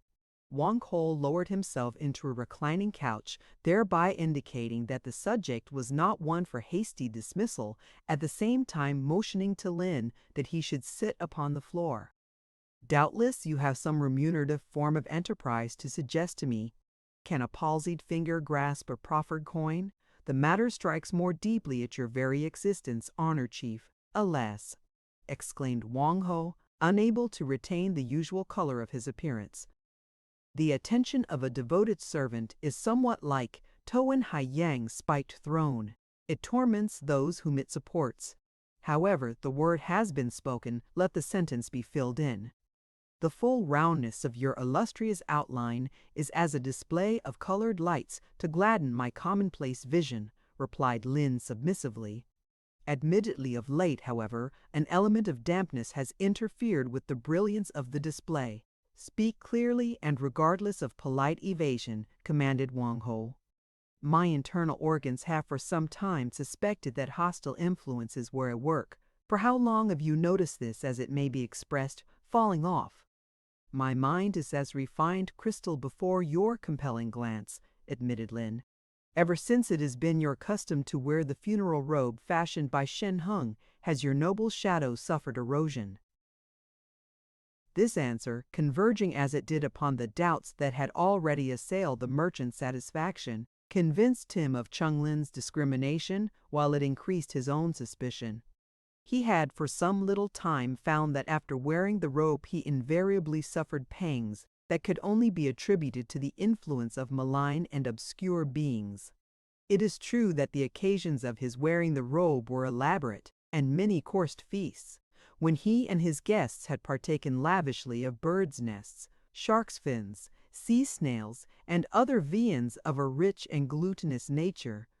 But if he could not both wear the funeral robe and partake unstintingly of well-spiced food, the harmonious relation of things was imperiled, and, as it was since the introduction of the funeral robe into his habit that matters had assumed a more poignant phase, it was clear that the influence of the funeral robe was at the root of the trouble. Yet, protested Wang Ho, the Mandarin Ling Ni boasts that he has already lengthened the span of his natural life several years by such an expedient, and my friend, the high official Cheng, asserts that, while wearing a much less expensive robe than mine, he feels the essence of an increased vitality passing continuously into his being. Why, then, am I marked out for this infliction, Chung Lin?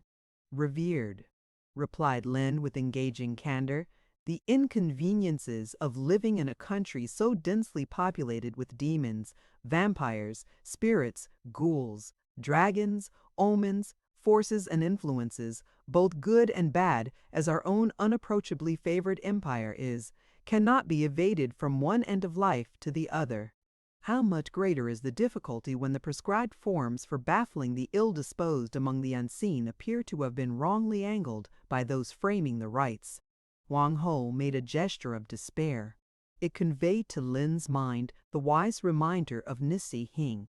When one is inquiring for a way to escape from an advancing tiger, flowers of speech assume the form of noisome birdweed.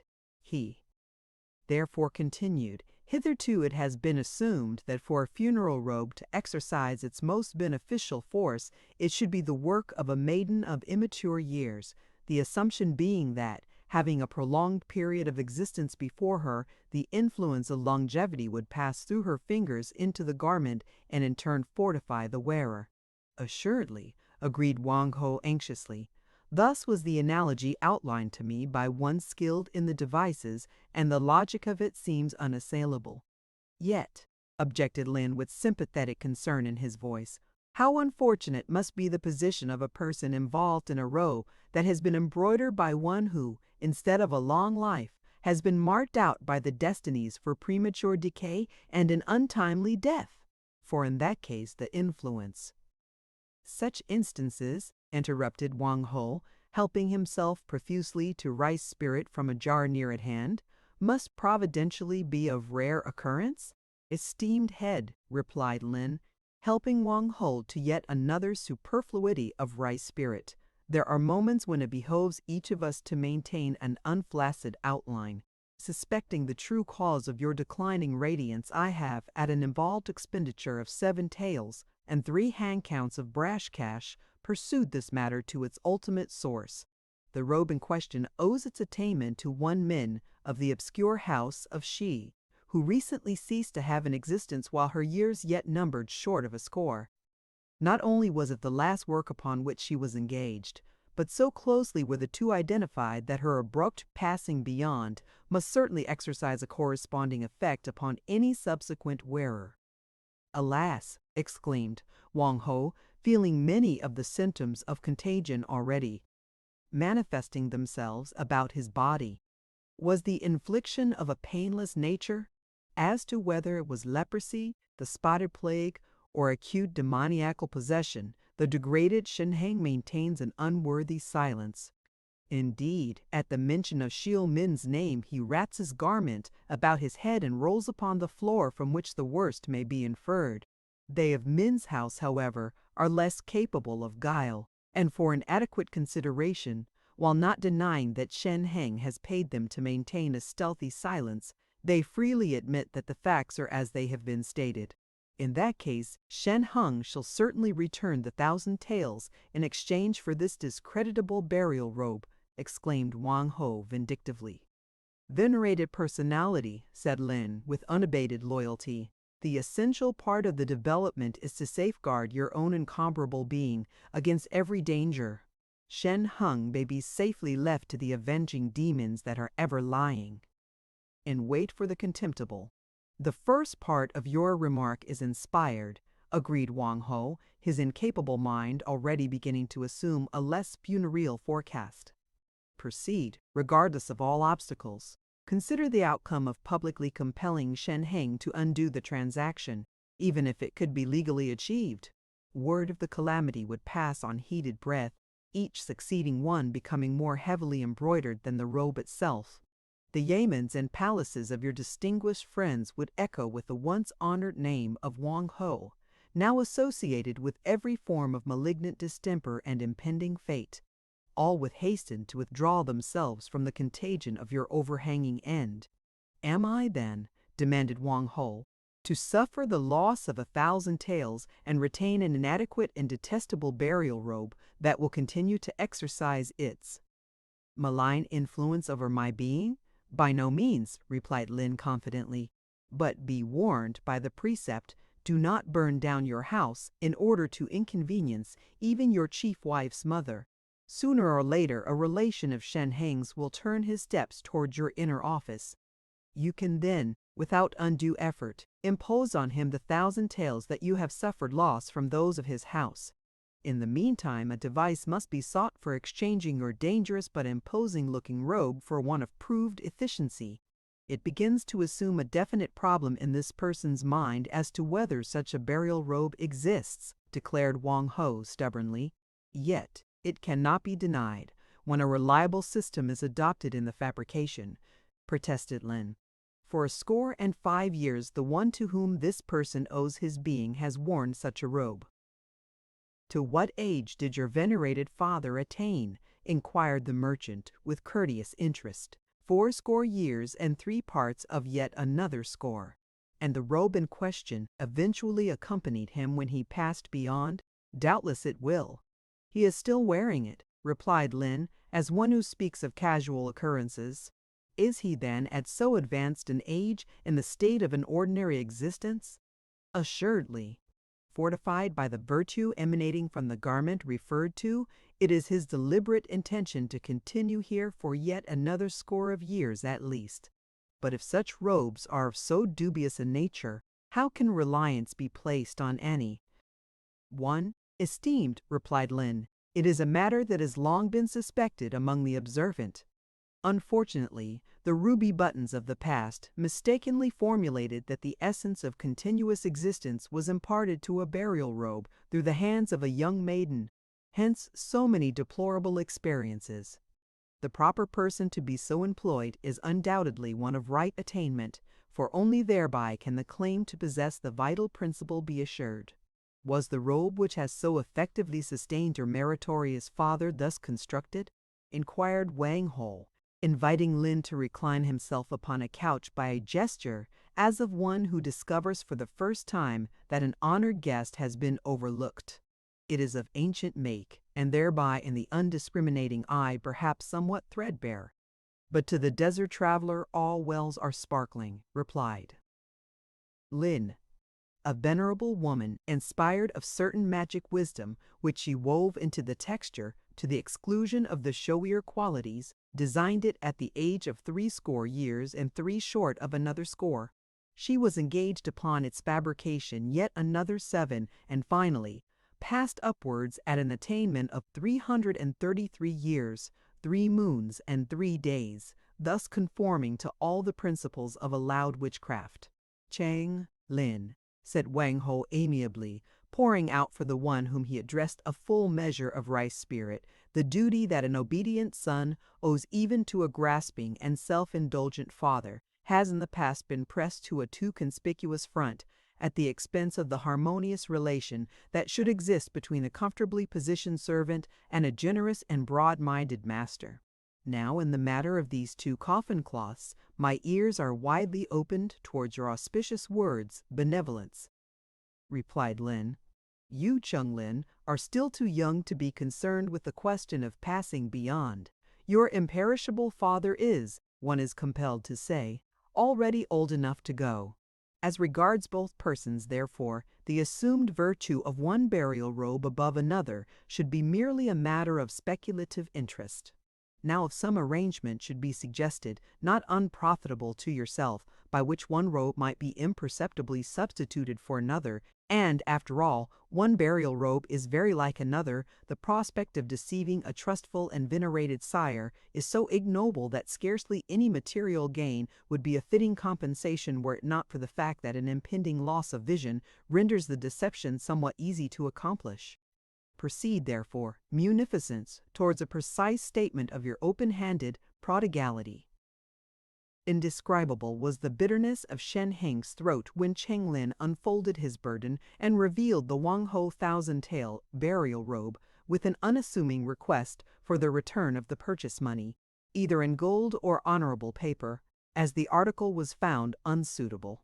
Shen Heng shook the rafters of the golden abacus with indignation and called upon his domestic demons, the spirits of 11 generations of embroidering ancestors, and the illuminated tablets containing the high code and authority of the distinguished brotherhood of coffin cloth and burial robe makers in protest against so barbarous an innovation. Bowing repeatedly and modestly expressing himself to the effect that it was incredible that he was not justly struck dead before the sublime spectacle of Shen Heng's virtuous indignation, Cheng Lin carefully produced the written lines of the agreement, gently directing the distinguished brother's fire-kindling eyes to an indicated detail. It was a provision that the robe should be returned and purchase money restored if the garment was not all that was therein stipulated. With his invariable painstaking loyalty, Lin had insisted upon this safeguard. When he drew up the form, although probably from a disinclination to extol his own services, he had omitted mentioning the fact to Wang Ho in their recent conversation. With deprecating firmness, Lin directed Shen Heng's reluctant eyes to another line, the unfortunate exaction of 50 taels in return for the guarantee that the robe should be permeated with the spirit of rejuvenation. As the undoubted embroiderer of the robe, one Min of the family of Shi had admittedly passed beyond almost with the last stitch, it was evident that she could only have conveyed by her touch an entirely contrary emanation. If, as Shen Heng never ceased to declare, Min was still somewhere alive, let her be produced and a fitting token of reconciliation would be forthcoming.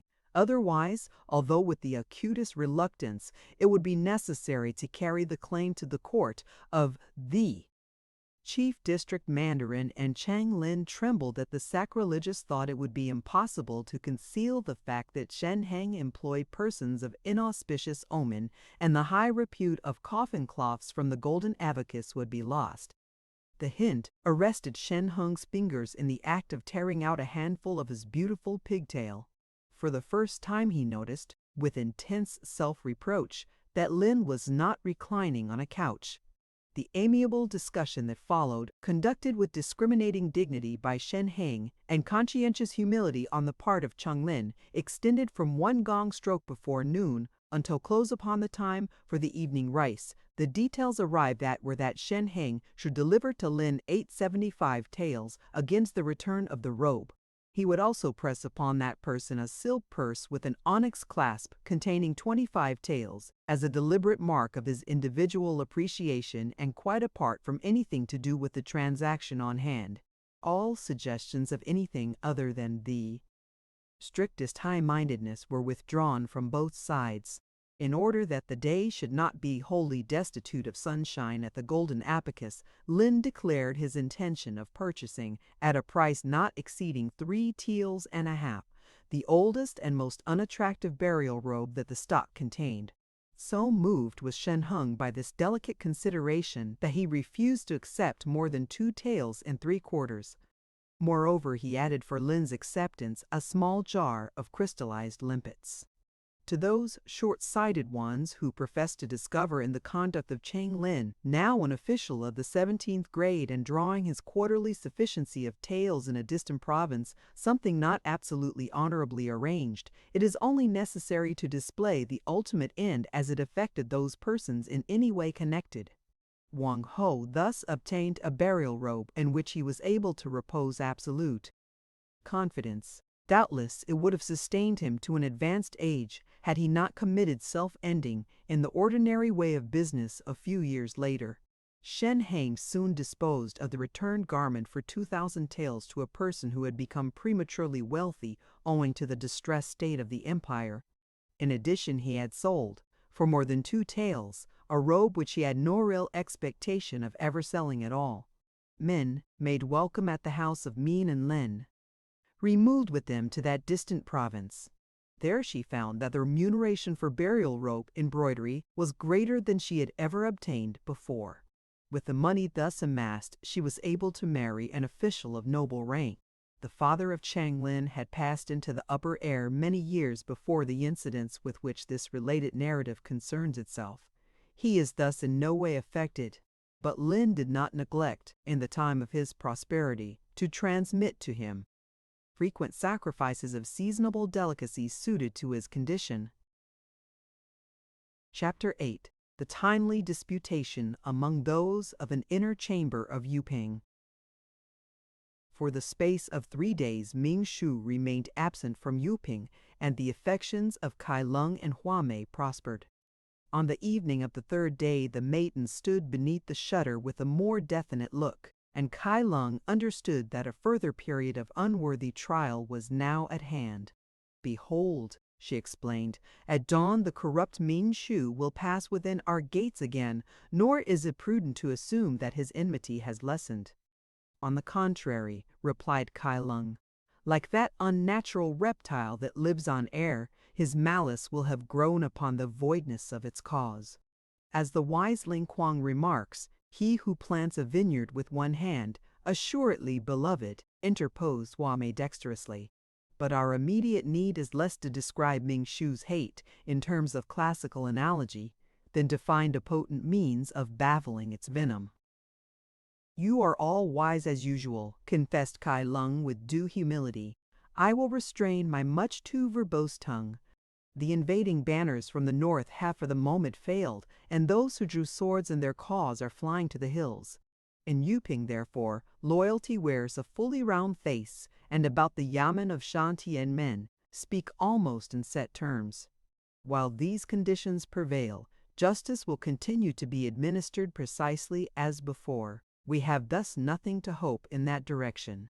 Yet in the ideal state of purity aimed at by the illustrious founders of our race, began Kai Lung and ceased abruptly, remembering. As it is, we are in the state of Shin in the 14th of the heaven-sent Qing, retorted Hua Mei capably. The insatiable Ming Shu will continue to seek your life, calling to his aid every degraded subterfuge.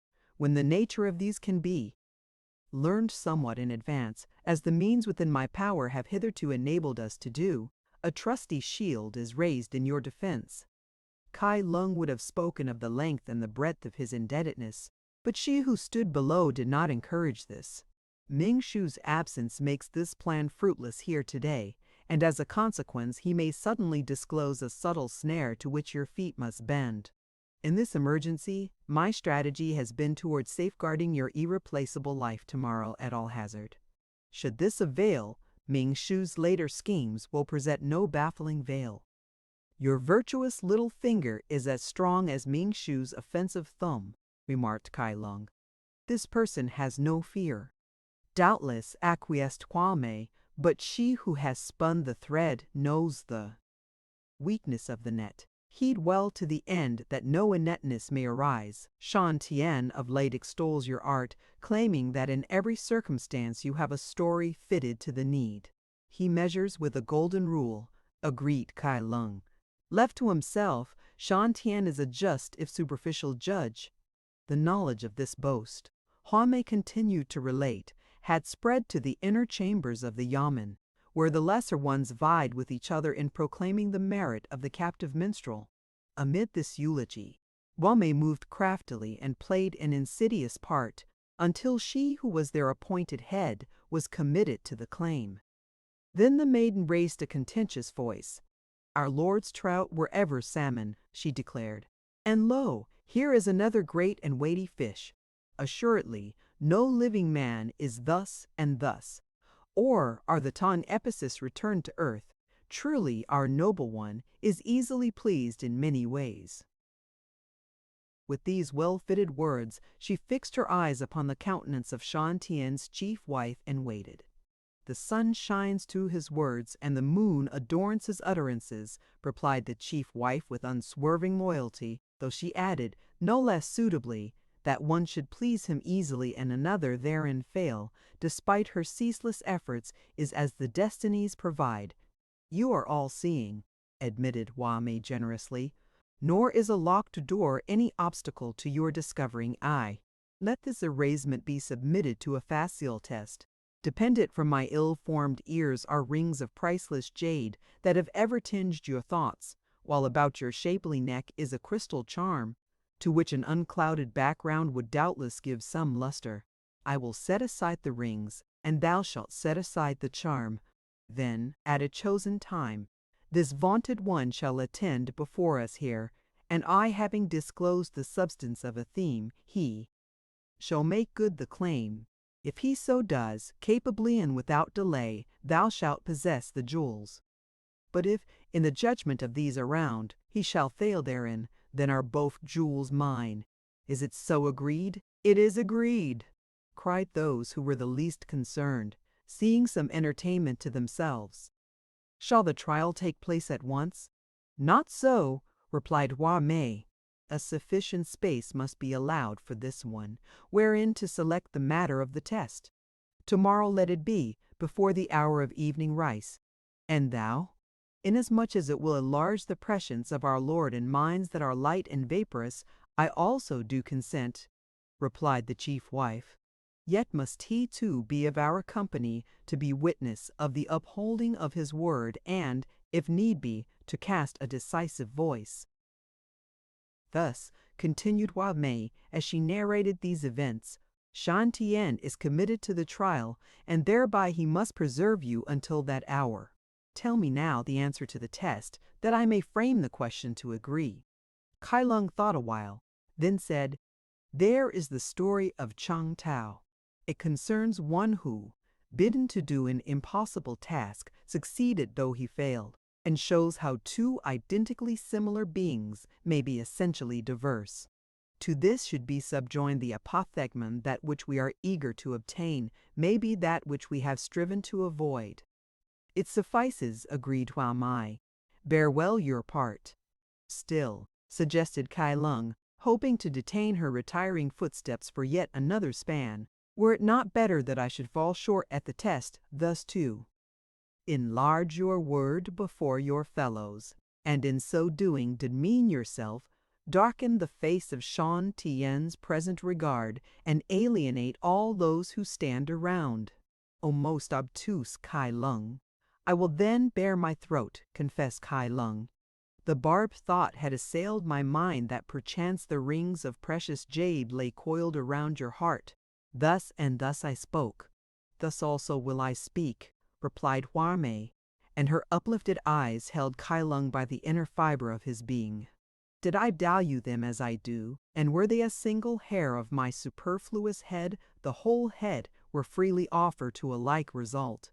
With these noticeable words, which plainly testified the strength of her emotion, the maiden turned and hastened on her way, leaving Kai Lung gazing from the shutter in a very complicated state of disquietude. The story of Chang Tao, Melodious Vision, and the Dragon.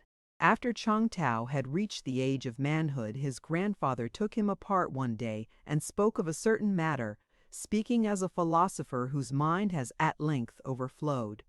"Behold," he said, when they were at a discreet distance aside, "your years are now thus and thus, but there are still empty chairs where there should be occupied cradles in your inner chamber, and the only upraised voice heard in this spacious residence is that of your esteemed father repeating the Analects.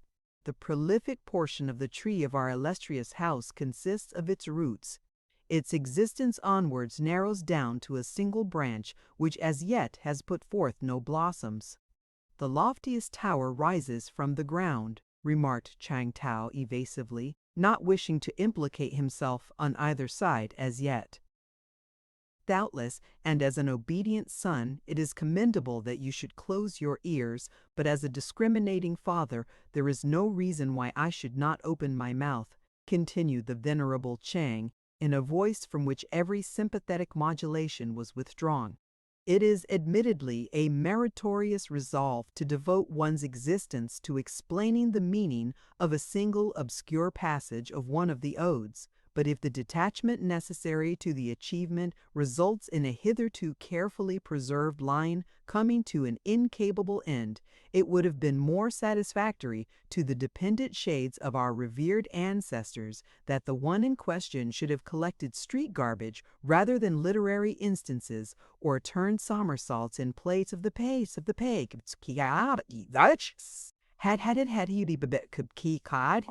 My father is all wise, ventured Chang Dao dutifully, but observing the nature of the other's expression, he hastened to add considerately, "But my father's father is even wiser."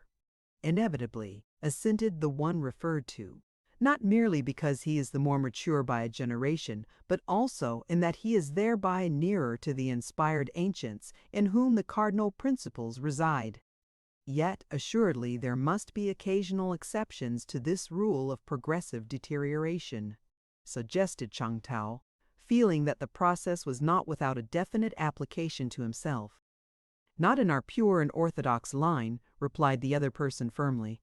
"To suggest otherwise is to admit the possibility of a son being the superior of his own father, and to what a discordant state of things would that contention lead? However immaturely you may think it present, you will see the position at its true angle when you have sons of your own." "The contingency is not an overhanging one," said Chang Tao. "On the last occasion, when I reminded my venerated father of my age and unmarried state, he remarked that, whether he looked backwards or forwards, extinction seemed to be the kindest destiny to which our house could be subjected. Originality, carried to the length of eccentricity, is a censurable accomplishment in one of official rank," remarked the elder Chang coldly. "Plainly, it is time that I should lengthen the authority of my own arm very perceptibly. If a father is so neglectful of his duty, it is fitting that a grandfather should supply his place. This person will himself procure a bride for you without delay." "The function might perhaps seem an unusual one," suggested Chang Dao, who secretly feared the outcome of an enterprise conducted under these auspices. "So, admittedly, are the circumstances. What suitable maiden suggests herself to?" "Your doubtless better informed mind? Is there one of the house of Tun?" "There are 11," replied Chang Tao, with a gesture of despair, "all reputed to be untiring with their needle, skilled in the frugal manipulation of cold rice, devout, discreet in the lines of their attire, and so somber a feature as to be collectively known to the available manhood of the city as the terror that lurks for the unwary. Suffer not your discriminating footsteps to pause before that house, O father of my father. Now, had you spoken of golden eyebrows, daughter of Kuo Wang, it would be as well to open a paper umbrella in a thunderstorm as to seek profit from an alliance with Kuo Wang. Crafty and ambitious, he is already deep in questionable ventures, and high as he carries his head at present, there will assuredly come a day when Kuo Wang will appear in public with his feet held even higher than his crown." "The rod!" exclaimed Chang Tao in astonishment. "Can it really be that one who is so invariably polite to me is not in every way immaculate?" "Either bamboo will greet his feet, or hemp adorn his neck," persisted the other, with a significant movement of his hands in the proximity of his throat.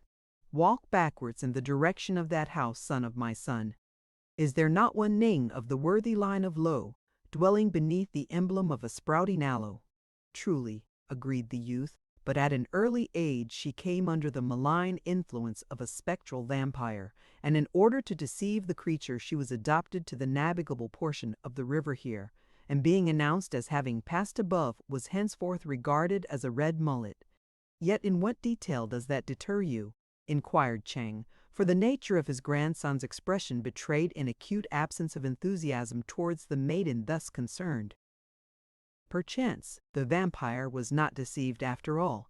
In any case, this person dislikes red mullet," replied the youth indifferently. The venerable shook his head reprovingly. "It is imprudent to be fanciful in matters of business," he remarked. Lo Chu, her father, is certainly the possessor of many bars of silver, and as it is truly written, with wealth one may command demons, without it one cannot summon even a slave. It is also said, when the tree is full, the doubtful fruit remains upon the branch, retorted Chang Tao. Are not maidens in this city as the sand upon a broad seashore? If one opens and closes one's hands suddenly out in the ways on a dark night, the chances are that 3 or 4 will be grasped. A stone cast at a venture. Peace, interrupted the elder. Witless spoke thus even in the days of this person's remote youth. Only the virtuous did not then open and close their hands suddenly in the ways on dark nights. Is aught reported of the inner affairs of Shen Yi, a rich philosopher who dwells somewhat remotely on the stone path, out beyond the 7-terraced bridge? Chang Tao looked up with a sharply awakening interest. It is well not to forget that one, he replied. He is spoken of as courteous but reserved, and that he drinks tea with few though his position is assured. Is not his house that which fronts on a summer seat domed with red copper? It is the same, agreed the other. Speak on. What I recall is meager and destitute of point. Nevertheless, it so chanced that some time ago this person was proceeding along the further stone path when an aged female mendicant, seated by the wayside, besought his charity. Struck by her destitute appearance, he bestowed upon her a few unserviceable broken cash, such as one retains for the indigent, together with an appropriate blessing, when the hag changed abruptly into the appearance of a young and alluring maiden, who smilingly extended to this one her staff, which had meanwhile become a graceful branch of flowering lotus. The manifestation was not sustained, however, for as he who was relating the incident would have received the proffered flower, he found that his hand was closing on the neck of an expectant serpent, which held in its mouth an agate charm. The damsel had likewise altered, imperceptibly merging into the form of an overhanging fig tree, among whose roots the serpent twined itself. When this person would have eaten one of the ripe fruit of the tree, he found that the skin was filled with a bitter dust, whereupon he withdrew, convinced that no ultimate profit was likely to result from the encounter. His departure was accompanied by the sound of laughter, mocking yet more melodious than a courlan of silver gongs hung in a porcelain tower, which seemed to proceed from the summer seat domed with red copper. Some omen doubtless lay within the meeting, said the elder Chang. Had you but revealed the happening fully on your return, capable geomancers might have been consulted. In this matter you have fallen short. It is admittedly easier to rule a kingdom than to control one's thoughts, confessed Chang Tao frankly. A great storm of wind met this person on his way back, and when he had passed through it, all recollection of the incident had, for the time, been magically blown from his mind. It is now too late to question the augurs, but in the face of so involved a portent it would be well to avert all thought from melodious vision. Wealthy Shen Yi's incredibly attractive daughter. It is unwise to be captious in the affairs of negotiation, remarked the young man thoughtfully. Is the smile of the one referred to such that at the vision of it the internal organs of an ordinary person begin to clash together beyond the power of all control? Not in the case of the one who is speaking, replied the grandfather of Chang Tao, but a very illustrious poet, whom Shen Yi charitably employed about his pig yard, certainly described it as a ripple on the surface of a dark lake of wine, when the moon reveals the hidden pearls beneath, and after secretly observing the unstudied grace of her movements, the most celebrated picture-maker of the province burned the implements of his craft, and began life anew as a trainer of performing elephants. But when maidens are as numerous as the grains of sand, esteemed, interposed Chang Tao with smooth determination. Wisdom lurks in the saying, he who considers everything decides nothing. Already this person has spent an unprofitable score of years through having no choice in the matter. At this rate he will spend yet another score through having too much. Your timely word shall be his beacon.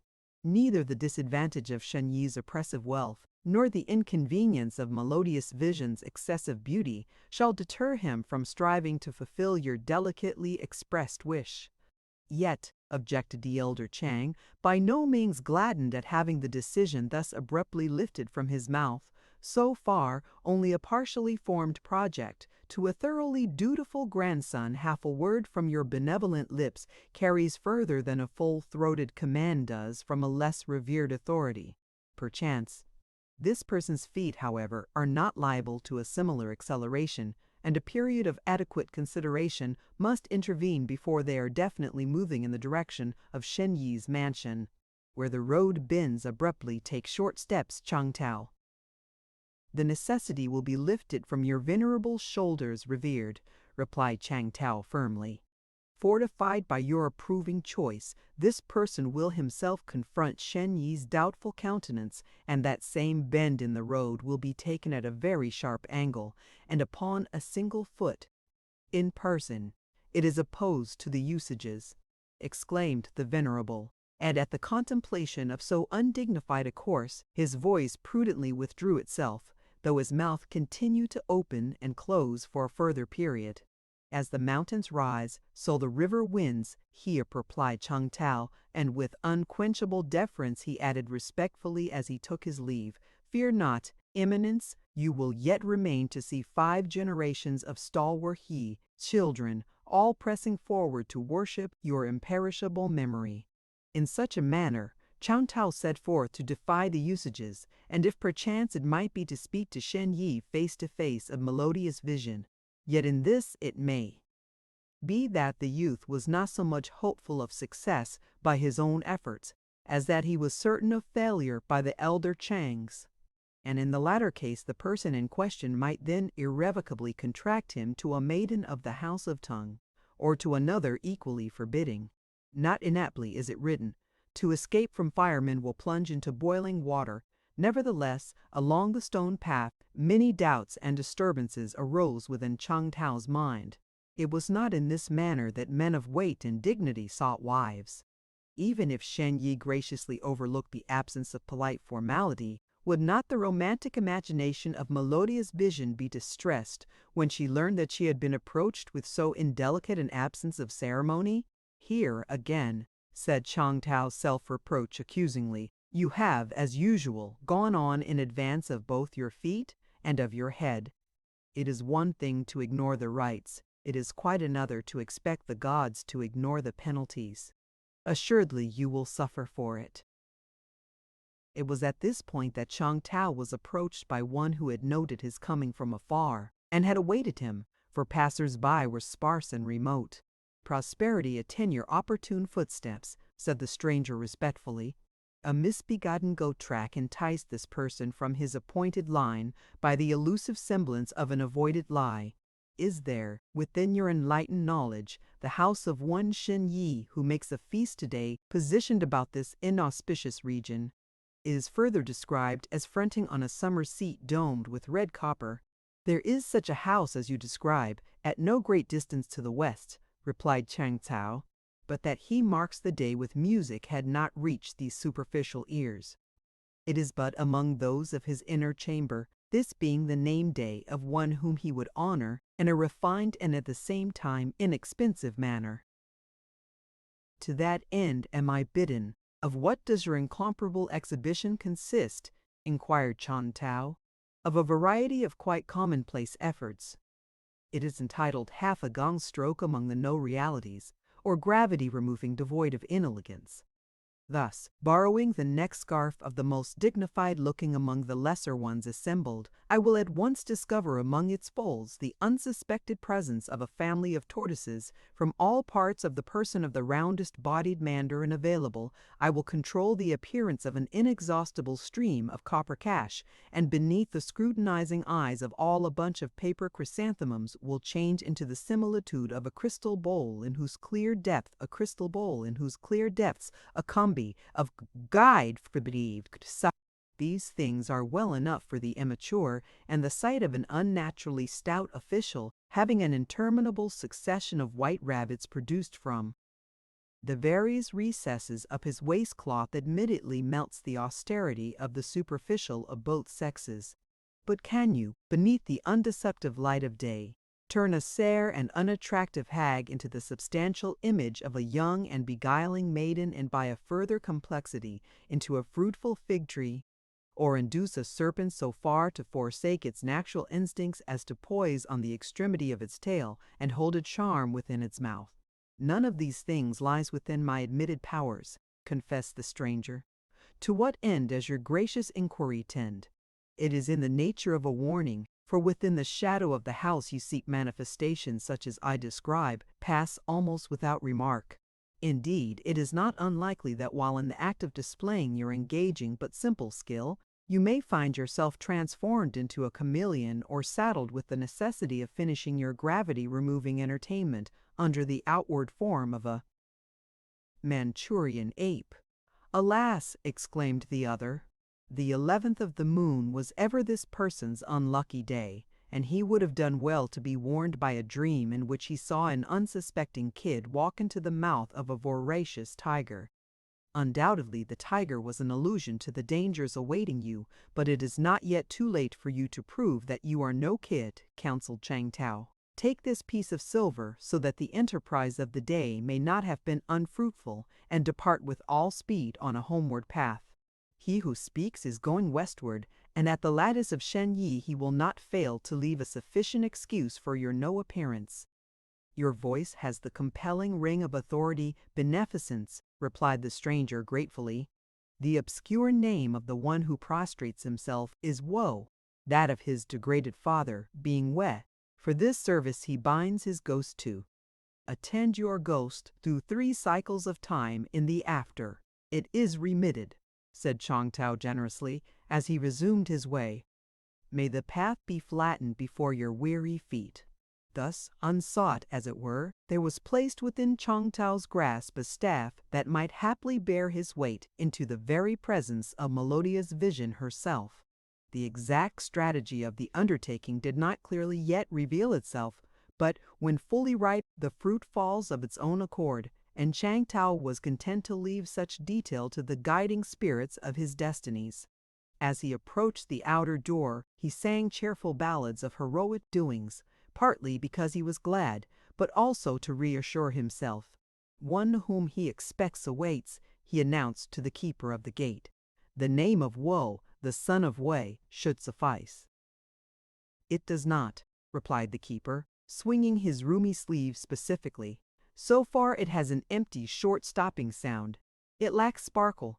It has no metallic ring. He sleeps. Doubtless the sound of these may awaken him, said Chang Tao, shaking out a score of cash. Pass in munificence. Already his expectant eyes rebuked the unopened door. Although he had been in a measure prepared by Wool, Chang Tao was surprised to find that 3 persons alone occupied the chamber to which he was conducted. 2 of these were Shen Yi and a trusted slave. At the sight of the third, Chang Tao's face grew very red, and the deficiencies of his various attributes began to fill his mind with dark forebodings, for this was Melodia's vision, and no man could look upon her without her splendor engulfing his imagination. No record of her pearly beauty is preserved beyond a scattered phrase or 2, for the poets and minstrels of the age all burned what they had written, in despair at the inadequacy of words. Yet it remains that whatever a man looked for, that he found, and the measure of his requirement was not stinted. Greeting, said Shen Yi with easy-going courtesy. He was a more meager man than Chang Tao had expected, his face not subtle, and his manner restrained rather than oppressive. You have come on a long and winding path. Have you taken your rice? Nothing remains lacking, replied Chang Tao, his eyes again elsewhere. Command your slave, Excellence. In what particular direction do your agreeable powers of leisure beguiling extend? So far, Chang Tao had left the full consideration of this inevitable detail to the inspiration of the moment. But when the moment came, the prompting spirits did not disclose themselves. His hesitation became more elaborate under the expression of gathering enlightenment that began to appear in Melodia's vision's eyes. An indifferent store of badly sung ballads, he was constrained to reply at length, and perchance a threadbare assortment of involved questions and replies. Was it your harmonious voice that we were privileged to hear raised beneath our ill-fitting window a brief space ago? Inquired Shen Yi. Admittedly, at the sight of this noble palace, I was impelled to put my presumptuous gladness into song. Then let it fain be the other thing, interposed the maiden with decision. Your gladness came to a sad end, minstrel. Involved questions are by no means void of divertissement, remarked Shen Yi with conciliatory mildness in his voice. There was one. Turning on the contradictory nature of a door, which under favorable conditions was indistinguishable from an earthenware vessel, that seldom failed to baffle the unalert in the days before the binding of this person's hair. That was the one which it had been my feeble intention to propound, confessed Chang Tao. Doubtless there are many others equally enticing, suggested Shen Yi helpfully. Alas, admitted Chang Tao with conscious humiliation, of all those wherein I retain an adequate grasp of the solution, the complication eludes me at the moment, and thus in a like but converse manner with the others. Esteemed parent, remarked Melodious Vision without emotion, this is neither a minstrel nor one in any way entertaining. It is merely another. Another! Exclaimed Chang Tao in refined bitterness. Is it possible that after taking so extreme and unorthodox a course as to ignore the usages and advance myself in person, I am to find that I have not even the mediocre originality of being the first as a recommendation? If the matter is thus and thus, so far from being the first, you are only the last of a considerable line of worthy and enterprising youths who have succeeded in gaining access to the inner part of this not really attractive residence on one pretext or another, replied the tolerant Shen Yi. In any case, you are honorably welcome. From the position of your various features, I now judge you to be Tao, only son of the virtuous house of Chong. May you prove more successful in your enterprise than those who have preceded you. The adventure appears to be tending in unforeseen directions, said Chang Tao uneasily. Your felicitation, benign, though doubtless gold at heart, is set in a doubtful frame. It is for your stalwart endeavor to assure a happy picture, replied Shen Yi with undisturbed cordiality. You bear a sword. What added involvement is this? Demanded Chang Tao. This one's thoughts and intention were not turned towards savagery and arms, but in the direction of a pacific union of two distinguished lines. In such cases my attitude has invariably been one of sympathetic unconcern, declared Shen Yi. The weight of either side produces an atmosphere of absolute poise that cannot fail to give full play to the decision of the destinies. But if this attitude is maintained on your part, how can the proposal progress to a definite issue? Inquired Chang Tao. So far, it never has so progressed, admitted Shen Yi. None of the worthy and hard-striving young men, any of whom I should have been overjoyed to greet as a son-in-law, had my inopportune sense of impartiality permitted, it has yet returned from the trial to claim the reward. Even the classics become obscure in the dark. Clear your throat of all doubtfulness, O Shen Yi, and speak to a definite end. That duty devolves upon this person, O would-be propounder of involved questions, interposed Melodious Vision. Her voice was more musical than a stand of hanging jewels touched by a rod of jade, and each word fell like a separate pearl. He who ignores the usages must expect to find the usages ignored. Since the day when Kung Tums framed the ceremonies, much water has passed beneath the seven-terraced bridge, and that which has overflowed can never be picked up again. It is no longer enough that you should come and thereby I must go, that you should speak and I be silent, that you should beckon and I meekly obey. Inspired by the uppers and sisterhood of the outer barbarian lands, we of the inner chambers of the illimitable kingdom demand the right to express ourselves freely on every occasion and on every subject, whether the matter involved is one that we understand or not. Your clear-cut words will carry far, said Chang Tao deferentially, and indeed, Melodious Vision's voice had imperceptibly assumed a penetrating quality that justified the remark. Yet is it fitting that being so superior in every way should be swayed by the example of those who are necessarily uncivilized and rude? Even a mole may instruct a philosopher in the art of digging, replied the maiden with graceful tolerance.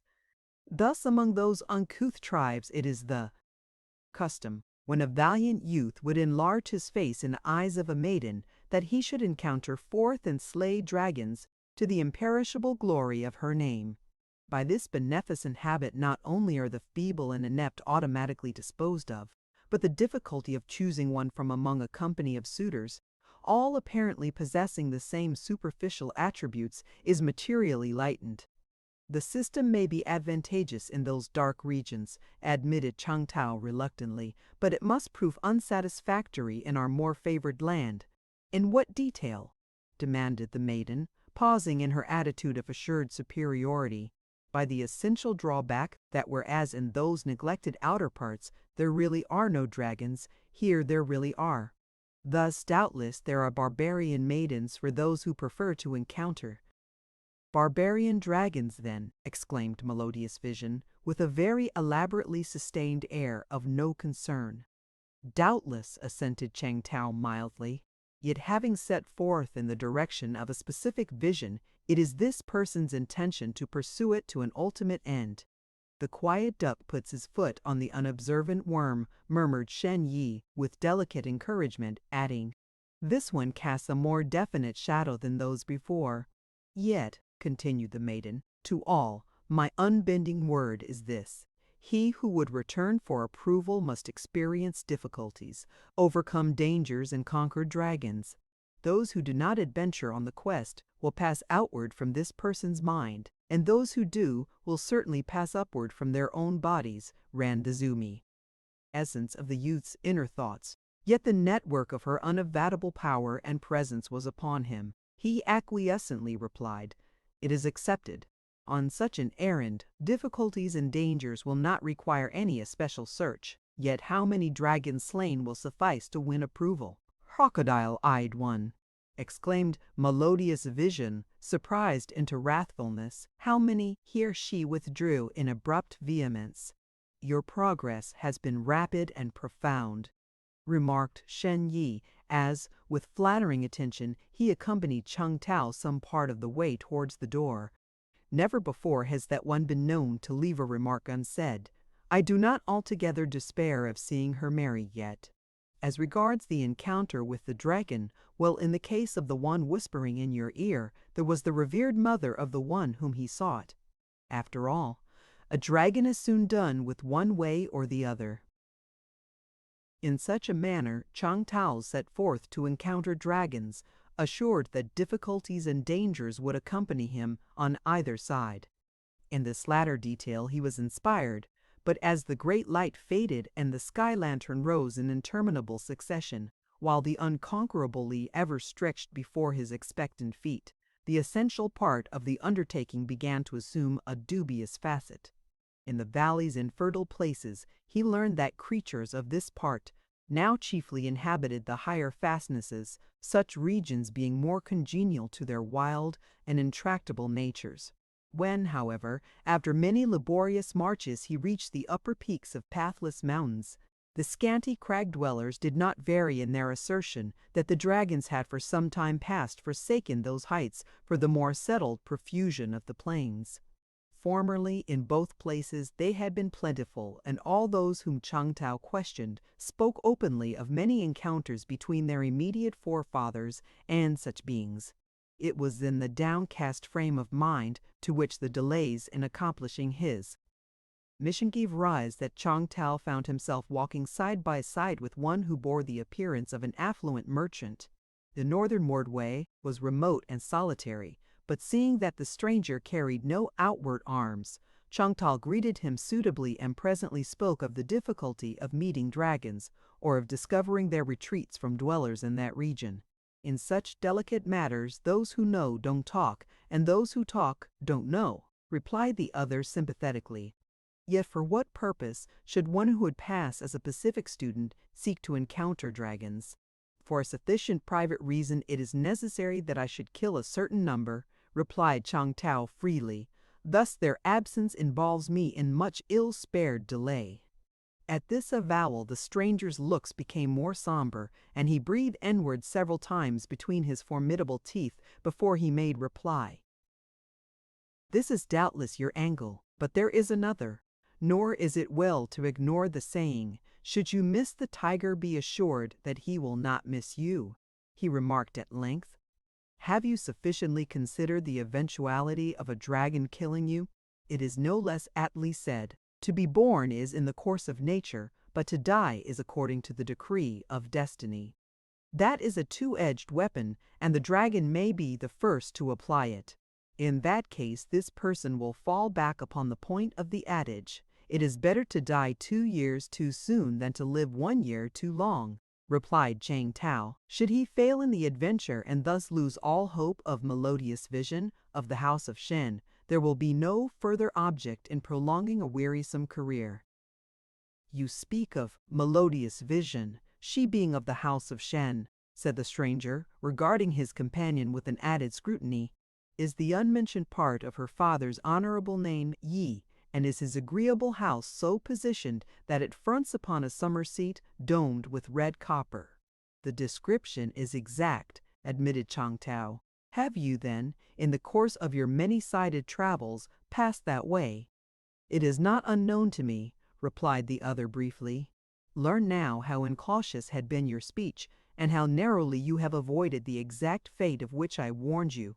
The one speaking to you is in reality a powerful dragon, his name being Pi Lung, from the circumstance that the northern limits are within his sway. Had it not been for a chance reference, you would certainly have been struck dead at the parting of our ways." "If this is so, it admittedly puts a new face upon the matter," agreed Chang Tao. "Yet, how can reliance be spontaneously placed upon so incredible a claim? You are a man of moderate caste, neither diffident nor austere, and with no unnatural attributes. All the dragons with which history is concerned possess a long body and a scaly skin, and have, moreover, the power of breathing fire at will. That is easily put to the test." No sooner had Pi Lung uttered these words than he faded, and in his place appeared a formidable monster possessing all the terror-inspiring characteristics of his kind. Yet in spite of his tree-like eyebrows, fiercely moving whiskers and fire-breathing jaws, his voice was mild and pacific as he continued, "What further proof can be required? Assuredly, the self-opinionated spirit in which you conduct your quest will bring you no nearer to a desired end." "Yet this will," exclaimed Chang Tao, and suddenly drawing his reliable sword, he drove it through the middle part of the dragon's body. So expertly was thrust weighted that the point of the weapon protruded on the other side and scarred the earth. Instead of falling lifeless to the ground, however, the being continued to regard its assailant with benignant composure, whereupon the youth withdrew the blade and drove it through again 5 or 6 times more.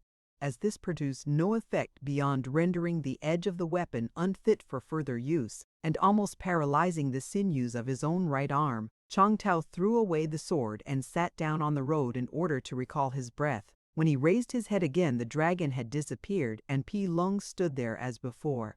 "Fortunately, it is possible to take a broad-minded view of your uncourteous action, owing to your sense of the fitnesses being for the time in abeyance through allegiance to so engaging a maiden as Melodious Vision," said Pi Lung in a voice not devoid of reproach. "Had you but confided in me more fully, I should certainly have cautioned you in time. As it is, you have ended by notching your otherwise capable weapon beyond repair and seriously damaging the scanty cloak I wear, indicating the numerous rents that marred his dress of costly fur. No wonder dejection sits upon your downcast brow. Your priceless robe is a matter of profuse regret, and my self-esteem can only be restored by your accepting in its place this threadbare one of mine. My rust-eaten sword is unworthy of your second thought, but certainly neither of these 2 details is the real reason of my dark despair." "Disclose yourself more openly," urged Pi Lung. "I now plainly recognize the futility of my well-intentioned quest. Obviously, it is impossible to kill a dragon, and I am thus the sport either of Melodious Vision's deliberate ridicule or of my own ill-arranged presumption. Set your mind at rest upon that score. Each blow was competently struck and convincingly fatal. You may quite fittingly claim to have slain half a dozen dragons. At the least, none of the legendary champions of the past has done more. Yet how can so arrogant a claim be held, seeing that you stand before me in the unimpaired state of an ordinary existence? The explanation is simple and assuring. It is in reality very easy to kill a dragon, but it is impossible to keep him dead. The reason for this is that the 5 essential constituents of fire, water, earth, wood, and metal are blended in our bodies in the sublime or indivisible proportion. Thus, although it is not difficult by extreme violence to disturb the harmonious balance of the constituents and so bring about the effect of no existence, they at once re-tranquilize again, and all effect of the ill usage is spontaneously repaired. That is certainly a logical solution, but it stands in doubtful stead when applied to the familiar requirements of life. Nor is it probable that one so acute-witted as Melodious Vision would greet the claim with an acquiescent face, replied Chang Tao. Not unnaturally is it said, he who kills tigers does not wear rat-skin sleeves. It would be one thing to make a boast of having slain 6 dragons. It would be quite another to be bidden to bring in their tails. That is a difficulty which must be considered, admitted Pi Lung, but a path round it will inevitably be found.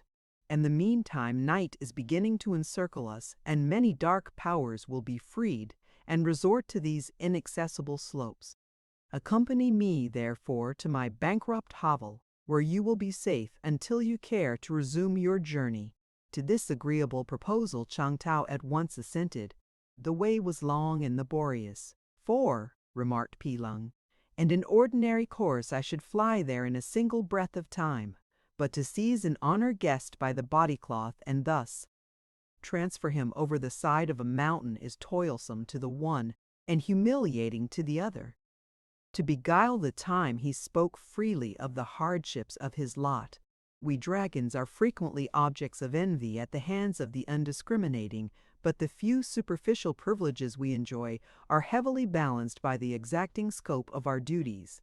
Thus, tonight it is my degraded task to divert the course of the river flowing below us so as to overwhelm the misguided town of Yang, wherein swells a sordid outcast who has reviled the sacred claw. In order to do this properly, it will be my distressing part to lie across the bed of the stream, my head resting upon one bank and my tail upon the other, and so remain throughout the rigor of the night. As they approached the cloudy pinnacle whereon was situated the dragon's cave, one came forth at a distance to meet them. As she drew near, alternating emotions from time to time swayed Chang Tao's mind. From beneath a well-ruled eyebrow, Pi Lung continued to observe him closely. "Thesang, the unattractive daughter of my dwindling line," remarked the former person with refined indifference. "I have rendered you invisible, and she, as her custom is, would advance to greet me. But this enchanting apparition is Melodious Vision," exclaimed Chang Tao. "What new bewilderment is here? Since you have thus expressed yourself, I will now throw off the mask and reveal fully why I have hitherto spared your life, and for what purpose I have brought you to these barren heights," replied Pi Lung. "In the past, Shen Yi provoked the deities, and to mark their displeasure it was decided to take away his she-child, and to substitute for it one of demoniac birth. Accordingly, Fusang, being of like age, was molded to its counterpart, and an attendant, No, was dispatched with her secretly to make the change. Becoming overwhelmed with the fumes of rice spirit, until then unknown to his simple taste, this clay-brained earth pig left the 2 she-children alone for a space while he slept. Discovering each other to be the creature of another part, they battled together and tore from one another the signs of recognition. When the untrustworthy gnome recovered from his stupor, he saw what he had done, but being terror-driven, he took up one of the she-children at a venture and returned with a pliant tail. It was not until a few moons ago that while in a close extremity he confessed his crime. Meanwhile Shen Yi had made his peace with those above, and the order being revoked, the she children had been exchanged again. Thus the matter rests. Which then of the twain is she inherent of your house? And which melodious vision? Demanded Chang Tao in some concern. The matter can assuredly not rest thus. That, replied Pi Lung affably, it will be your engaging task to unravel, and to this end will be your opportunity of closely watching, Fusheng unsuspecting movements in my absence through the night. Yet how should I, to whom the way of either maiden is as yet no more than the title page of a many-volumed book, succeed where the father native to one has failed? Because in your case the incentive will be deeper.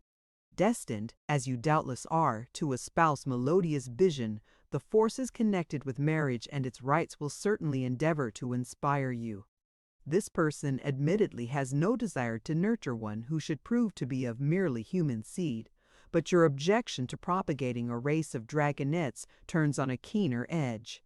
Added to all, a not unnatural disinclination to be dropped from so great a height as this into so deep and rocky a valley as that will conceivably lend wings to your usually nimble-footed mind.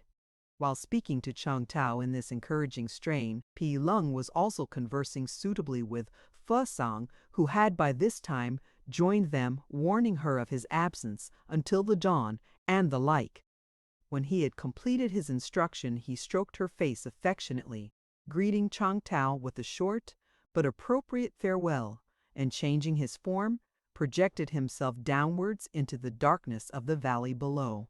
Recognizing that the situation into which he had been drawn possessed no other outlet, Chang Tao followed Fu Sang on her backward path, and with her passed unsuspected into the dragon's cave.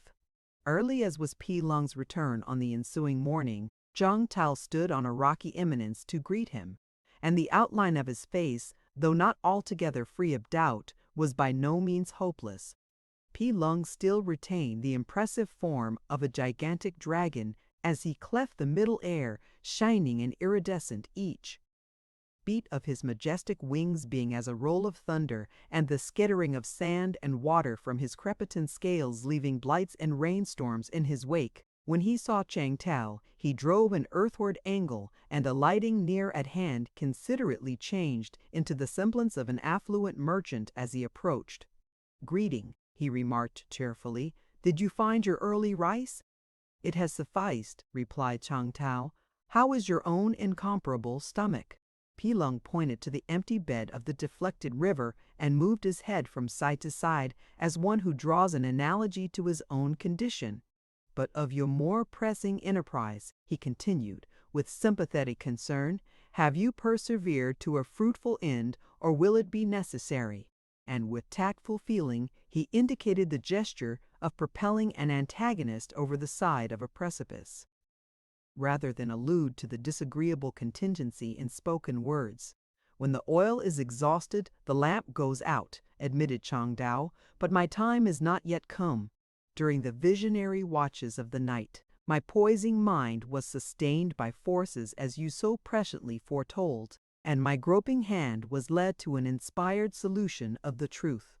This points to a specific end." "Proceed," urged Pi Lung, for Chang Tao had hesitated among his words as though their import might not be soothing to the other's mind.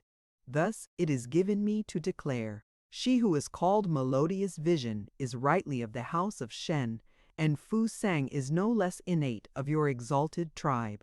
The erring gnome, in spite of his misdeed, was but a finger of the larger hand of destiny, and as it is, it is. This assurance gladdens my face, no less for your sake than for my own," declared Pi Lung heartily. "For my part, I have found a way to enlarge you in the eyes of those whom you solicit. It is a custom with me that every 1,000 years I should discard my outer skin.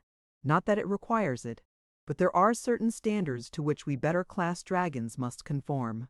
These slows are hidden beneath a secret stone, beyond the reach of the merely vain or curious. When you have disclosed the signs by which I shall have securance of Fursong's identity, I will pronounce the word, and the stone, being thus released, you shall bear away 6 suits of scales in token of your prowess. Then replied Chang Tao, the signs assuredly, yet omnipotence, without your express command the specific detail would be elusive to my respectful tongue. You have the authority of my extended hand, conceded Pi Lung readily, raising it as he spoke. Speak freely. I claim the protection of its benignant shadow, said Chang Tao with content. You, O Pi Lung, are one who has mingled freely with creatures of every kind in all the 9 spaces. Yet have you not, out of your vast experience thus gained, perceived the essential wherein men and dragons differ? Briefly and devoid of graceful metaphor, every dragon, esteemed, would seem to possess a tail. Beings of my part have none. For a concise moment the nature of Pi Lung's reflection was clouded in ambiguity, though the fact that he became entirely enveloped in a dense purple vapor indicated feelings of more than usual vigor. When this cleared away, it left his outer form unchanged indeed, but the affable condescension of his manner was merged into one of dignified aloofness. Certainly all members of our enlightened tribe have tails, he replied with distant precision. Nor does this one see how any other state is possible. Changing as we constantly do, both male and female, into beings, influences, shadows, and unclothed creatures of the lower parts, it is essential for our mutual self-esteem that in every manifestation we should be thus equipped. At this moment, though in the guise of a substantial trader, I possess a tail small but adequate. Is it possible that you and those of your insolvent race are destitute? In this particular magnificence, I and those of my threadbare species are most lamentably deficient. To the proving of this end shall I display myself. It is not necessary, said Pi Lung coldly. It is inconceivable that, were it otherwise, you would admit the humiliating fact. Yet out of your millennaries of experience, you must already. It is well said that after passing a commonplace object 100 times a day at nightfall its size and color are unknown to one, replied Pi Lung. In this matter, from motives which cannot have been otherwise than delicate, I took too much for granted, it would seem. Then you all, Shen Yi, Melodious Vision, the military governor of this province, even the sublime emperor, all tailless, admitted Chang Tao with conscious humility. Nevertheless, there is a tradition that in distant eons, doubtless on some issue you roused the high ones past forgiveness, and were thus deprived as the most signal mark of their displeasure. Doubtless, assented Chang Tao with unquenchable politeness. Coming to the correct attitude that you have maintained throughout, it would appear that during the silent gong strokes of the night, by some obscure and indirect guidance, it was revealed to you that any being of my superior race was, on the contrary, the menace of Pi Lung's challenging eye, though less direct and assured than formerly, had the manner of being uncertainly restrained by a single, much frayed thread. But Chang Tao continued to meet it with respectful self-possession. The inference is unflinching, he replied acquiescently. I prostrate myself expectantly. You have competently performed your part, admitted Pi Lung, although an occasional jet of purple vapor clouded his upper person, and the passage of his breath among his teeth would have been distasteful to one of sensitive refinement. Nothing remains but the fulfilling of my iron word. Thereupon he pronounced a mystic sign, and revealing the opening to a cave he presently brought forth 6 sets of armored skin. Binding these upon Chang Tao's back, he dismissed him, yet the manner of his parting was as of one who is doubtful even to the end. Thus equipped, but who, having made a distant journey into outer land, speaks lengthily of the level path of his return, or of the evening glow upon the gilded roof of his awaiting home. Thus, this limit being reached in the essential story of Chang Tao, Melodious Vision, and the Dragon, he who relates their commonplace happenings bows submissively. Nevertheless, it is true that once again in a later time Chang Tao encountered in the throng one whom he recognized. Encouraged by the presence of so many of his kind, he approached the other and saluted him. Greeting, O Pi Lung, he said with outward confidence. What bends your footsteps to this busy place of men? I come to buy an imitation pigtail to pass for one," replied Pi Lung with quiet composure. "Greeting, valorous champion. How fares melodious vision?" "Agreeably so," admitted Chang Tao, and then, fearing that so far his reply had been inadequate, he added, "Yet, despite the facts, there are moments when this person almost doubts if he did not make a wrong decision in the matter after all." "That is a very common complaint," said Pi Lung, becoming most offensively amused. Chapter 9. The propitious dissension between two whose general attributes have already been sufficiently described. When Kai Lung had related the story of Chang Tao and had made an end of speaking, those who were seated there agreed with an undivided voice that he had competently fulfilled his task, nor did Shan Tian omit an approving word, adding, "On one point, the historical balance of a certain detail seemed open to contention. Accompany me, therefore, to my own severe retreat, where this necessarily flat and unentertaining topic can be looked at from all round." When they were alone together, the mandarin unsealed a jar of wine, apportioned melon seeds, and indicated to Kai Lung that he should sit upon the floor at a suitable distance from himself.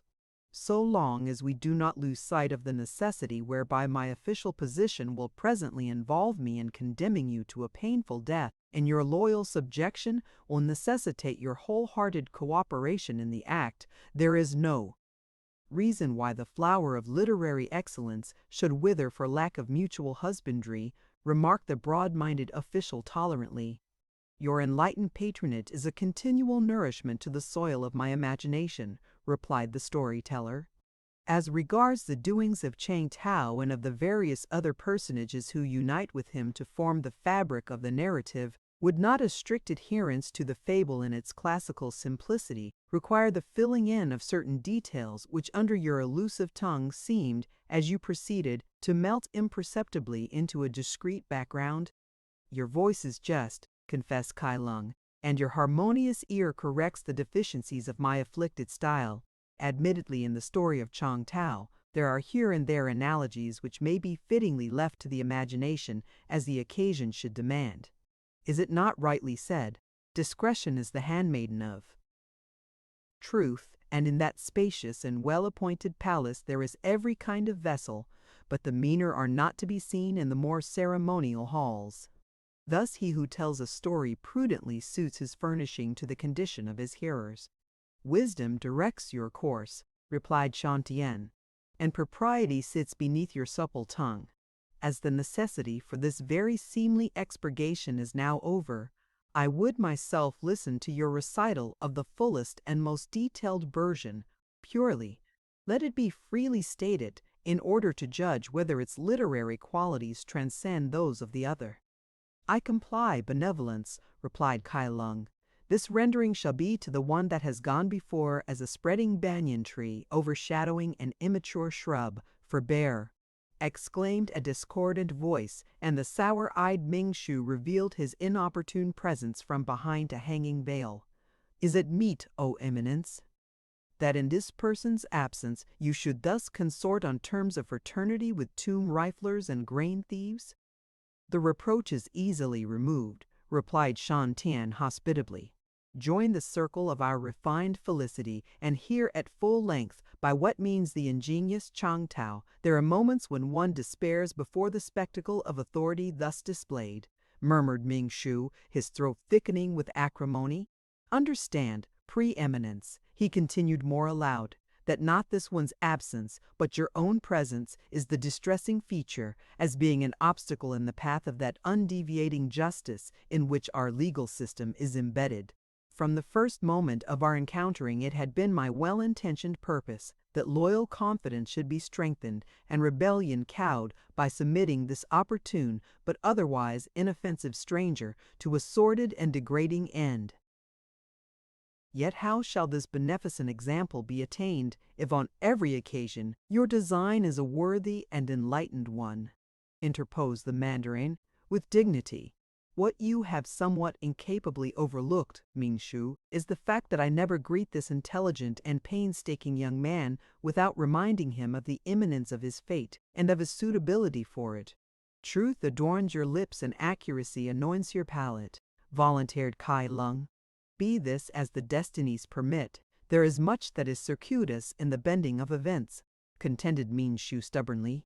Is it by chance or through some hidden tricklage that occasion always finds Kai Lung so adequately prepared? It is, as the story of Chang Tao has this day justified, and as this discriminating person has frequently maintained, that the one in question has a story framed to meet the requirement of every circumstance, declared Shan Tian, or that each requirement is subtly shaped to meet his preparation, retorted Ming Shu darkly. Be that as it shall perchance ultimately appear, it is undeniable that your admitted weaknesses, exclaimed the astonished Mandarin, looking around the room as though to discover in what crevice the unheard-of attributes were hidden. This person's weaknesses?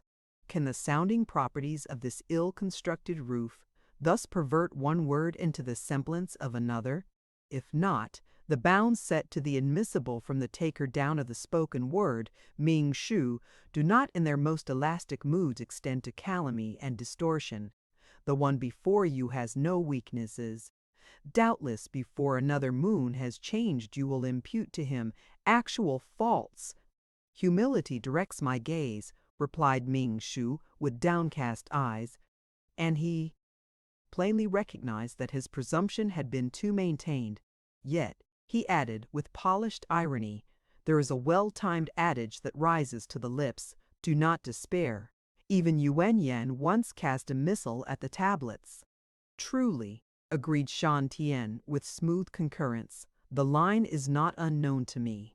Who, however, was the one in question, and under what provocation did he so behave? That is beyond the province of the saying, replied Ming Shu, nor is it known to my remembrance.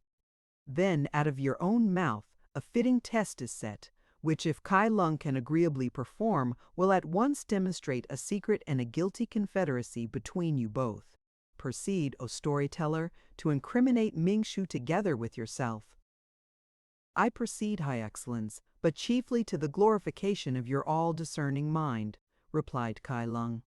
The story of Yuan Yan of the barber Cho Hu and his wife, Sai Chul, do not despair. Even Yuan Yan once cast a missile at the tablets, is a proverb of encouragement well worn throughout the empire, but although it is daily on the lips of some, it is doubtful if a single person could give an intelligent account of the Yuan Yan in question, beyond repeating the outside facts that he was of humane and consistent disposition, and during the greater part of his life possessed every desirable attribute of wealth, family, than virtuous as these distimouncles.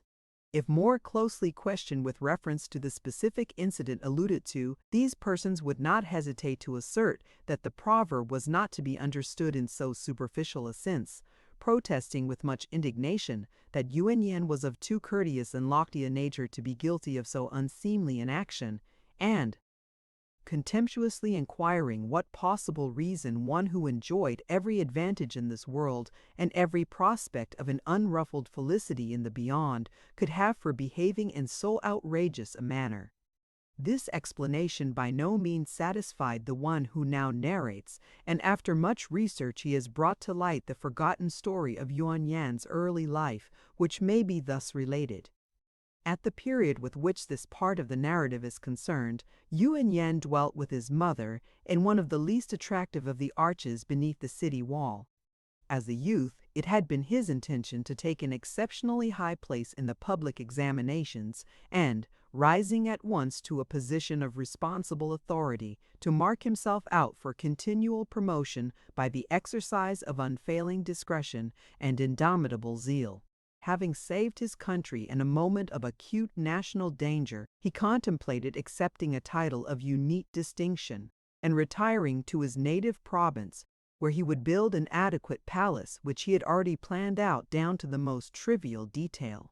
There he purposed spending the remainder of his life, receiving frequent tokens of regard from the hand of the gratified emperor, marrying an accomplished and refined wife who would doubtless be one of the princesses of the imperial house, and conscientiously regarding the virtues throughout. The transition from this sumptuously contrived residence to a damp arch in the city wall and from the high destiny indicated to the occupation of leading from place to place a company of sightless mendicants had been neither instantaneous nor painless, but Yuan Yan had never for a moment wavered from the enlightened maxims which he had adopted as his guiding principles, nor did he suffer unending trials to lessen his reverence for the virtues. Having set out with the full intention of becoming a wealthy mandarin, it would have been a small achievement to have reached that position with unshattered ideals, he frequently remarked, but having thus set out, it is a matter for more than ordinary congratulation to have fallen to the position of leading a string of blind beggars about the city and still to retain unimpaired the ingenuous beliefs and aspirations of youth. Doubtless, replied his aged mother whenever she chanced to overhear this honorable reflection, doubtless the foolish calf who innocently puts his foot into the jelly finds a like consolation.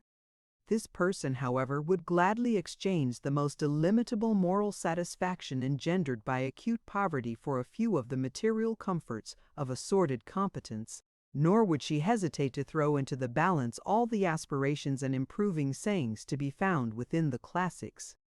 Esteemed mother, protested Yan, more than 3,000 years ago the royal philosopher Nin Heal made the observation, better an earth-lined cave from which the stars are visible than a golden pagoda roofed over with iniquity, and the saying has stood the test of time.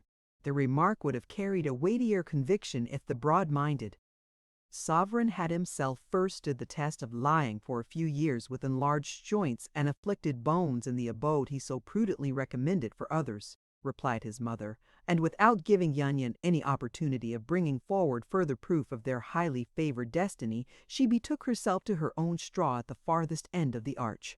Up to this period of his life, Yuan Yan's innate reverence and courtesy of manner had enabled him to maintain an impassive outlook in the face of every discouragement. But now he was exposed to a fresh series of trials, in addition to the unsympathetic attitude which his mother never failed to unroll before him. It has already been expressed that Yuan Yan's occupation and the manner by which he gained his livelihood consisted in leading a number of blind mendicants about the streets of the city and into the shops and dwelling in this profession. Yan's venerating and custom regarding nature compelled him to act as leaders of blind beggars, had acted throughout all historical times and far back into the dim recesses of legendary epics, and this, in an era when the leisurely habits of the past were falling into disuse, and when rivals and competitors were springing up on all sides, tended almost daily to decrease the proceeds of his labor, and to sow an insidious doubt even in his unquestioning mind. In particular, among those whom Yan regarded most objectionably was one named Ho. Although only recently arrived in the city from a country beyond the bitter water, Ho was already known in every quarter both to the merchants and stall-keepers who trembled at his approaching shadow, and to the competing mendicants who now counted their cash with 2 fingers where they had before needed both hands. This distressingly active person made no secret of his methods and intention, for, upon his arrival, he plainly announced that his object was to make the foundations of benevolence vibrate like the strings of a many-toned lute, and he compared his general progress through the haunts of the charitably disposed to the passage of a highly charged firework through an assembly of meditative turtles.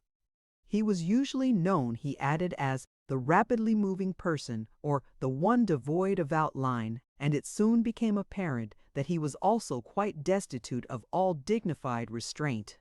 Selecting the place of commerce of some wealthy merchant, Ho entered without hesitation, and thrusting aside the waiting customers, he continued to strike the boards impatiently until he gained the attention of the chief merchant himself. "Honorable salutations," he would say, "but do not entreat this illiterate person to enter the inner room, for he cannot tarry to discuss the movements of the planets or the sublime emperor's health. Behold, for half a tael of silver you may purchase immunity from his discreditable persistence for 7 days. Here is the acknowledgment duly made out and attested. Let the payment be made in pieces of metal and not in paper obligations."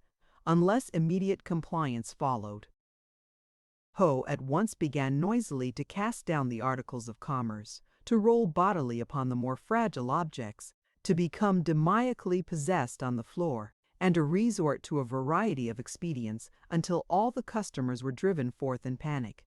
In the case of an excessively stubborn merchant, he had not hesitated to draw a formidable knife and to gash himself in a superficial but very imposing manner. Then he had rushed out uttering cries of terror, and sinking down by the door had remained there for the greater part of the day, warning those who would have entered to be upon their guard against being enticed in and murdered, at the same time groaning aloud and displaying his own wounds. Even this seeming disregard of time was well considered, for when the tidings spread about the city, other merchants did not wait for Ho to enter and greet them, but standing at their doors, money in hand, they pressed it upon him the moment he appeared and besought him to remove his distinguished presence from their plague infected street. To the ordinary mendicants of the city, this stress of competition was disastrous, but to Yuan Yan it was overwhelming. Thoroughly imbued with the deferential systems of antiquity, he led his band from place to place with a fitting regard for the requirements of ceremonial etiquette and a due observance of leisurely unconcern. Those to whom he addressed himself he approached with obsequious tact, and in the face of refusal to contribute to his store, his most violent expedient did not go beyond marshalling his company of suppliants in an orderly group upon the shop floor, where they sang in unison a composed chant, extolling the fruits of munificence, and setting forth the evil plight which would certainly attend the flinty-stomached in the upper air.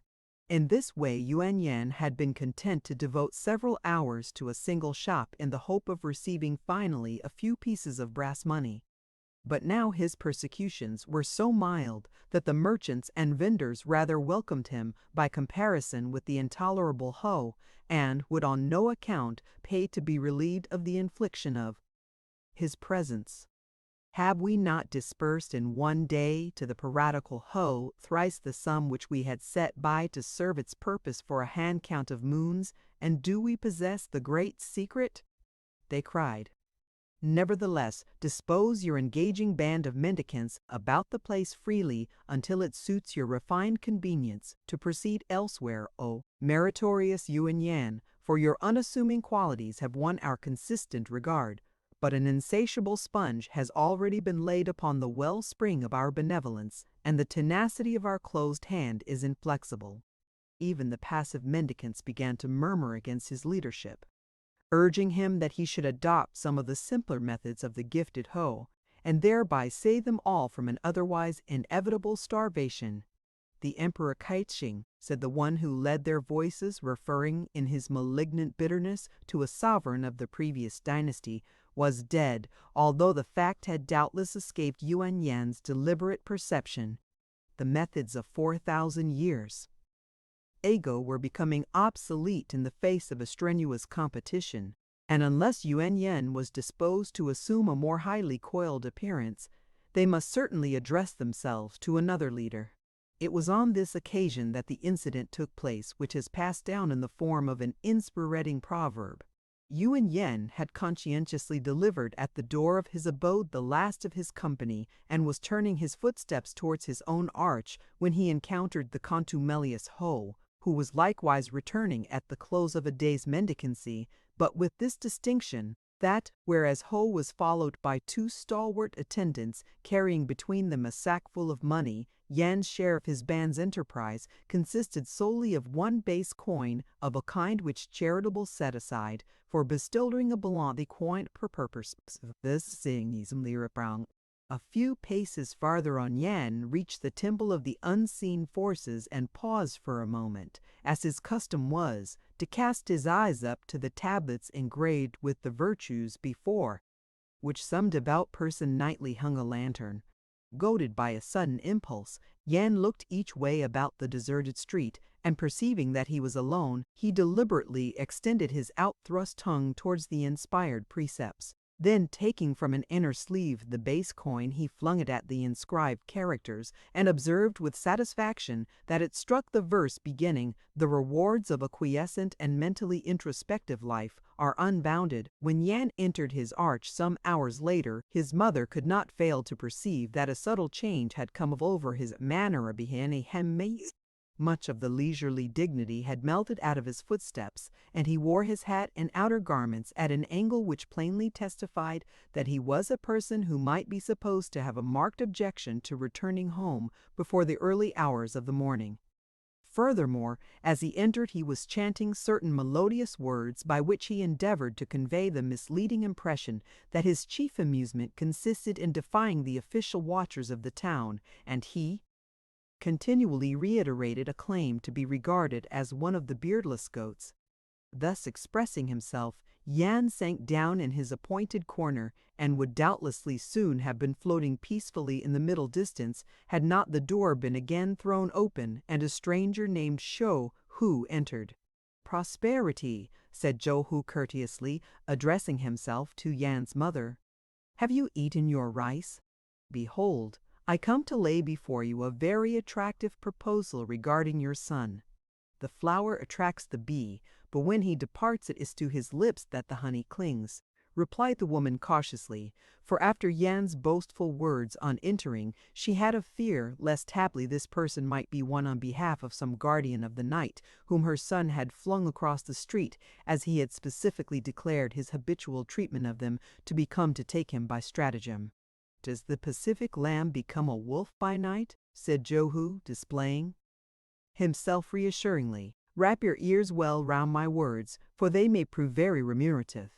It cannot be a matter outside your knowledge that the profession of conducting an assembly of blind mendicants from place to place no longer yields the wage of even a frugal existence in this city. In the future, for all the sympathy that he will arouse, Yin might as well go begging with a silver bowl. In consequence of his speechless condition, he will be unable to support either you or himself by any other form of labor, and your line will thereupon become extinct, and your standing in the upper air be rendered intolerable. It is a remote contingency, but, as the proverb says, the wise hen is never too old to dread the spring," replied Yan's mother with commendable prudence. "By what means, then, may this calamity be averted?" "The person before you," continued Zhou Hu, "is a barber and embellisher of pigtails from the street leading to the three-tiered pagoda of eggs. He has long observed the restraint and moderation of Yan's demeanor, and now being in need of one to assist him, his earliest thought turns to him. The affliction, which would be an insuperable barrier in all ordinary cases, may here be used to advantage, for being unable to converse with those seated before him, or to hear their salutations, Yan will be absolved from the necessity of engaging in diffuse and refined conversation, and in consequence he will submit at least twice the number of persons to his dexterous energies. In that way he will secure a higher reward than this person could otherwise afford, and many additional comforts will doubtless fall into the sleeve of his engaging mother." At this point the woman began to understand that the sense in which Zhou Hu had referred to Yan's speechless condition was not that which she had at the time deemed it to be.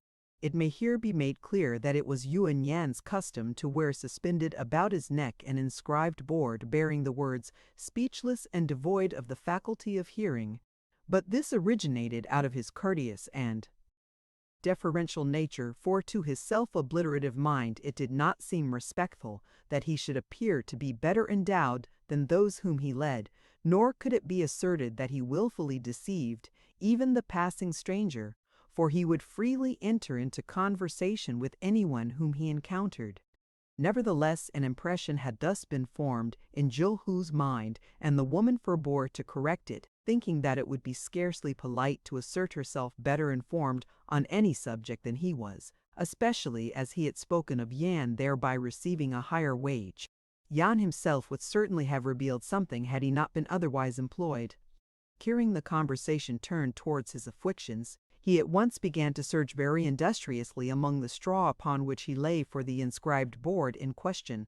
for to his somewhat confused imagination it seemed at the time that only by displaying it openly could he prove to Cho-hu that he was in no way deficient, as the board was found on the following morning nailed to the great outer door of the Hall of Public Justice, where it remained for many days owing to the official impression that so bold and undeniable a pronouncement must have received the direct authority of the sublime emperor. Yan was not unnaturally engaged for a considerable time, and in the meanwhile his mother contrived to impress upon him by an unmistakable sign that he should reveal nothing, but leave the matter in her hands. Then said Yan's mother, "Truly the proposal is not altogether wanting in alluring colors, but in what manner will Yan interpret the commands of those who place themselves before him when he has attained sufficient proficiency to be entrusted with the knife and the shearing irons?" "The objection is a superficial one," replied Cho-hu. "When a person seats himself upon the operating stool, he either throws back his head, fixing his eyes upon the upper room with a set and resolute air, or inclines it slightly forward as in a reverent tranquillity. In the former case, he requires his uneven surfaces to be made smooth. In the latter, he is desirous that his pigtail should be drawn out and trimmed. Do not doubt Yan's capability to conduct himself in a discreet and becoming manner, but communicate to him, by the usual means which you adopt, the offer thus laid out, and unless he should be incredibly obtuse or unfilial to a criminal degree, he will present himself at the sign of the gilt thunderbolt at an early hour tomorrow. There is a prudent caution expressed in the proverb, 'The hand that feeds the ox grasps the knife when it is fattened,' crawl backwards from the presence of a munificent official." Cho-hu, in spite of his plausible pretext, would have experienced no difficulty in obtaining the services of one better equipped to assist him than was Yuen Yan, so that in order to discover his real object, it becomes necessary to look underneath his words. He was indeed, as he had stated, a barber and an embellisher of pigtails, and for many years he had grown rich and round-bodied on the reputation of being one of the most skillful within his quarter of the city. In an evil moment, however, he had abandoned the moderation of his past life and surrounded himself with an atmosphere of opium smoke and existed continually in the mind-dimming effects of rice spirit. From this cause his custom began to languish. His hand no longer swept in the graceful and unhesitating curves which had once been the admiration of all beholders, but displayed on the contrary a very disconcerting irregularity of movement. And on the day of his visit he had shorn away the venerable mustaches of the baker Hung Cho, under a mistaken impression as to the reality of things, and a wavering vision of their exact position. Now the baker had been inordinately proud of his long white mustaches and valued them above all his possessions, so that, invoking the spirits of his ancestors to behold his degradation and to support him in his resolve, and calling in all the passers-by to bear witness to his oath, he had solemnly bound himself either to cut down Cho-hu fatally, or, should that prove too difficult an accomplishment, to commit suicide within his shop. This twofold danger thoroughly stupefied Cho-hu and made him incapable of taking any action beyond consuming further and more unstinted portions of rice spirit and rending article after article of his apparel, until his wife Ta Cho modestly dismissed such persons as loitered and barred the outer door. "Open your eyes upon the facts by which you are surrounded, O contemptible Cho-hu," she said, returning to his side and standing over him.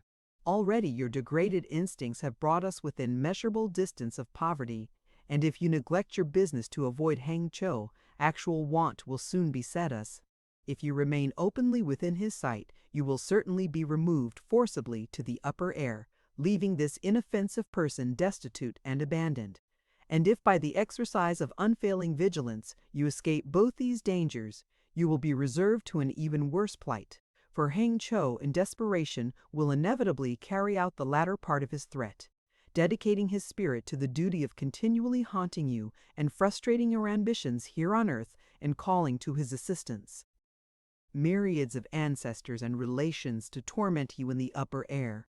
How attractively and in what brilliantly colored outlines do you present the various facts of existence!" exclaimed Cho-hu, with inelegant resentment. Do not neglect to add that, tomorrow being the occasion of the Moon Festival, the inexorable person who owns this residence will present himself to collect his dues, that, in consequence of the rebellion in the South, the sagacious viceroy has doubled the price of opium, that some irredeemable outcast has carried away this person's blue silk umbrella, and then doubtless the alluring picture of eternal felicity around the ancestral altar of the gilt thunderbolt will be complete. Light words are easily spoken behind barred doors, said his wife scornfully. Let my lord, then, recline indolently upon the floor of his inner chamber while this person sumptuously lulls him into oblivion with the music of her voice, regardless of the morrow and of the fate in which his apathy involves us both. By no means, exclaimed Joe Hu, rising hastily and tearing away much of his elaborately arranged pigtail in his uncontrollable rage. There is yet a more pleasurable alternative than that, and one which will ensure to this person a period of otherwise unattainable domestic calm, and at the same time involve a detestable enemy in confusion. Anticipating the dull-witted Henchor-Tees, Thyssen will now proceed across the street and, committing suicide within his door, will henceforth enjoy the honorable satisfaction of haunting his footsteps and rending his bakehouses and ovens untenable. With this assurance, Joe Hu seized one of his most formidable business weapons and caused it to revolve around his head with great rapidity, but at the same time with extreme carefulness. There is a ready saying, the newborn lamb does not fear a tiger, but before he becomes a sheep, he will flee from a wolf, said Saich without in any way deeming it necessary to arrest Joe Hu's hand. Full confidently will you set out. O Joe Hu, but to reach the shop of Hung Chul it is necessary to pass the stall of the dealer in abandoned articles, and next to it are enticingly spread out the wares of Kong, the merchant in distilled spirits. Put aside your reliable scraping iron while you still have it, and this not ill-disposed person will lay before you a plan by which you may even yet avoid all inconveniences, and at the same time regain your failing commerce.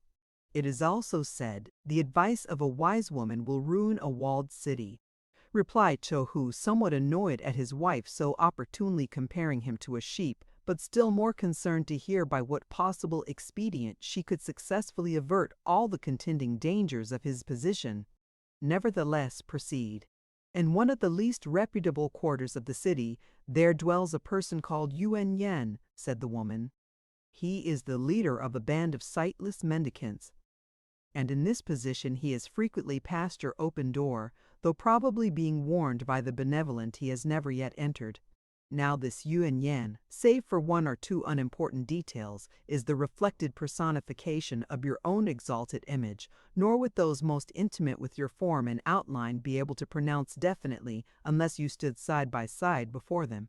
Furthermore, he is by nature unable to hear any remark addressed to him, and is incapable of expressing himself in spoken words. Doubtless by these indications my lord's locust-like intelligence will already have leapt to an inspired understanding of the full project. Assuredly, replied Joe Hu, caressing himself approvingly. The essential details of the scheme are built about the ease with which this person could present himself at the abode of Yuan Yan in his absence, and gathering together that one store of wealth unquestioned, retire with it to a distant and unknown spot, and thereby elude the implacable Heng Cho's vengeance. Leaving your menial one in the walled city referred to share its fate, and, in particular, to undertake the distressing obligation of gathering up the atrocious Heng Cho after he has carried his final threat into effect, truly must the crystal stream of your usually undimmed intelligence have become vaporized. Listen well. Disguising your external features slightly so that the resemblance may pass without remark, present yourself openly at the residence of the Yuan Yan in question. First learning where it is situated, interpose Joe Hu with a desire to grasp the details competently, unless a person of your retrospective taste would prefer to leave so trivial a point until afterwards, replied his wife in a tone of concentrated no sincerity. In either case, however, having arrived there, bargain with the one who has authority over Yuan Yan's movements, praising his demeanor and offering to accept him into the honors and profits of your craft. The words of acquiescence should spring to meet your own, for the various branches of mendicancy are languishing, and Yuan Yang can have no secret store of wealth. Do not hesitate to offer a higher wage than you would as an affair of ordinary commerce, for your safety depends upon it. Having secured Yan, teach him quickly the unpolished outlines of your business, and then clothing him in robes similar to your own, let him take his stand within the shop and withdraw yourself to the inner chamber. None will suspect the artifice, and Yuan Yan is manifestly incapable of betraying it. Hang Chou, seeing him display himself openly, will not deem it necessary to commit suicide yet, and, should he cut down Yan fatally, the officials of the street will seize him and your own safety will be assured. Finally, if nothing particular happens, at least your prosperity will be increased, for Yuan Yan will prove industrious, frugal, not addicted to excesses and in every way reliable, and towards the shop of so exceptional a barber customers will turn in an unending stream. Alas! Exclaimed Zhou Hu, when you boasted of an inspired scheme, this person for a moment foolishly allowed his mind to contemplate the possibility of your having accidentally stumbled upon such an expedient haply, but your suggestion is only comparable with a company of ducks attempting to cross an icebound stream, an excessive outlay of action but no beneficial progress. Should Yuan Yan freely present himself here on the morrow, pleading destitution and craving to be employed, this person will consider the petition with an open head, but it is beneath his dignity to wait upon Snound the other the bank or scare. Affecting to recollect an arranged meeting of some importance, Shou Hu then clad himself in other robes, altered the appearance of his face, and set out to act in the manner already described, confident that the exact happening would never reach his lesser one's ears. On the following day, Yuan Yan presented himself at the door of the Gilt Thunderbolt, and quickly perfecting himself in the simpler methods of smoothing surfaces and adorning pigtails, he took his stand within the shop and operated upon all who came to submit themselves to his embellishment. To those who addressed him with salutations, he replied by a gesture, tactfully bestowing an agreeable welcome, yet at the same time conveying the impression that he was desirous of remaining undisturbed in the philosophical reflection upon which he was engaged. In spite of this, it was impossible to lead his mind astray from any weighty detail, and those who, presuming upon his absorbed attitude, endeavored to evade a just payment on any pretext whatever, invariably found themselves firmly but courteously pressed to the wall by the neck, while a highly polished, smoothing blade was flashed to and fro before their eyes with an action of unmistakable significance. The number of customers increased almost daily, for Yan quickly proved himself to be expert above all comparison, while others came from every quarter of the city to test with their own eyes and ears the report that had reached them, to the effect that in the street leading to the three-tiered pagoda of eggs, there dwelt a barber who made no pretense of elegant and refined conversation, and who did not even press upon those lying helpless in his power miraculous ointments and infallible charm waters. Thus Zhou Hu prospered greatly, but Yan still obeyed his mother's warning and raised a mask before his face, so that Zhou Hu and his wife never doubted the reality of his infirmities. From this cause, they did not refrain from conversing together freely before him on subjects of the most poignant detail, whereby Yan learned much of their past lives and conduct while maintaining an attitude of impassive unconcern.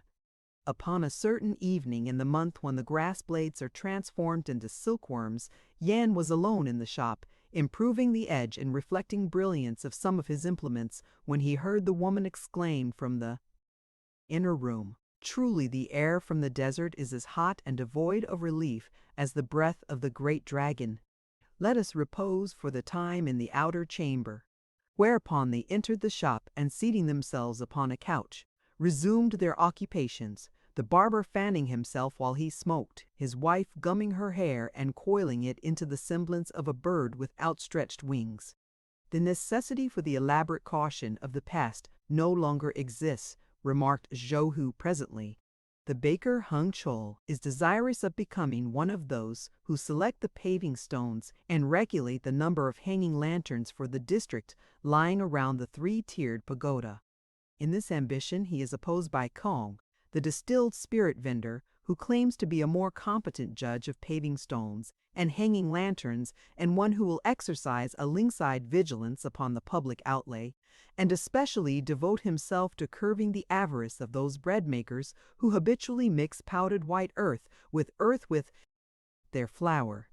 Hung Chol is therefore very concerned that many should bear honorable testimony of his engaging qualities when the day of trial arrives, and thus positioned he has inscribed and sent to this person a written message offering a dignified reconciliation, and adding that he is convinced of the necessity of an enactment compelling all persons to wear a smooth face and a neatly braided pigtail. "It is a creditable solution of the matter," said Sayuche, speaking between the ivory pins which she held in her mouth. "Henceforth, then, you will take up your accustomed stand as in the past?" "Undoubtedly," replied Zhou Hu. "Yuan Yun is painstaking and has perhaps done as well as could be expected of one of his shallow intellect, but the absence of suave and high-minded conversation cannot fail to be alienating the custom of the more polished. Plainly, it is a short-sighted policy for a person to try evade his destiny. Yan seems to have been born for the express purpose of leading blind beggars about the streets of the city, and to that profession he must return." "Oh, distressingly superficial Zhou Ha!" exclaimed his wife. "Do men turn willingly from wine to partake of vinegar? Or having been clothed in silk, do they accept sackcloth without a struggle? Indeed, your eyes, which are large to regard your own deeds and comforts, grow small when they are turned towards the attainments of another." In no case will Yen return to his mendicants, for his band is by this time scattered and dispersed. His sleeve being now well lined, and his hand proficient in every detail of his craft, he will erect a stall, perchance even directly opposite or next to ourselves, and by subtlety, low charges, and diligence, he will draw away the greater part of your custom. "Alas!" cried Zhou, turning an exceedingly inferior yellow, "there is a deeper wisdom in the proverb, 'Do not seek to escape from a flood by clinging to a tiger's tail,' than appears at a casual glance. Now that this person is contemplating gathering again into his own hands the execution of his business, he cannot reasonably afford to employ another. Yet it is an intolerable thought that Yin should make use of his experience to set up a sign opposed to the gilt thunderbolt. Obviously, the only really safe course out of an unpleasant dilemma will be to slay Yan with as little delay as possible. After receiving continuous marks of our approval for so long, it is certainly very thoughtless of him to put us to so unpardonable an inconvenience." "It is not an alluring alternative," confessed Tai Che, crossing the room to where Yan was seated in order to survey her hair to greater advantage in a hanging mirror of 3 sides composed of burnished copper. "But there seems nothing else to be done in the difficult circumstances. The street is opportunely empty, and there is little likelihood of anyone." "Approaching at this hour," suggested Zhou Hu. "What better scheme could be devised than that I should indicate to Yan by signs that I would honor him, and at the same time instruct him further in the correct pose of some of the recognized attitudes by making smooth the surface of his face? Then during the operation I might perchance slip upon an overripe wampy lying unperceived upon the floor. My hand, ah!" cried Saicha aloud, pressing her symmetrical fingers against her gracefully proportioned ears. "Do not, thou dragon-headed one, lead the conversation to such an extremity of detail. Still less carry the resolution into effect before the very eyes of this delicately susceptible person. Now tomorrow, after the midday meal, she will be journeying as far as the street of the vendors of woven fabrics in order to procure a piece of silk similar to the pearl-gray robe which she is wearing. The opportunity will be a favorable one, for tomorrow is the weekly occasion on which you raise the shutters and deny customers at an earlier hour, and it is really more modest that one of my impressionable refinement should be away from the house altogether, and not merely in the inner chamber when that which is now here passes out." The suggestion is well timed, replied Zhou. No interruption will then be possible.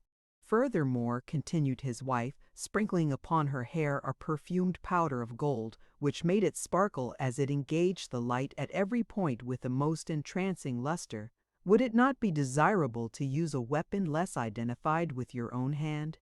In the corner nearest to Yan there stands a massive and heavily knotted club which could afterwards be burned. It would be an easy matter to call the simple Yan's attention to some object upon the floor, and then, as he bit down, suffer him to pass beyond. Assuredly, agreed Zhou, at once perceiving the wisdom of the change. Also, in that case, there would be less Again, cried the woman, shaking her upraised finger reprovingly at Zhou, for so daintily endowed was her mind that she shrank from any of the grosser realities of the act, unless they were clothed in the very gilded flowers of speech. Desist, O crimson-minded barbarian.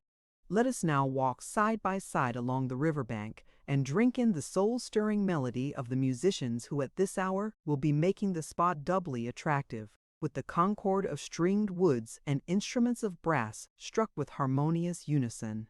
The scheme for freeing Zhou from the embarrassment of Yan's position was not really badly arranged, nor would it have failed in most cases, but the barber was not sufficiently broad-witted to see that many of the inspired sayings which he used as arguments could be taken in another light and conveyed a decisive warning to himself. A pleasantly devised proverb has been aptly compared to a precious jewel, and as the one has 100 light-reflecting surfaces, so has the other a diversity of applications, until it is not infrequently beyond the comprehension of an ordinary person to know upon which side wisdom and prudence lie. On the following afternoon Yan was seated in his accustomed corner when Zhou entered the shop with uneven feet. The barriers against the street had been raised and the outer door was barred so that none might intrude, while Zhou had already carefully examined the walls to ensure that no crevices remained unsealed. As he entered he was seeking somewhat incoherently to justify himself by assuring the deities that he had almost changed his mind until he remembered the many impious acts on Yan's part in the past, to avenge which he felt himself to be their duly appointed instrument. Furthermore, to convince them of the excellence of his motive and also to protect himself against the influence of evil spirits, he advanced repeating the words of an invocation which in his youth he had been accustomed to say daily and daily, the temple, and thereupon Yan knew that the moment was at hand. "Behold, master," he exclaimed suddenly in clearly expressed words, "something lies at your feet." Zhou looked down to the floor, and lying before him was a piece of silver. To his dull and confused faculties, it sounded an inaccurate detail of his prearranged plan that Yan should have addressed him, and the remark itself seemed dimly to remind him of something that he had intended to say, but he was too involved with himself to be able to attach any logical significance to the facts, and he at once stooped greedily to possess the coin. Then Yan, who had an unfaltering grasp upon the necessities of each passing second, sprang agilely forward, swung the staff, and brought it so proficiently down upon Zhou's lowered head that the barber dropped lifeless to the ground, and the weapon itself was shattered by the blow. Without a pause, Yan clothed himself with his master's robes and ornaments, wrapped his own garment about Zhou instead, and opening a stone door let into the ground, rolled the body through so that it dropped down into the cave beneath. He next altered the binding of his hair a little, cut his lips deeply for a set purpose, and then reposing upon the couch of the inner chamber, he took up one of Zhou's pipes and awaited Zai Chu's return. "It is unendurable that they of the silk market should be so ill-equipped," remarked Zai Chu discontentedly as she entered. "This pitiable one has worn away the heels of her sandals in a vain endeavor to procure a suitable embroidery, and has turned over the contents of every stall to no material end. How have the events of the day progressed with you, my lord?" "To the fulfilling of a written destiny, yet in a measure darkly, for a light has gone out," replied Yuan Yan. "There was no unanticipated divergence?" inquired the woman with interest. and a marked approval of this delicate way of expressing the operation of an unpleasant necessity. From detail to detail, it was as this person desired and contrived, said Yan, and, of a surety, this one also, claimed Sai Che, with an internal emotion that something was insidiously changed in which she had no adequate part. The language may be fully expressed in 6 styles of writing, but who shall read the mind of a woman? Replied Yan evasively. Nevertheless, in explicit words, the overhanging shadow has departed and the future is assured. It is well, said Tai Che. Yet how altered is your voice, and for what reason do you hold a cloth before your mouth? The staff broke and a splinter flying upwards pierced my lips, said Yan, lowering the cloth. You speak truly, for the pain attending each word is by no means slight, and scarcely can this person recognize his own voice. O incomparable Zhou, how valiantly do you bear your sufferings, exclaimed Saiyicha remorsefully. And while this heedless one has been passing the time pleasantly in handling rich brocades, you have been lying here in anguish. Behold now, without delay she will prepare food to divert your mind, and to mark the occasion she had already purchased a little jar of gold fish gills, 2 eggs branded with the assurance that they have been earth-buried for 11 years, and a small serpent preserved in oil. When they had eaten for some time in silence, Yuan Yan again spoke. Attend closely to my words, he said, and if you perceive any disconcerting oversight in the scheme which I am about to lay before you, do not hesitate to declare it. The threat which Heng Cho the baker swore he swore openly, and many reputable witnesses could be gathered together who would confirm his words, while the written message of reconciliation which he sent will be known to none. Let us therefore take that which lies in the cave beneath, and clothing it in my robes, bear it unperceived as soon as the night has descended, and leave it in the courtyard of Heng Cho's house. Now Heng Cho has a fig plantation outside the city, so that when he rises early, as his custom is, and finds the body, he will carry it away to bury it secretly there, remembering his impetuous words and well knowing the net of entangling circumstances which must otherwise close around him. At that moment you will appear before him, searching for your husband, and suspecting his burden raise an outcry that may draw the neighbors to your side if necessary. On this point, however, be discreetly observant, for if the tumult calls down the official watch, it will go evilly with Heng Cho, but we shall profit little. The greater likelihood is that as soon as you lift up your voice, the baker will implore you to accompany him back to his house, so that he may make a full and honorable compensation. This you will do, and hastening the negotiation as much as is consistent with a seemly regard for your overwhelming grief. You will accept not less than 500 taels, and an undertaking that a suitable funeral will be provided. O thrice versatile Zhou Hu! Exclaimed Sai Che, whose eyes had reflected an ever-increasing sparkle of admiration as Yan unfolded the details of his scheme. How insignificant are the minds of others compared with yours! Assuredly you have been drinking at some magic well in this one's absence, for never before was your intellect so keen and lusterful. Let us at once carry your noble stratagem into effect, for this person's toes vibrate, to bear her on a project of such remunerative ingenuity. Accordingly they descended into the cave beneath, and taking up Zhou Hu, they again dressed him in his own robes. In his inner sleeve Yan placed some parchments of slight importance. He returned the jade bracelet to his wrist and, by other signs, he made his identity unmistakable. Then, lifting him between them, when the night was well advanced, they carried him through unfrequented ways and left him unperceived within Heng Cho's gate. There is yet another precaution, which will ensure to you the sympathetic voices of all. If it should become necessary to appeal openly, said Yuan Yan when they had returned, I will make out a deed of final intention conferring all I possess upon Yuan Yan as a mark of esteem for his conscientious services, and this you can produce, if necessary, in order to crush the niggard baker in the winepress of your necessitous destitution. Thereupon Yan drew up such a document as he had described, signing it with Zhou Hu's name and sealing it with his ring, while Saiche also added her sign and attestation. He then sent her to lurk upon the roof, strictly commanding her to keep an undeviating watch upon Hangzhou's movements. It was about the hour before dawn when Hangzhou appeared, bearing across his back a well-filled sack and carrying in his right hand a spade. His steps were turned towards the thick orchard of which Yan had spoken, so that he must pass Zhou Hu's house.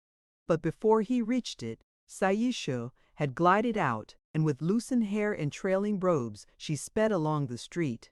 Presently there came to Yuan Yan's waiting ear a long-drawn cry, and the sounds of many shutters being flung open, and the tread of hurrying feet. The moments hung about him like the wings of a dragon dream, but a prudent restraint chained him to the inner chamber. It was fully light when Saiche returned, accompanied by one whom she dismissed before she entered. "Felicity," she explained, placing before Yan a heavy bag of silver. "Your word has been accomplished." "It is sufficient," replied Yan in a tone from which every tender modulation was absent, as he laid the silver by the side of the parchment which he had drawn up. "For what reason is the outer door now barred, and they who drink tea with us prevented from entering to wish Yun Yan prosperity? Strange are my lord's words, and the touch of his breath is cold to his menial one," said the woman in doubting reproach. "It will scarcely warm even the roots of Hangzhou's fig trees," replied Yan Yan with unveiled contempt. "Stretch across your hand." In trembling wonder, Saichi laid her hand upon the ebony table which stood between them and slowly advanced it until Yan seized it and held it firmly in his own.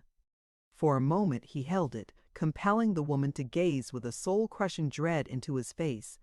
Then his features relaxed somewhat from the effort by which he had controlled them, and at the sight Saiche tore away her hand, and with a scream which caused those outside to forget the memory of every other cry they had ever heard, she cast herself from the house and was seen in the city no more. These are the pages of the forgotten incident in the life of Yuan Yan, which this narrator has sought out and discovered. Elsewhere, in the lesser classics, it may be read that the person in question afterwards lived to a venerable age and finally passed above, surrounded by every luxury, after leading an existence consistently benevolent and marked by an even exceptional adherence to the principles and requirements of the virtues. The end. Thank you for listening to this story. I hope you enjoyed the journey, the characters, and the world they carried with them. If you enjoyed this audiobook, please subscribe to the channel and leave a comment below. Your support helps keep these stories alive and allows more timeless books to be shared with listeners around the world. Until next time, thank you for listening.